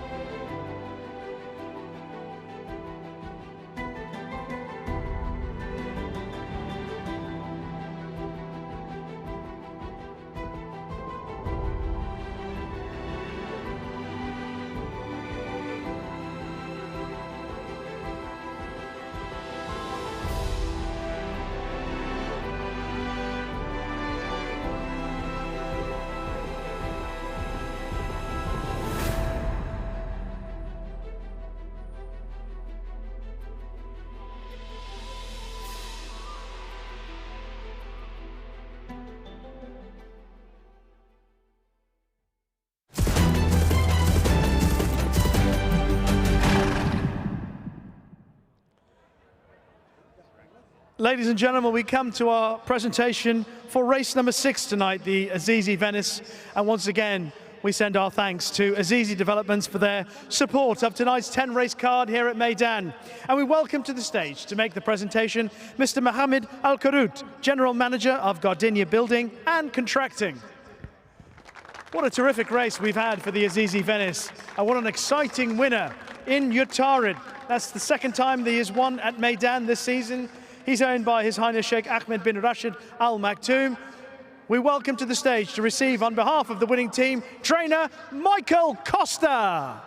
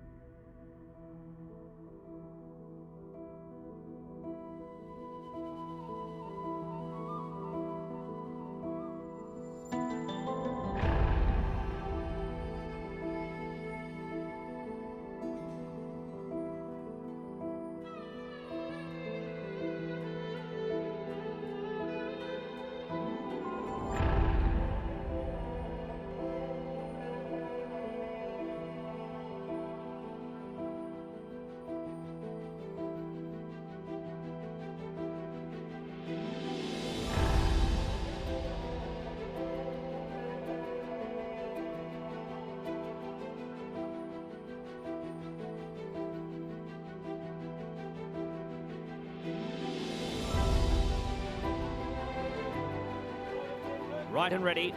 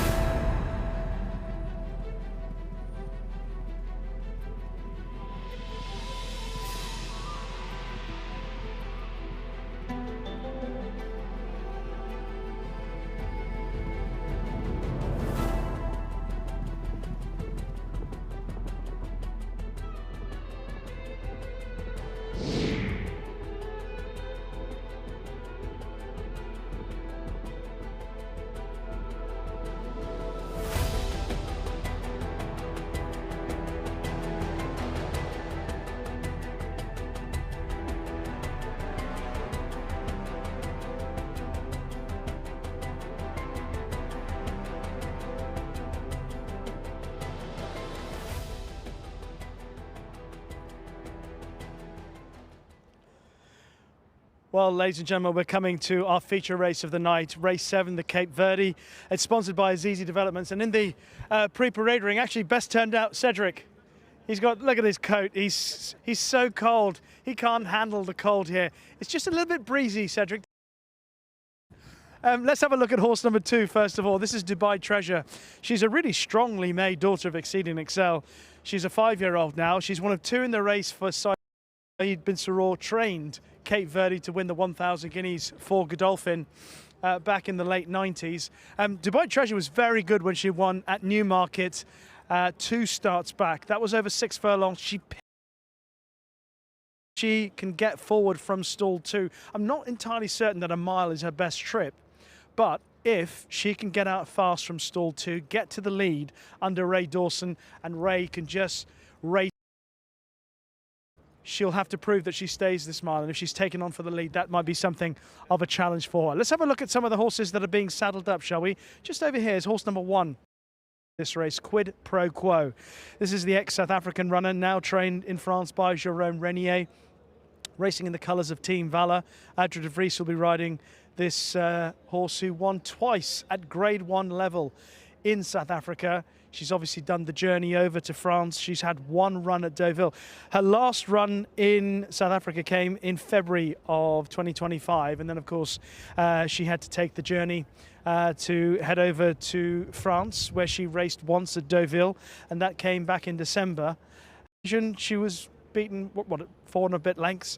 But she's a very smart horse, as proven in South Africa. Whether she's going to translate that to the track today is the question mark. And how does that very good form in South Africa match up to what she's facing today in terms of opposition? But she's very exciting. And of course, in the old days, the journey from South Africa to Dubai was one that was regularly taken by a lot of horses, including the Mike de Kock team that was so successful for so many years. Next to her in being saddled up is horse number 3, Miss of Change, for Miroslav Nislanik. This horse ran in December here at Meydan behind Opera Ballo. Now, probably a little bit stretched by the company on that occasion. Her previous form in, what was it, back in August, would give her a chance of being involved here, but whether she's quite good enough to beat the very best is a little bit of a question mark. To her left, or as we're looking at to the left, is horse number 5, and that is another of the Bin Suror representatives. This is the second of them, who was last seen finishing behind Molakab here just about a week ago. She ran really well on that occasion. She finished off quite nicely. Molakab just probably had the jump on her when they started quickening up, and she just... But this is a bigger test for her today, so I would say that in terms of class, a stable companion who's just walked in front of us is probably just about the better filly, but Dubai Beach is clearly in good heart. And then next to Dubai Beach with the red hood on, let's have a look who we're going to find. That's number 4, Capitana Bling, for Sylvia Stodden. I think this horse has a fair chance. Her best form is pretty useful. Won a listed race at Bro Park back in September. I think if she gets a clean run, and this is her first start since October, I'm just trying to get a better glimpse of her. It's harder from here to see just how straight she might be, but just having her legs stretched so that the girth and the overgirth fit in, they slide into position, and there's no issue with that. But she has got the red hood on like one or two others in this race, and I think she could run okay, Capitana Bling. I think she who's just coming to my right now, and that's another with the red hood on, and that's Ria Bovka for Nicolas Koyori and Andrew Slattery. Was last seen running at Chantilly in September, probably a little bit behind some of the, but it's a tightly knit affair, and Quid Pro Quo is the horse that I think a lot of people believe is the one to beat. It'll be fascinating to see how tactically it all unfolds for the feature, the Cape Verde.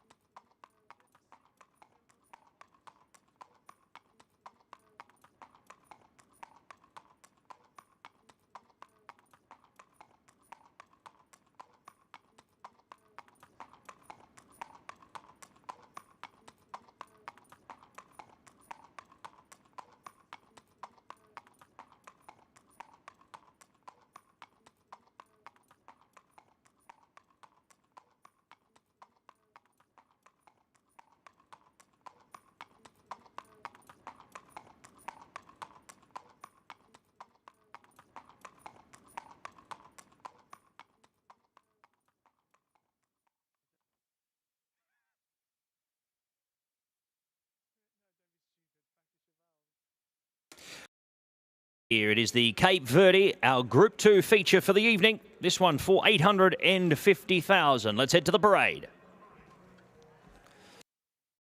Our first horse is Quid Pro Quo, the 4-year-old filly by Lance for Team Valor International.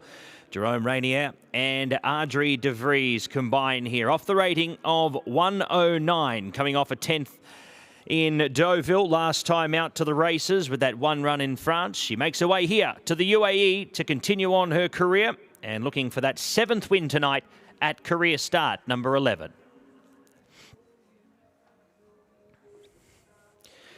Number 2 is Dubai Treasure, the sprinter who's looking to stretch out to the mile here. Looks our likely leader in the field, the 5-year-old. Ray Dawson looking for a race-to-race double. The 107 rater is a 4-time winner from 9 starts with 2 minor placings. Number 3 is Miss of Change, 7th last time out here at Meydan in her Group 2 debut. Love Neslinik and Vaslav Janacek. The 100 rater, the 4-year-old filly by King of Change, has her 13th career start here, 4 wins and 3 minors to her name. Here is for Capitana Bling, the filly by Invincible Army, for Stall Flax, Stilla Storen, Manuel Martinez to ride. The 98 rater, 4 wins and 5 minors so far in her 14-start career. She makes her UAE debut.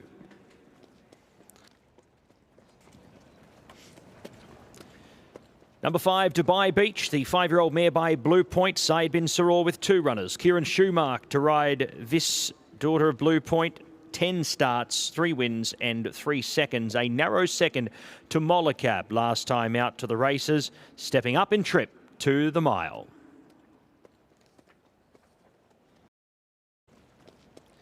And finally, Ryabovka, the 5-year-old mare for Nicola Corlery and Andrew Slattery, off the rating of 93. Last seen in a Group 3 company at Chantilly. Makes her way across here off the 118-day break. The 5-year-old mare by Saxon Warrior having career start 15. 6 runners heading to the start for the Cape Verde for 850,000 dirham for fillies and mares at Group 2 level. And the runners and riders are about.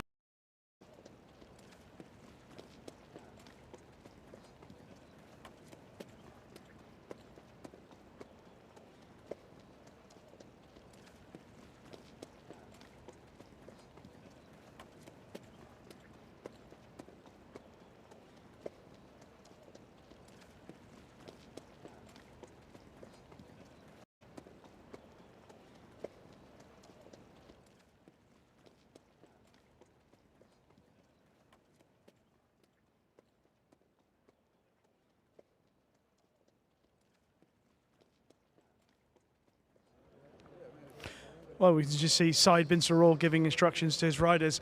This race called the Cape Verde. I don't want to disturb you, Said, when you're talking about the horses, but I just want to reminisce about Cape Verde for a very brief moment. She won the 1,000 guineas for you way back when, and then started favourite for the Derby. What are your memories of that lovely filly? She's a class filly, used to be, and always she showed her class before she ran. When Sheikh Mohammed decided to brought her here to Dubai, that time give her a chance as a nice weather here, and we take her to Newmarket. She won races, and she's a class filly in UK. Yeah, lovely memories of an outstanding horse. 2 horses here. Do you think either one can win today? Well, both of them. I mean, Bay Beach last time she finished 2nd, and she ran well, and. Dubai Treasure, she's a listed winner in Newmarket. Then both of them, they have a chance in the race. Well, we wish you the very best of luck. Thanks for going down memory lane, talking about Cape Verde. Thank you, sir.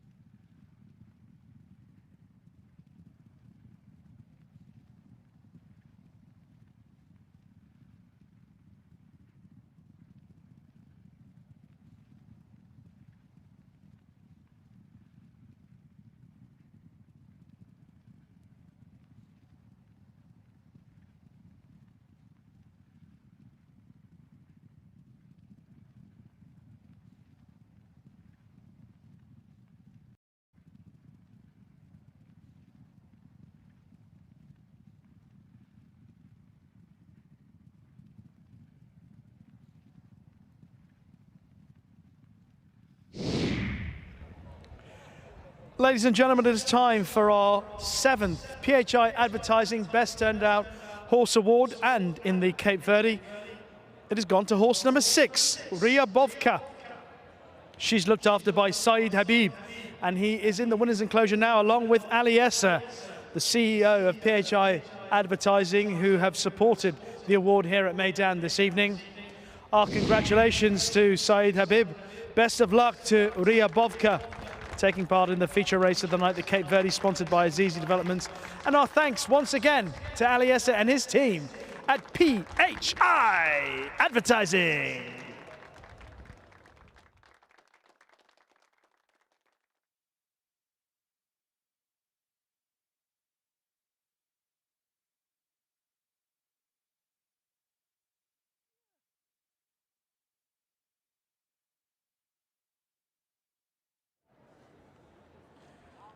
Well, here's a look at Quid Pro Quo. She is one of the leading contenders for this race, but obviously at one point she was the market leader for this, our feature race, the Cape Verde, sponsored by Azizi Developments. But she's been challenged for that position by Dubai Treasure. Quid Pro Quo, a dual Grade 1 winner in her native South Africa. Since then, she's made the journey to France, where she's trained by Jérôme Renier, and now here in Dubai with this and other targets planned for her. She's clearly a very talented horse. Whether she's going to be at her absolute peak, we'll find out today. There's a lot of question marks about her, primarily because we don't know whether or not she's ready to show the very, very high-class form she showed in France today. Is she able to show 75% of it, 80% of it? Would that be good enough to see off her rivals? What we do know is that if she is at her best, she's a very talented filly indeed.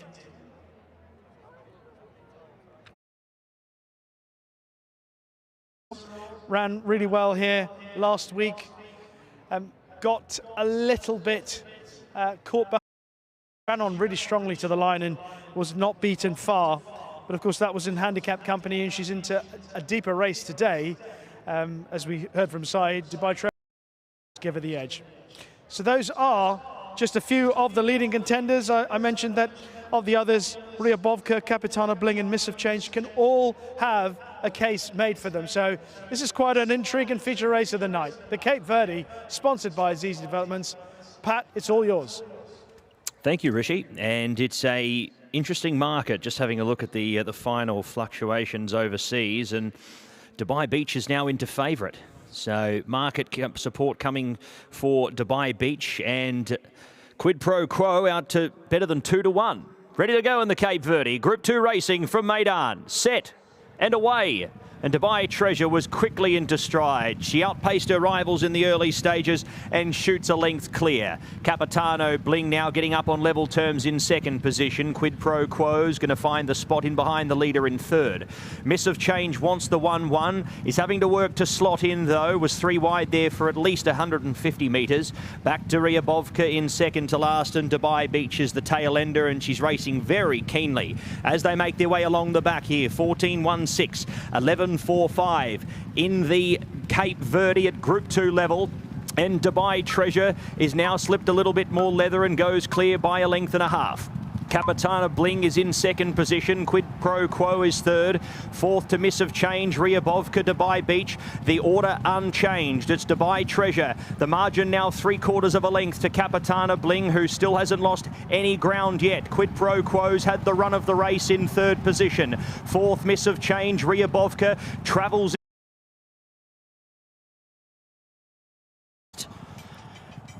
Oh, that's how you want to see them finish. 3 down to the line together. I'd say Dubai Beach, maybe.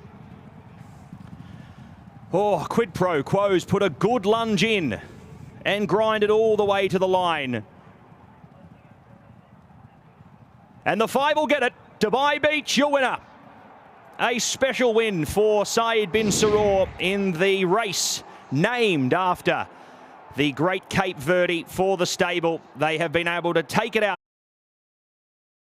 on them, but she made a little hard work of it, but she's clearly improving, and you know, this filly's division is for the taking, and this, and then obviously onto the balancing would be the automatic plan. How do you see her going there? Yeah, well, look, she'll stay 9 furlongs, and she hit the line strong today, so she'll have no problem stepping up again in trip, and yeah, she's exciting. Well done. Thank you. And correct weight given in the Cape Verde, sponsored by Azizi Developments, 5126. 5126. Dubai Beach, your winner, 135.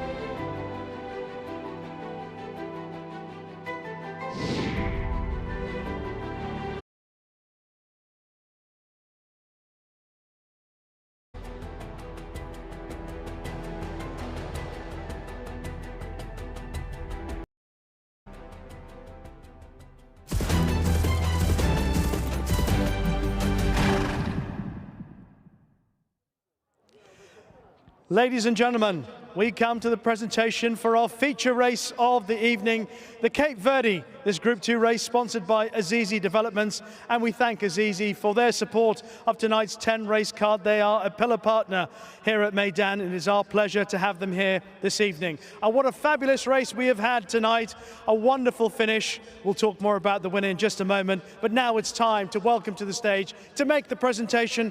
It is our honor to have Mr. Mawais Azizi, founder and chairman.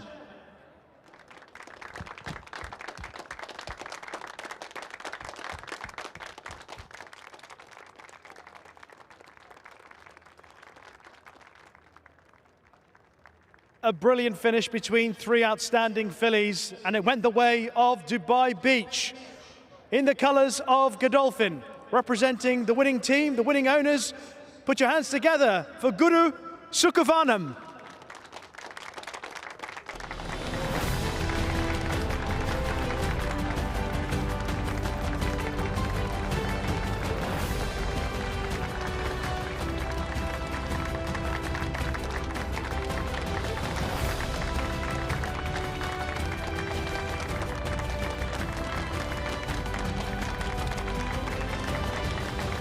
Well, that was a 12th win for Godolphin, but for the winning trainer, it is a record equaling 6th win in the Cape Verde. A round of applause for Saeed bin Surah.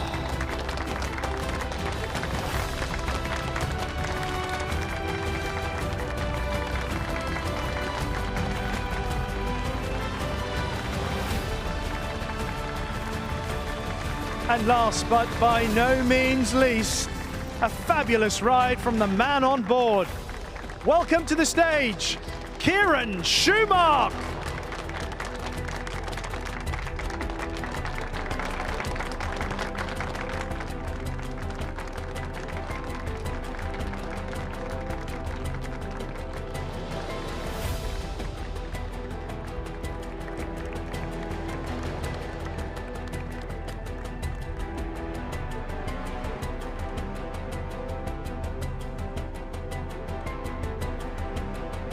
Let's have one more big round of applause for the feature race winner tonight. The Cape Verde, sponsored by Azizi Developments, owned by Godolphin, trained by Saeed bin Surah, ridden by Kieran Schumacher, Dubai Beach.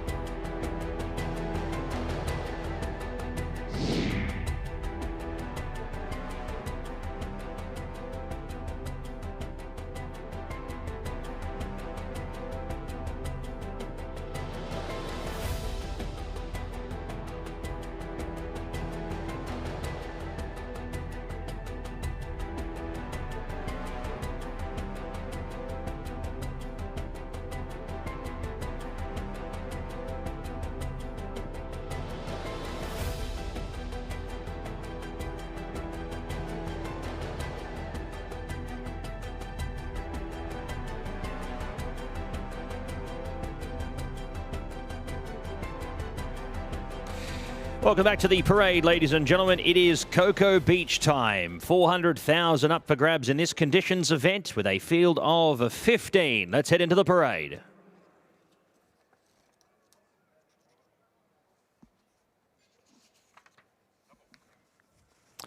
Number 1 is Dazala. Andy Slattery for Bhupat Seema and Akhmat Racing. Said the 3 runs over in Russia and was narrowly defeated in a Group 1, but is a Group 2 and Group 3 winner domestically in her own right. The daughter of Upstart has her UAE debut.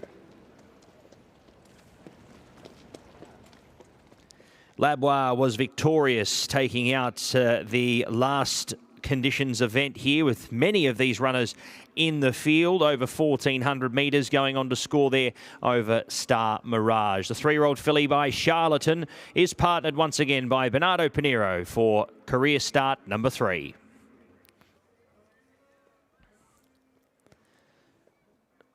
Pat Dobbs and Doug Watson combine with Pretty and Famous, the 3-year-old filly by Known Agenda. Has also come across from Russia with a conditions victory and a placing at Group 3 level. Has had 4 starts for a win and a third, and also makes its UAE debut here in the Cocoa Beach.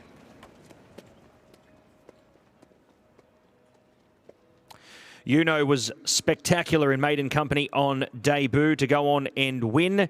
Unfortunately, didn't follow it up with a win the following start. That was in behind Labois, but looks to turn the tables here once again. Will need some luck, though, the 3-year-old filly from Rock Your World, having drawn 14 of 15.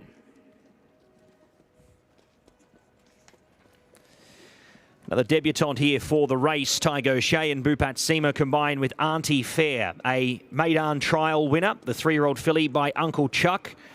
This one for Akuri Amazing team. Draws gate number 4 for the first career run.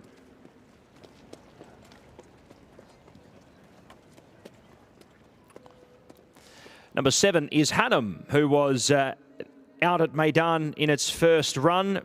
Will be showing plenty of speed up in front.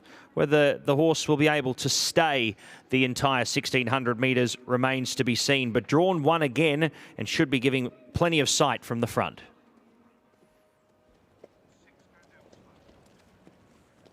Here is number 6, heading out a little early. 6E for Ben Cohen and Michael Bell. Drawn 10 here, the 3-year-old filly by Daredevil, who was catching the eye last time out, to be beaten 7.4 lengths behind Labois, and with the extra trip should be in a much more suitable position.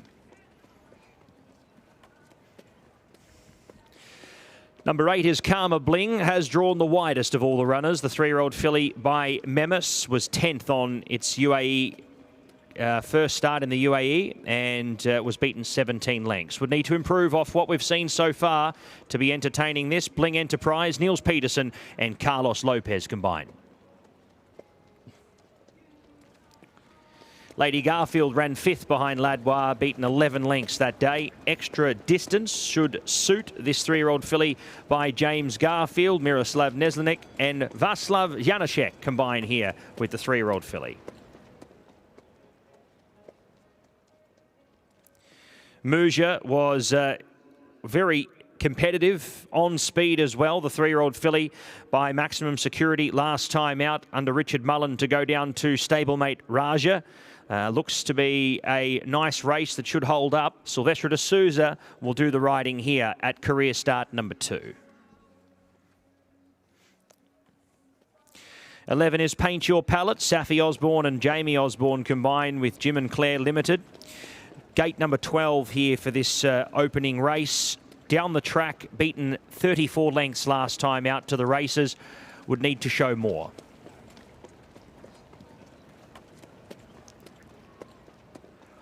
Another one for Salam bin Gudaya and His Highness Sheikh Hamdan bin Mohammed Al Maktoum. It is She's Essential, the 3-year-old filly by Essential Quality. Case Albacete spots the black cap here for the debut run.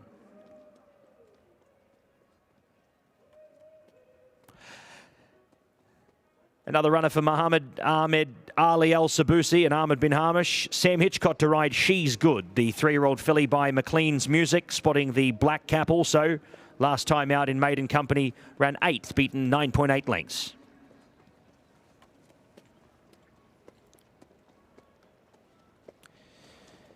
Char Reed is having career start number 3 here, 3rd behind Ladbois on that occasion. Gate number 13 makes it a little tough for Antonio Sintra and Julio Olajuara. Francisco Leandro Goncalves to do the riding on the 3-year-old filly by Yorpin. And last but not least, the 15 Triple Espresso, the 3-year-old filly by Bungle in the Jungle. Richard Mullen rides for Bhupat Seema and Mr. Nasser Asker at the first time of asking. That's our runners for the Cocoa Beach. They head to the tunnel, and runners will be out to the post very shortly for race number 8.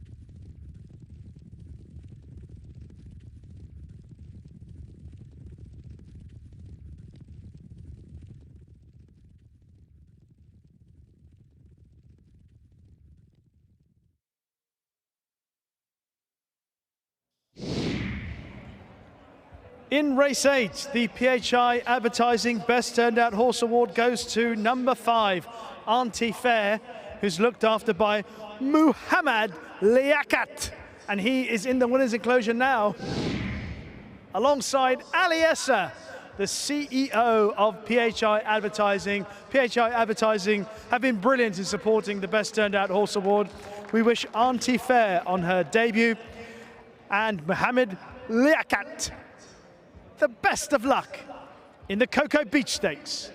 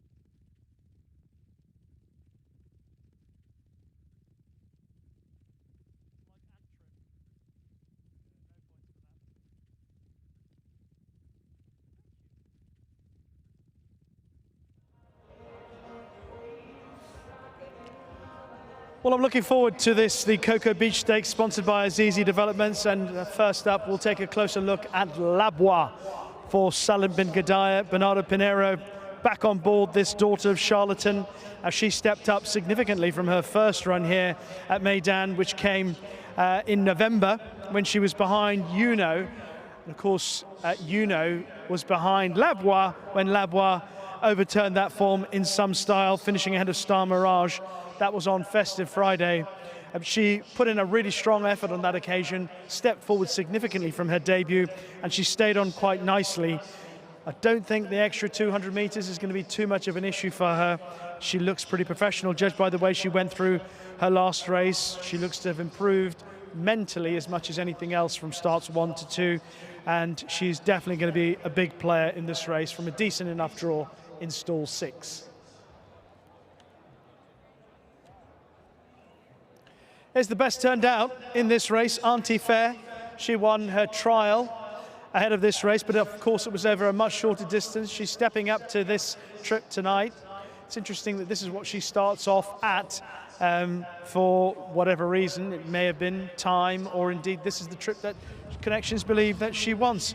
She's got a lovely pedigree. She has got a good draw in 4. Obviously Bhupat Seema has got 3 runners in this race, and this is the one that Tygo Shea has chosen to ride. Another horse that must make the shortlist is number 10, Muja. Again, another lovely American pedigree by Maximum Security out of a Smarty Jones mare. And she ran very well here behind Raja on Festive Friday when she was second under Richard Mullen. Silvestre de Souza takes over in the saddle today for this Michael Costa trained runner. The team obviously with a win courtesy of Utarid earlier on the card. And Muja is another that makes the shortlist for another of the night's big races, the Cocoa Beach Stakes.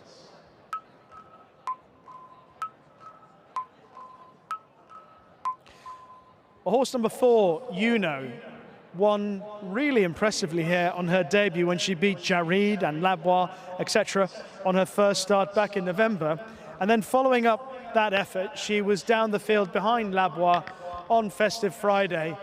She behaved a little bit awkwardly in the preliminaries. She's better tonight, still a bit on her toes, but not quite as worked up as she was a month ago. This bodes well for a better performance, but of course, if she has behaved better, she is in stall 14 from that mile start here on the dirt. It makes life very tricky from that position. Connor Beasley will have to be very, very sharp from the gates, or indeed drop her out and hope they go really fast and pick them off at the end. But she's clearly got a lot of talent, maybe a little bit of a thinker, judged by the experience of her second start, but she's a little bit better, but as you can see, also on her toes still tonight.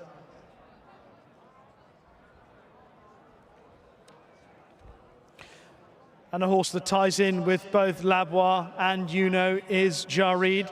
She's actually drawn next to Yuno. She's in 13, Jarid, Yuno in 14. On both her starts, she's shown a fair bit of ability so far. She was second to Yuno first time up, and then ran well behind Labwa and Star Mirage on her next start. Obviously, Yuno was behind her on that occasion. So she's proved relatively consistent on those 2 runs, and she's only having her 3rd start.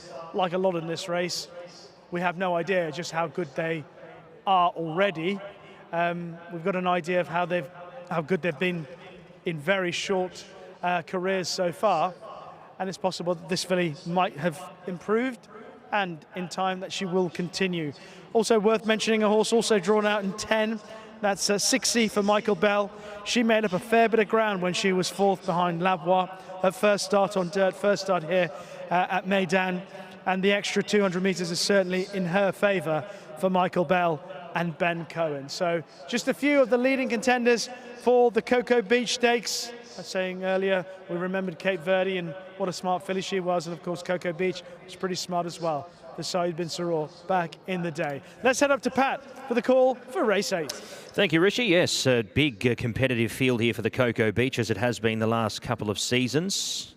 Moujar's been met with a lot of support on the international market. Comes into late favouritism here over Lavoie, who, going off the form last race, would suggest would be right in the race here. Auntie Fair, the trial winner, is an interesting new element. Who knows? She could just come out here and blow these all away. We just don't really know how good she is, but we will know more here tonight. The market mover has been 60.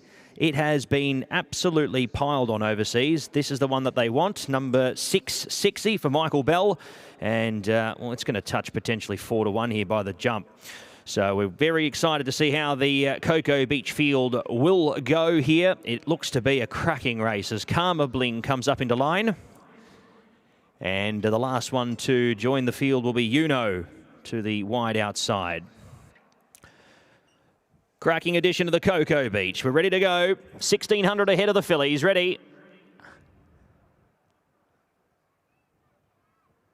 Starter likes them. Shane Ryan hits the lever. Underway now in the Cocoa Beach. Hannum showing good customary speed with Lavoie. Dazala working up with Moujar. Deeper out was She's Good, who's getting into a handy position. Maybe caught wide here a little as they head out past the 1400 metre marker. Next was Char Reed from Paint Your Palette. 60s just better than midfield here in mid-pack. Pretty and Famous was next the rail from Triple Espresso. Then came Uno, who's wide with cover. Next there was Lady Garfield from She's Essential. Karma Bling, and well, it could be the race run and done here for Auntie Fair, who's a long way last and slowly starting to reattach itself. Hannum has kept them at a good clip here in the Cocoa Beach. 13.42, 11.10, 11.49. Half a length to Lavoie, who now gets up to second in its eye line. She's Good is already asked for. Up on the inside, Dazala from Char Reed. Then came out wider was Moujar. 60 is slowly starting to peg into the margin as well and coming on very strongly. Next was Uno, followed by Pretty and Famous, Lady Garfield. Then came Karma Bling. Auntie Fair now starting to get going from Paint Your Palette and She's Essential as they come into the straight.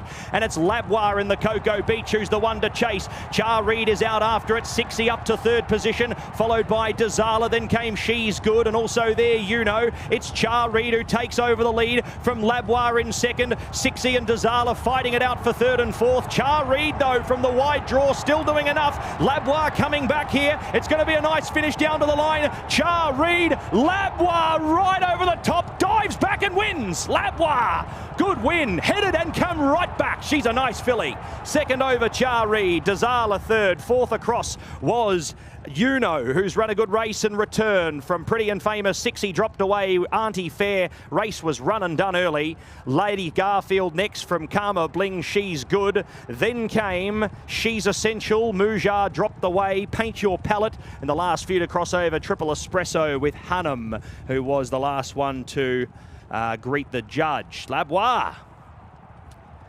Tell you what, it takes some filly to get headed and kick back the way that she has, and has done it well. Lavoie, 139.66. And the Lavoie is going to go on and steal this once again. Char Reed looked like it was home and hosed with 100 metres to go. Dazala has run third, Uno fourth, and 60 fifth. 2:14, 1 and 4. Your numbers, 2:14, 1 and 4. Lavoie, a tough win and a nice performance here. A back-to-back victory for Salam bin Gudaya and His Highness Sheikh Hamdan bin Mohammed Al Maktoum. Another terrific finish here at Meydan this evening. Turning for home, Lavoie in front, but here Jareed moves to her menacingly takes the lead and looks as if she's about to give Francisco Leandro Gonçalves and Sky Racing a winner. She gets a good half length up, maybe a little bit more on Labois, but in the last half a furlong, she's gasping for air and Labois rallies down on the inside. Excellent ride for Bernardo Pinheiro, and she gets up to nail Jared, and they were well clear of Dazala, who's run very well on her first start in the UAE, first start for Bupat Simar, back in third. Looking at some of the horses in behind, well, Yuno has run much better today. She behaved a bit better before the race. She was trapped out of the back and had to switch out past the weakening 60 in the closing stages, but she's stuck on okay.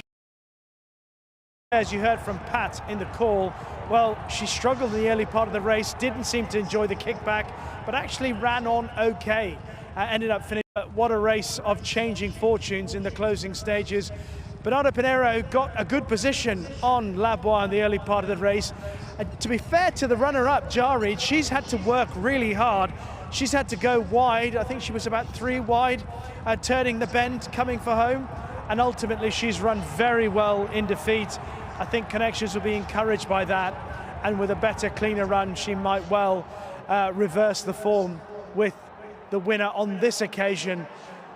But Bernardo Pinheiro has got this to perfection tonight here on Labois. He got the fractions in the early part of the race right, so it meant that his filly just had that little bit more up her sleeve for the run to the line, and she gets up to win the Cocoa Beach. 2:14, 1 and 4. The numbers 2:14, 1 and 4. Labois in the Cocoa Beach Stakes, sponsored by Azizi Developments. 1:39.66 winners' time. A short head by 6 1/4. 2:14, 1 4. Race 8.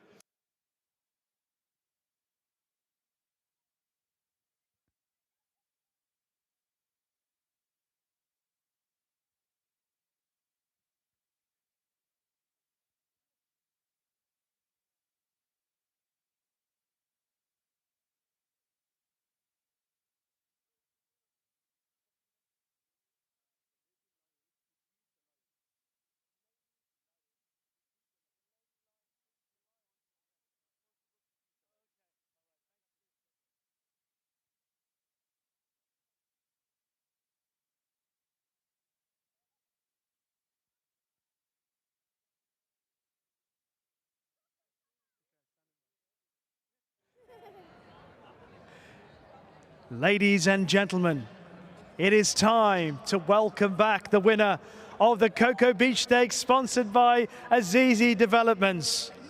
Learning my Arabic, and I'm told that Labois means the lioness who is responsible for feeding the lions.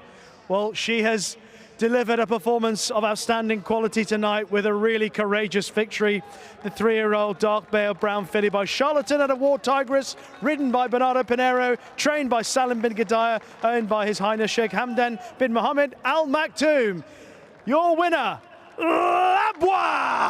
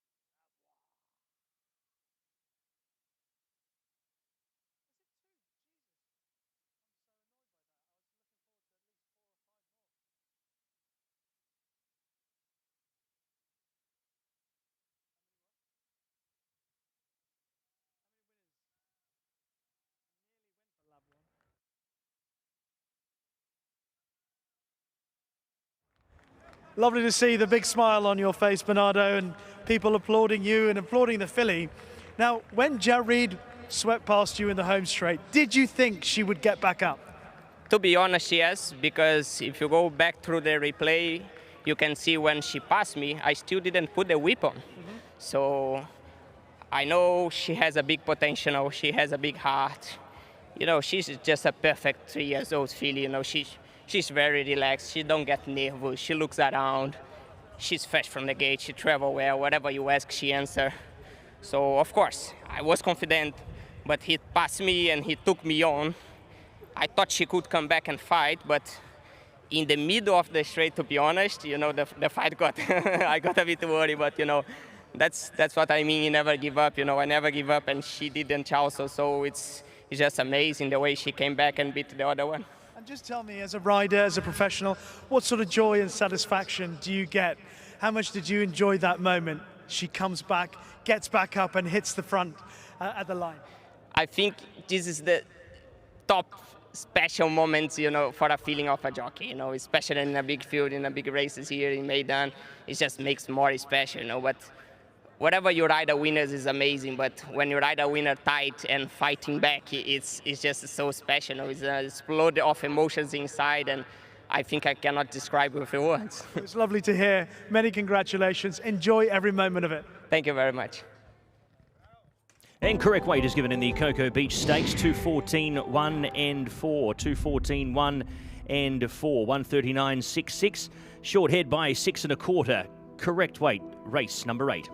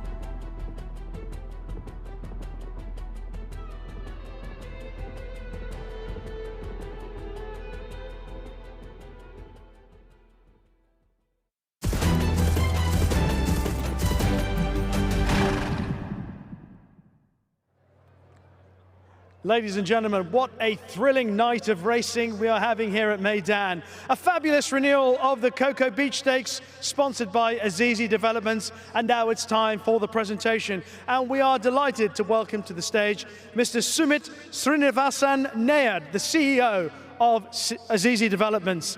And we have just seen a terrific finish as Labwa wrestled back the lead from Jared in the closing stages to give His Highness Sheikh Hamdan bin Mohammed Al Maktoum, Salim bin Gadaya and Bernardo Pinheiro a fabulous win on their CV. Please welcome to the stage to receive on behalf of the winning team, Rashid Mohammed Gadayar, Zayed Hamid Rashid and Ali Hamid Rashid.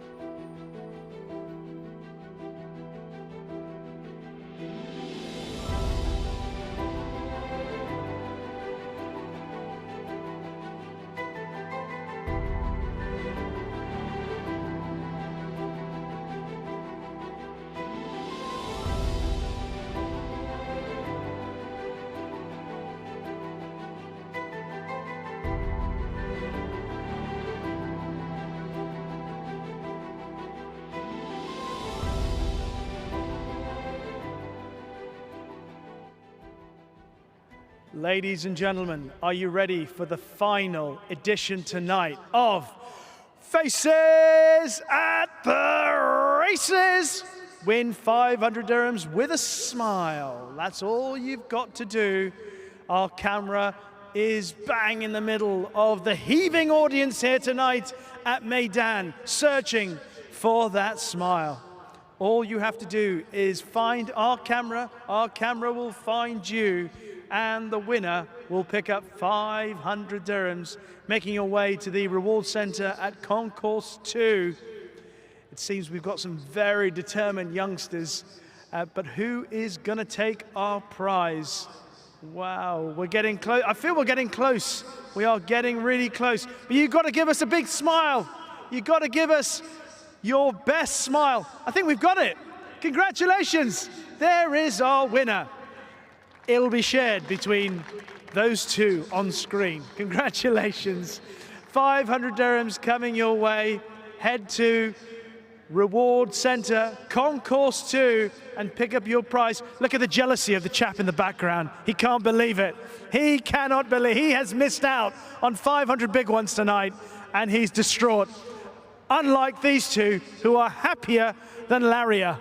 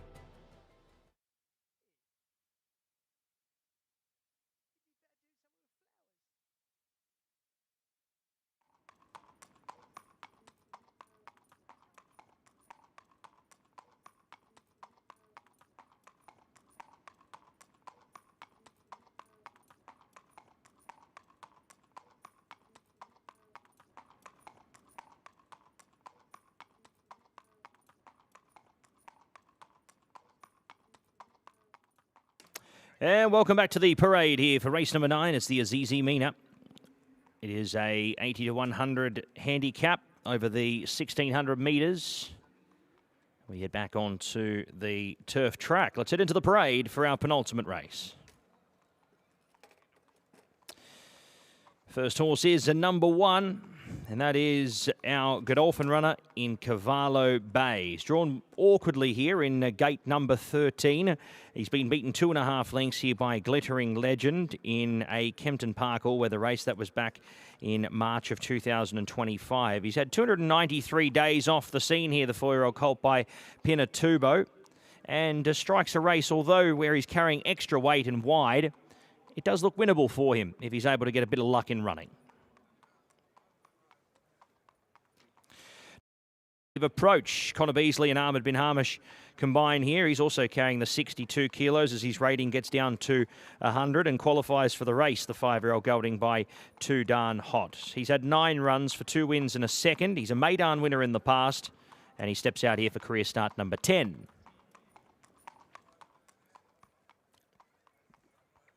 Silvestre de Souza will partner Roi de France for Antonio Sintra and Julio Olajuara. 98 rater, 61 kilos. Olathe Racing looking for a double on the card after a good win earlier on in the night. The 5-year-old gelding by See the Stars comes out of listed level last start, whereas 5.5 lengths off Mysterious Night back on the 19th of December. Here is Dividend, 4-year-old gelding by Kodiak, Kieran Schumark for Dr. Richard Newland and Jamie Insole. This runner has had 12 starts for 4 wins and a third. First run here in the UAE, coming out of a Kempton Park handicap back on the 19th of November, running 6th there. 58 days between runs. 5 is Folk Festival. Draws gate number 14 here. Bernardo Pinheiro and Salim Bin Gudai looking for a race-to-race double. Ran 12th last time out behind Dark Trooper in the His Highness the President Cup for the Thoroughbreds. This is a much easier contest and should be much more suitable here, the 5-year-old by Blue Point.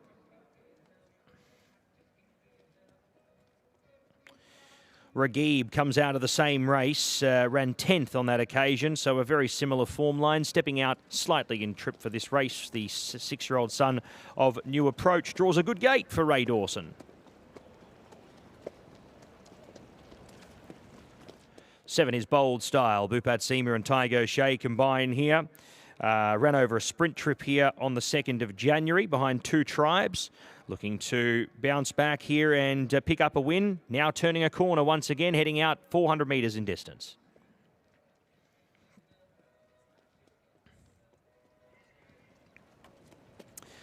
Blue Trail drops in class here, coming out of a 90 to 110, and drops in distance as well. He was beaten considerably by over 50 lengths last time out to the races. So certainly the drop in class should aid his chances, but would need to pick up on what we saw last start. Hamad Al-Basaidi claims 2.5. Silent Defence was incredible last time out at big odds overseas. The 6-year-old entire by National Defence. He ran 3rd. He was beaten a quarter of a length by Molacab over 1,400 metres. If he can slot in from gate 12, we may expect to see him in the finish once again.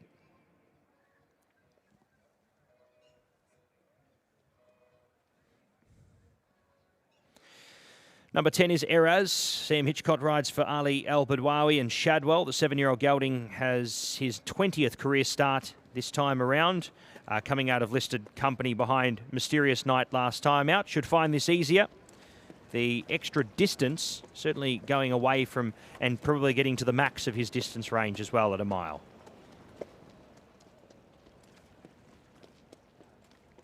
Silver Sword drops back in trip. He draws a slightly more favourable gate than last time out to the races, where he was in the widest of the lot. Kieran Fallon rides for Dylan Cunha, having his 35th career start tonight, the 6-year-old gelding by Charm Spirit.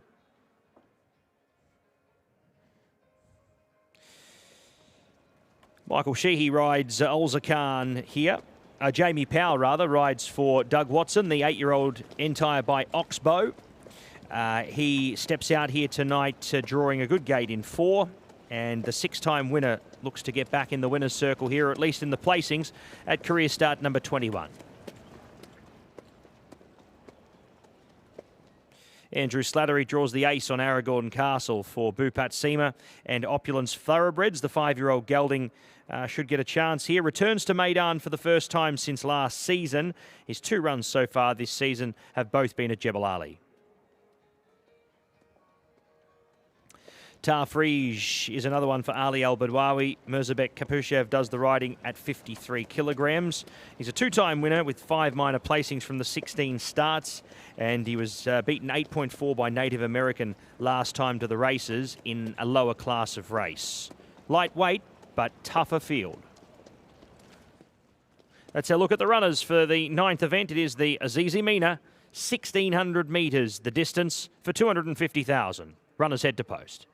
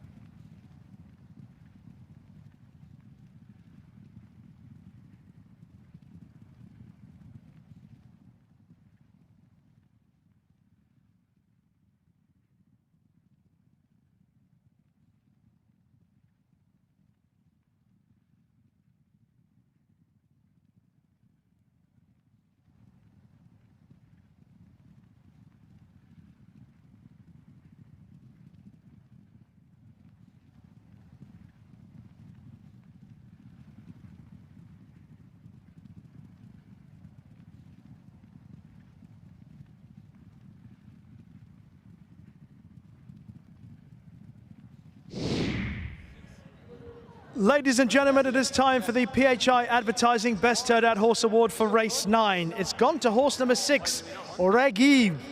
In fairness, the man looking after Regib has also got the Best Turned Out Beard Award.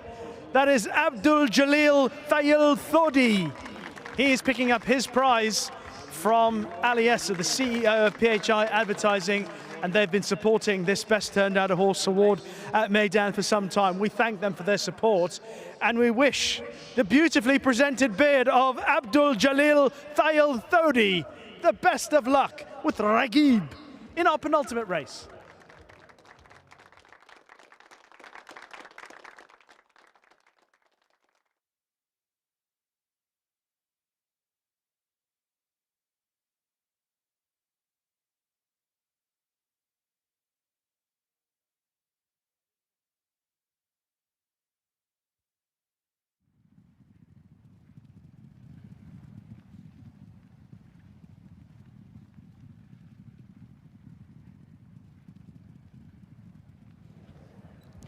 We're going to have a look at some of the main players for this Azizi Mina.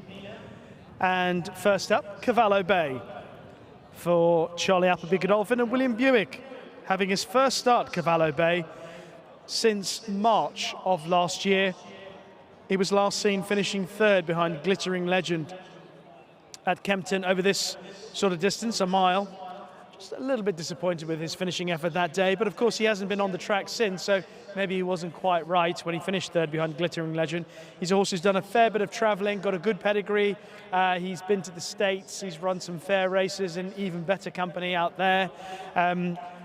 If he's at his best, he's obviously got a very good chance, but he has drawn stall 13.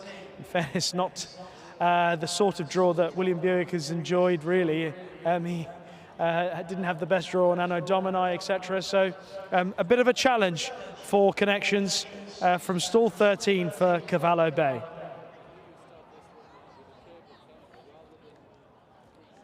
Horse number 5 is Folk Festival, who's got an even worse draw than Cavallo Bay, who's in 13. Folk Festival is in 14. This is a horse who remains relatively lightly raced. 5 starts so far for the Salim bin Gadai team, racing the colours of His Highness Sheikh Hamdan bin Mohammed Al Maktoum.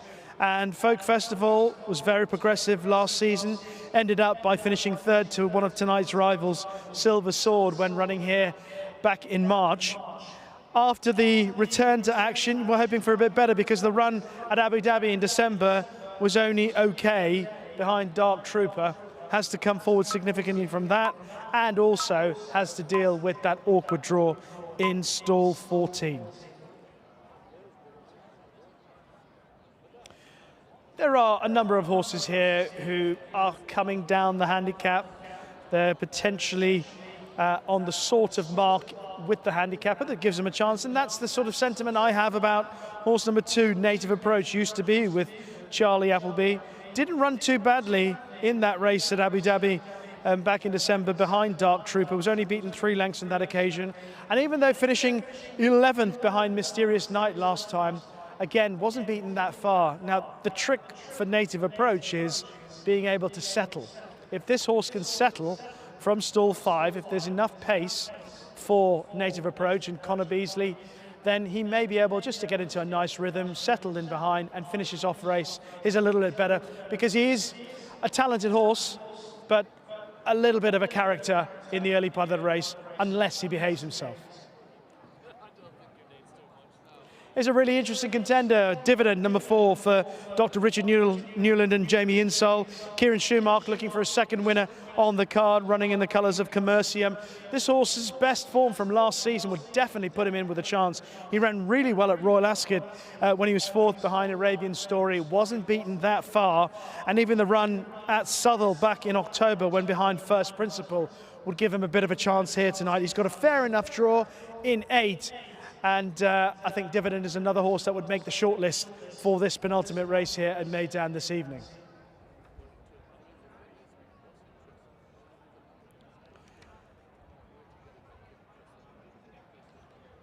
Obviously, the loading up process is underway. Thought worth also mentioning the horse who was best turned out here, Regib, who's got a decent draw in stall 3, has had 2 runs this season, was progressive last season. Actually finished it off quite well, although racing on the dirt. Was 3rd behind Mountbatten at Abu Dhabi, and then was behind Dark Trooper in that race at Abu Dhabi back in December. So probably has a little bit to find with some of the principles, but again, not a horse that you can clearly rule out. And of course, the Michael Costa team, his horses running well, those in the colours of His Highness Sheikh Ahmed bin Rashid Al Maktoum. So a fair few loaded up here for our 9th race, the Azizi Mina. Let's head up to the commentary box, join Pat for the call. Good luck, Pat. Yeah, thank you, Rishi.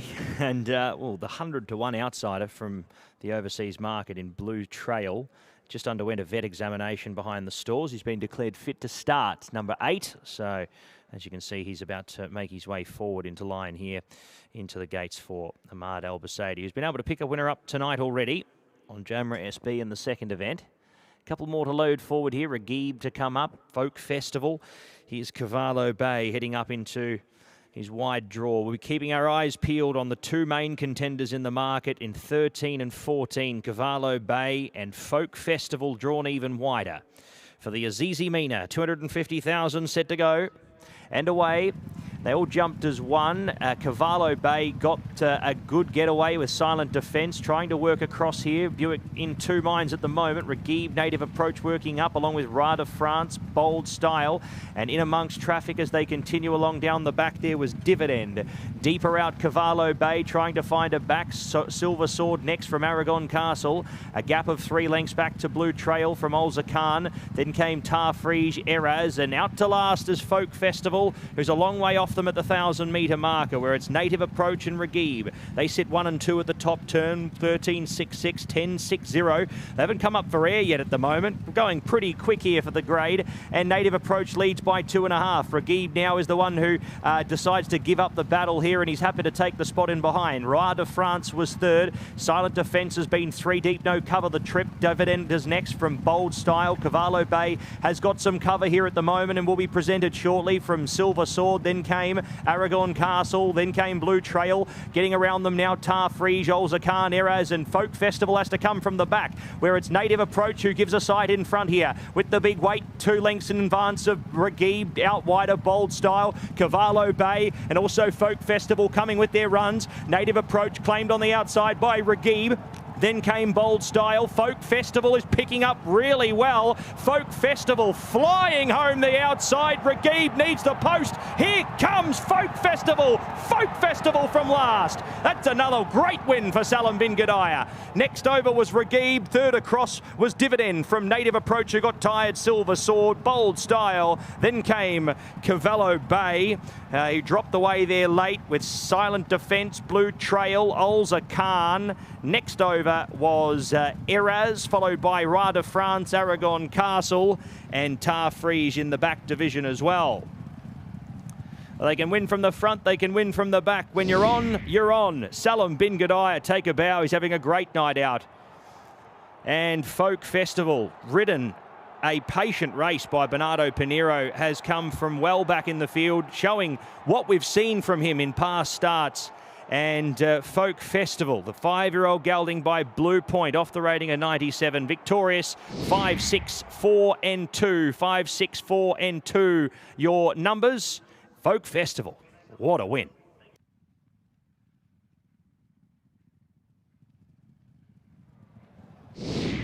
What a double for Connections tonight. Labwa and the Cocoa Beach. And look at where Bernardo Pinheiro is turning for home. He's last on Folk Festival as they begin the run for the line. A fair bit of ground to make up on Native Approach, Regib. And those two are just coming back to the field now. Dividend starts to run on in the white colours in behind them. But Folk Festival down on the outside. Second start of the season. Progressive Horse, having only his 6th start, has run past them all under Bernardo Pinheiro. He was saying earlier on, after winning on Cocoa Beach, just how much joy he's had winning that race. Well, I think this one will give him a lot of pleasure. You'll see as they turn for home, he is the last bottom that we're seeing as the runners approach the home straight. But switching right to the outside, this son of Blue Point, who was drawn in 14, and really, he didn't have too many choices, Bernardo Pinheiro, and what he wanted to do. So he had to take his punishment, sit at the back of the field, but they did go a good enough gallop, as you heard from Pat in commentary. They were setting fractions under 11 seconds for the first few furlongs, and they paid for that. The horses up front, Native Approach particularly, and Folk Festival has swept past them all to win, has beaten Regib. Dividend has run well for his Connections. Native Approach, a better effort for him.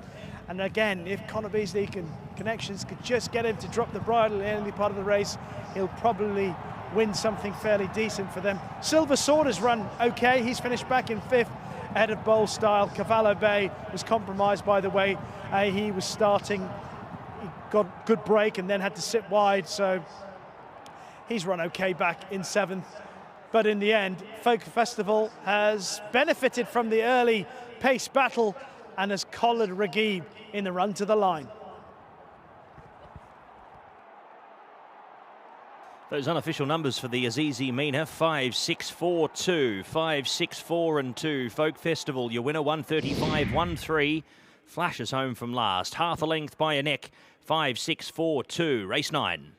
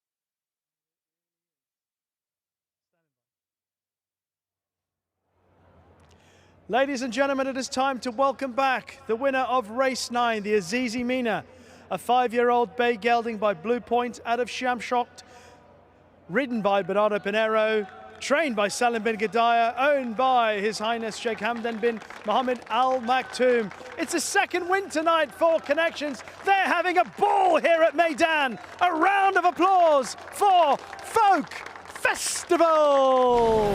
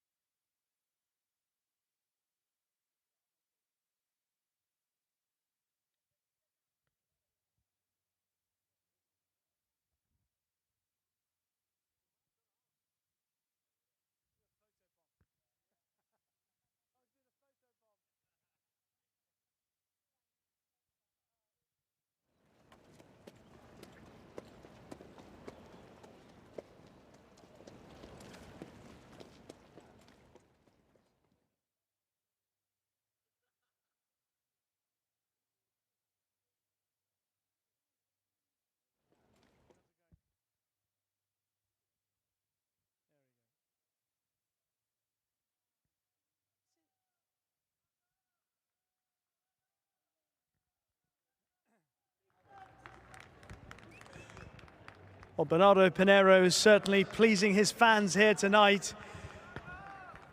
A forward ride on Labois earlier on, but a very different one on Folk Festival. Yeah, you know, every horse has his own character. We need to be smart to be ready for all of them. Now, when you turned for home, you were last. Did you really think that you would pick them all up in the home straight? I will tell you, and I will say the same words in his first winner in Meydan. I trust his gears. I know what I have under my leg. This horse he's amazing hard. You know, he does everything. You know, and his turn of foot is just incredible. And if you see all his races in Meydan, winner, second, third, he got the 15, 16, and 14 draw. So I think no point. You know, he can. If you ask me, he can be close. Yes, he can. But from that draw, what's the point to rush? Yeah. Probably like 80% of chance to be wide, get some brush.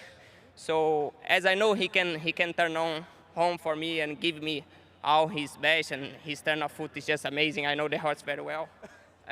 You know, I just believe on him. You know, I trust on him. So I didn't worry to sit far back, and was always confident that he was going to come. Your trainer doing almost as good a job as you as holding everyone up. But tell me, you spoke about your satisfaction in getting back up on Labois in the earlier race. What about executing a ride like this? How much joy does that give you? It's another wonderful explode of emotion again. You know, it's amazing when a horse came from last and pass horse by horse, and you see the other ones still 2 lengths in front, but you know, I feel him and he feel me, and I know you're going to be there on time. You know, even that you saw I crossed the winning push, congratulating him and thanking him, you know. You got one of the best smiles here at Meydan, Bernardo. It's lovely to see it a couple of times tonight. Very well done. Thank you very much. Yeah, I would say I'm blessed, you know, everything is by God. Thank you. Well done. Thank you. Correct weight, race 9, the Azizi Mina. Correct weight, 5, 6, 4, and 2. Folk Festival, your winner, 135, 1, 3. Margins a half length by a neck. Correct weight, race 9.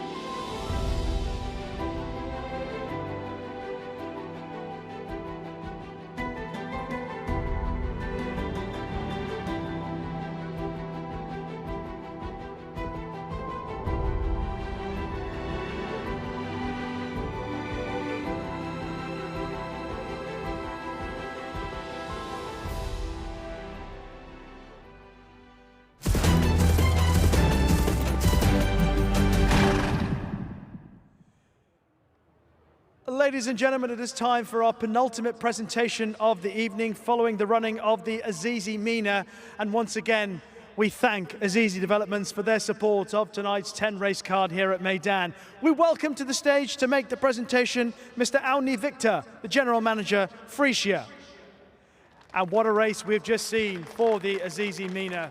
From last to first in the closing stages, Folk Festival gives a double to owner His Highness Sheikh Hamdan bin Mohammed Al Maktoum, trainer Salim bin Gadaya, and jockey Bernardo Pinheiro. Put your hands together for Ali Ghanem and Salim bin Gadaya.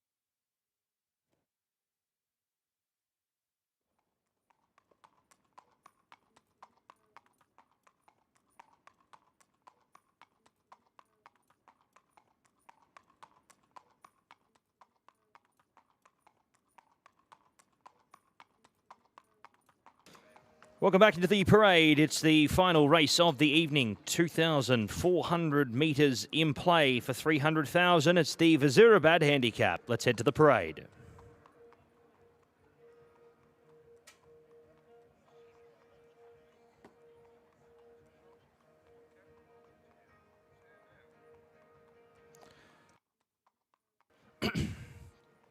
And our first horse is Endless Victory for Godolphin, looking to pick up another win on the night. It'll be the first win, though, for Charlie Appleby if it is successful. The 5-year-old gelding by Teofilo is coming into this off the rating of 105. And they'll be looking to hopefully pick up a nice victory here. Drawn gate 2 and should get every possible there from the draw. Just has to lug the 62 kilos here for tonight's assignment.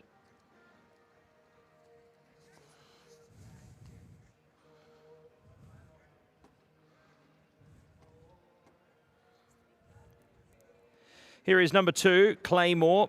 Sylvester D'Souza rides for Jane Chapelheim, who owns and trains the 7-year-old son of New Bay, coming out of a listed contest last time out to the races at Kempton Park over this distance. It switches back onto the turf here for this upcoming run. Career start number 31 here for the 7-year-old.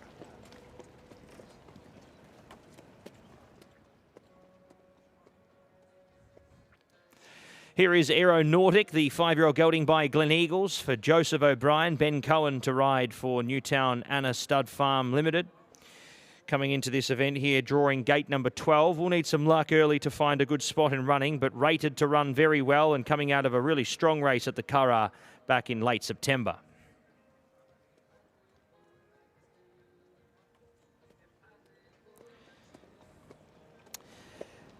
Number 4, French Duke, Hamad El-Jahani, James Doyle looking for another win on the card for Wathnan Racing. The 5-year-old gelding by See the Stars ran 3rd at York last time out, would you believe it, behind Asgard's captain, who he faces once again this evening. Drawn 8 here, the son of See the Stars, and will be looking to kick off his Dubai campaign in style.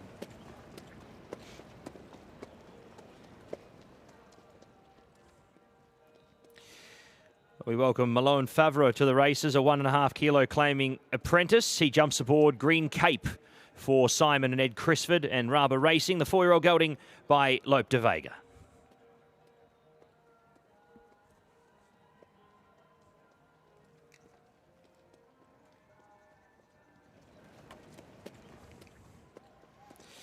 Number 6 is Ruling Dynasty. Ismail Muhammad and Richard Mullen combine here. The 7-year-old gelding by Night of Thunder comes in off the rating here of 94.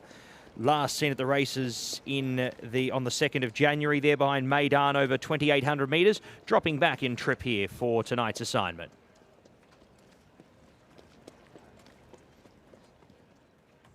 Rock of Cashel heads the other way. He was over 2,000 last time to the races behind Arabian Light. He steps up to 1.5 miles.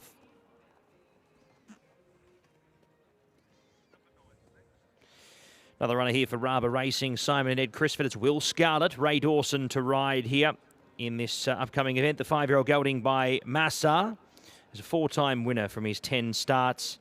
And last time seen at the races there was 10th behind Arabian Light back on the 2nd of January. Returns to the races here off 2 weeks for his 2nd attempt here in the country.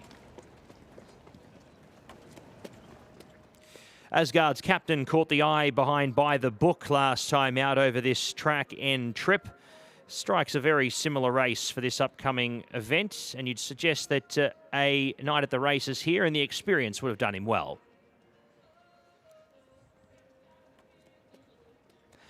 12 is Al Mukhtar, last start winner at Abu Dhabi over the 2,200 metres. Strikes a tougher field here for tonight's race. Sam Hitchcock, though, rides for Ahmed bin Hamish with the weight of 53 kilos.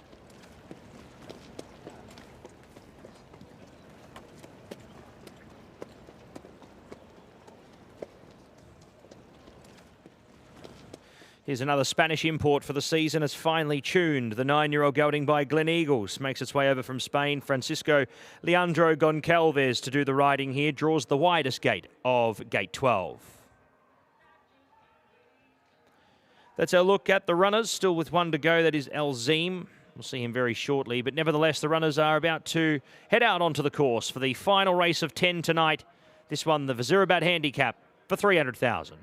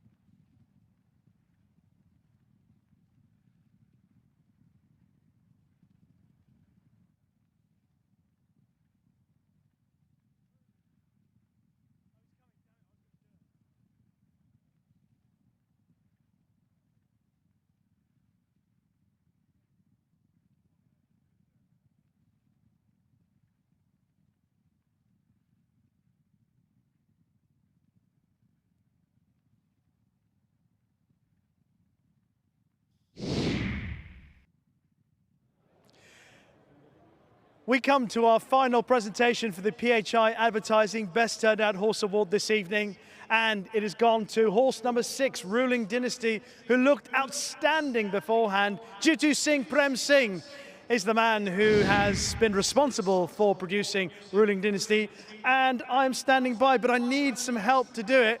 Where is Ali Essa, the CEO of PHI? Here he is. He's made it down. He's run down all the way. Thank you for coming down. Thank you so much as well for all your help with PHI Advertising. Well done, Jitu Singh. He's picked up 650 dirhams. Congratulations, sir. Absolutely magnificent. The horse looks in great shape. Good luck in this, our final race. And our thanks to PHI Advertising and this great gentleman, the CEO, Ali Essa of PHI Advertising. Thank you. Thank you, Dubai. Thank you.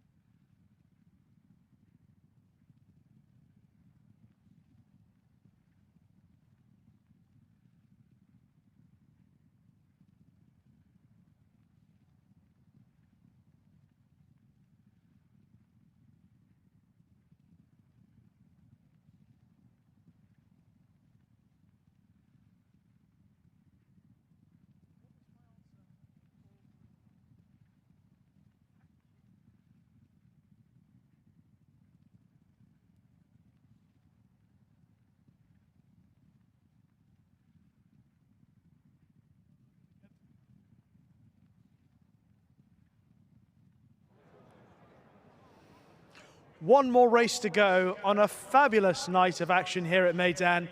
It is the Vazirabad Handicap, named after the great stayer, trained by Alain de Roy-de-Pré, ridden by Christophe Soumillon, in the colours of the Aga Khan, who won the Dubai Gold Cup 3 successive years here on World Cup night. And the first horse we're taking a closer look at is Endless Victory for the Godolphin team. William Buick in the saddle. This horse actually ran okay 2 weeks ago when he was behind Meydan. He's a horse who's always had a fair bit of ability. The run at Newmarket in July was probably his best recent form.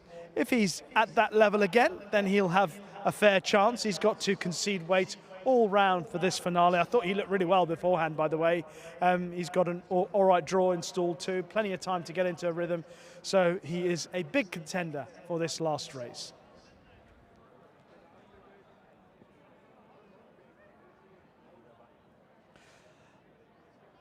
Another hugely interesting contender from Ireland is Aeronautic for Joseph O'Brien. Ben Cohen in the saddle, running in the colours of Newtown Anna Stud Farm Limited.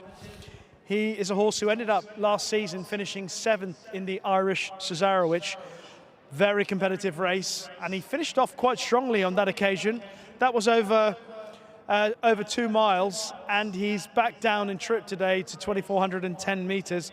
He does have some form over this sort of distance, but judged by the way he finished off that last run in the Irish Cesarewitch, you may be thinking that unless they go a really strong gallop, it may not suit him, but he has got a bit of class, Aeronautic, at various good bits of form in Britain and Ireland to suggest that he is also a contender for this finale.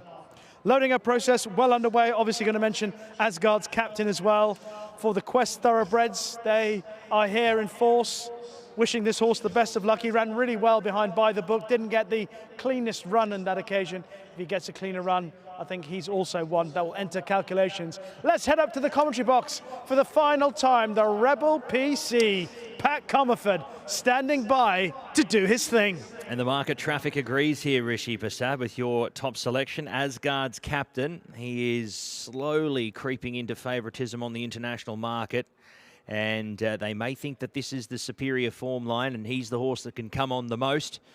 Endless Victory is friendless in the market as Godolphin hunts for another winner on the night. Charlie Appleby hunting for that first win as well, along with William Buick. Here's Elzeem and Claymore coming into line, and the runners are set and ready to go.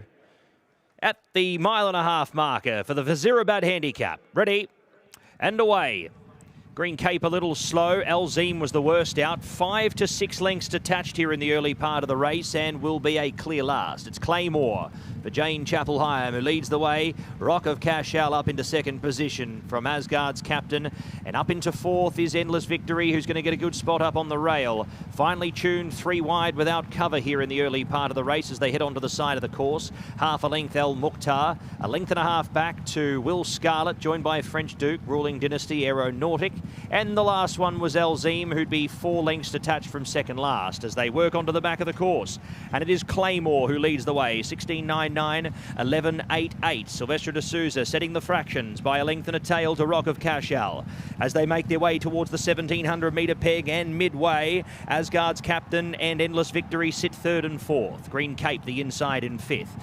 Still wide and has had probably the worst run of them all. Finely tuned, is not getting any favours. 1 length back to El Mukhtar, who's in the middle of runners. French Duke the inside. He sits 4th to last. From next there, Will Scarlett, followed there by up on the inside, Ruling Dynasty, Aeronautic, and Elzeem has not made any headway on the rest of the field just yet. 1,200 metres left to go in the Vazirabad Handicap for 300,000, and it's Claymore who still is going okay. Hasn't had to quicken it up at all at the moment. De Souza running sort of mid-12s at the moment. He's a length clear of Rock of Cashel, who's just getting a shake along now as Claymore starts to stretch away.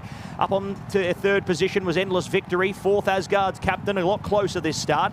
Then came Green Cape, followed by El Mukhtar, finely tuned, dropping away. 1.5 lengths to French Duke, followed there by Will Scarlett. Then came Aeronautic. Aeronautic, who's off with his run now, starting to work through pairs. Ruling Dynasty next. Alzim will run last at this stage. Claymore into the straight here as they start to wheel the bend is the one to chase. 500 metres left to go in the Vazirabad Handicap. Endless Victory makes chase. Rock of Cashal, Asgard's captain, comes to the wide outside. French Duke hunts for an inside passage, as does Aeronautic, and there's a bit of argy-bargy on the inside. It's Claymore the leader. French Duke finally getting out, along with Endless Victory down the outside. Will Scarlett comes with his run. It's Claymore from French Duke.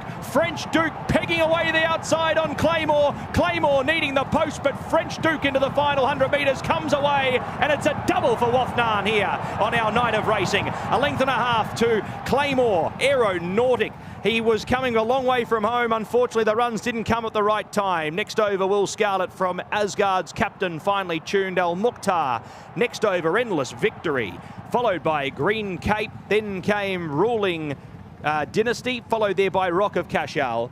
And the last one home to greet the judge was Alzim.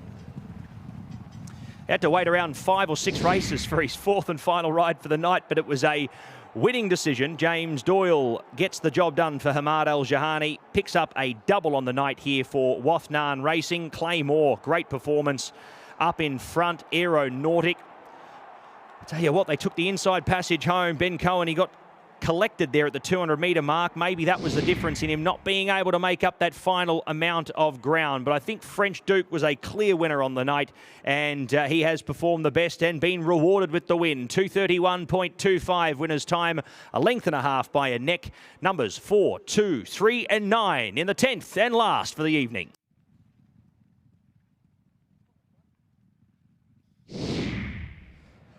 Another thrilling race to conclude tonight's 10-race card here at Meydan. Claymore looked to have them all in trouble approaching the furlong pole. Endless Victory floundering in behind on the outside, making the challenge was at Green Cape. But here comes French Duke under James Doyle, a relentless surge who collars Claymore. And watch out for Aeronautic, who was thundering home as well. That was a fine run from Aeronautic. It was Will Scarlett who was just in behind the front three, my apologies. Asgard's captain in the end, finishing back in 5th. But turning for home, it was a fine ride in front from Silvestre de Souza on Claymore. He almost got it just right. He had everyone on the stretch, and Claymore has really battled on strongly. But French Duke, held up by James Doyle, has made his ground stealthily into the race, and then once he's got out in the clear, it was relentless the way he closed down the runner-up, Claymore. Aeronautic has run a fine race. I think stepping back up in trip will really suit him, but he finished off his race really well, and he could be a horse who could have a big say in 1 or 2 interesting races later on this season. James Doyle was travelling really well. Had a little look to his inside and actually probably didn't do Aeronautic too many favours, and that cost Ben Cohen a little bit of ground. I don't think it made any difference to the result because French Duke was running away, but Aeronautic could have finished a little bit closer with a better run. But it is French Duke, a double for Wathnan Racing, Hamad Al-Jahani and James Doyle. Unofficial numbers in the Vazirabad Handicap, 4, 2, 3 and 9. French Duke, your winner, 2:31.25, 1 1/4 by a neck. 1 1/4 by a neck, 4, 2, 3, 9, race 10. Ladies and gentlemen, time to welcome back the final winner of the evening after the running of the Vazirabad Handicap. A 5-year-old bay gelding by See the Stars out of Duchess of France. A second win tonight for James Doyle. A second win tonight for Wathnan Racing and Hamad Al-Jahani. A round of applause for the French Duke.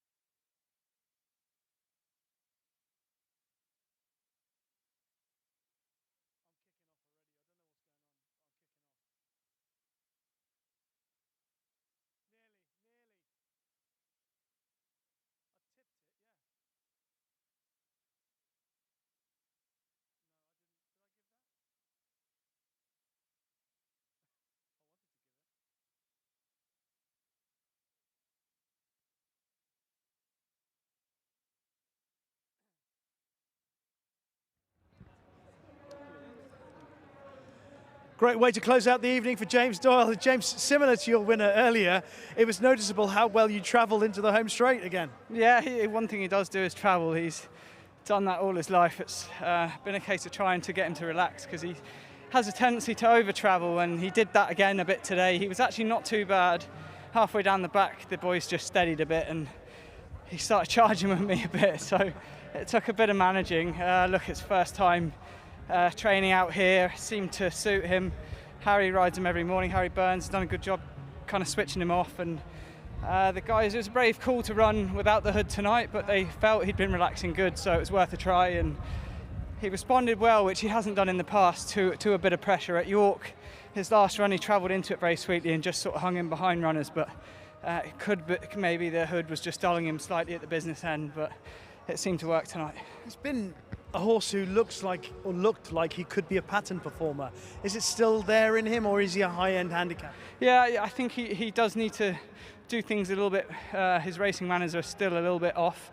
Like I say, midway he did start charging with me, which is never ideal, but he's a horse as well. Every time he seems to run, or even back in the UK, he's always been drawn a wide gate, and for a horse that kind of he tests you and that he tries to over race, it's always a case of trying to tuck him in, and he's never actually had a kind draw where he can just land with a bit of cover. So maybe if he does get that one day, it might see him to better effect. Lovely double tonight, James. Well done. Thank you. Thanks. Cheers. And correct weight is given in the last. Correct weight 4.239. 4.239. French Duke, your winner 2.31.25.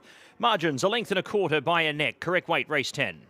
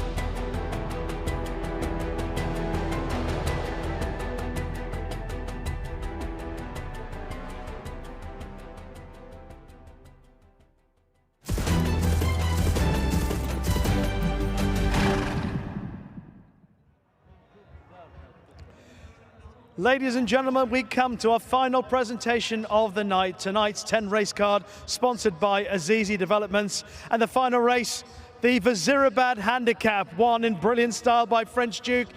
To make the presentation, we welcome to the stage Mr. Mohammed Kader, the General Director of Sales. And once again, we thank Azizi for their support of tonight's 10 race card and their continued support here at Meydan. It's been a fabulous night for Wathnan Racing, James Doyle and trainer Hamid Al-Jahani. French Duke, their second winner. Please welcome Hamid Al-Jahani to the stage.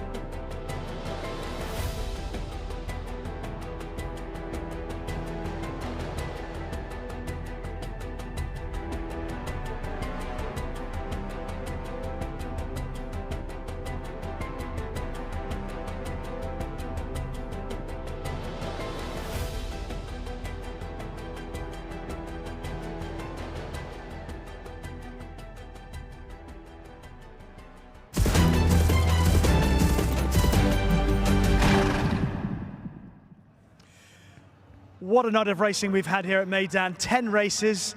Pat Comerford has shown his stamina throughout the night, keeping up his intensity and his quality all the way through, Pat. So much to talk about. Let's deal with the big races and the Cape Verde.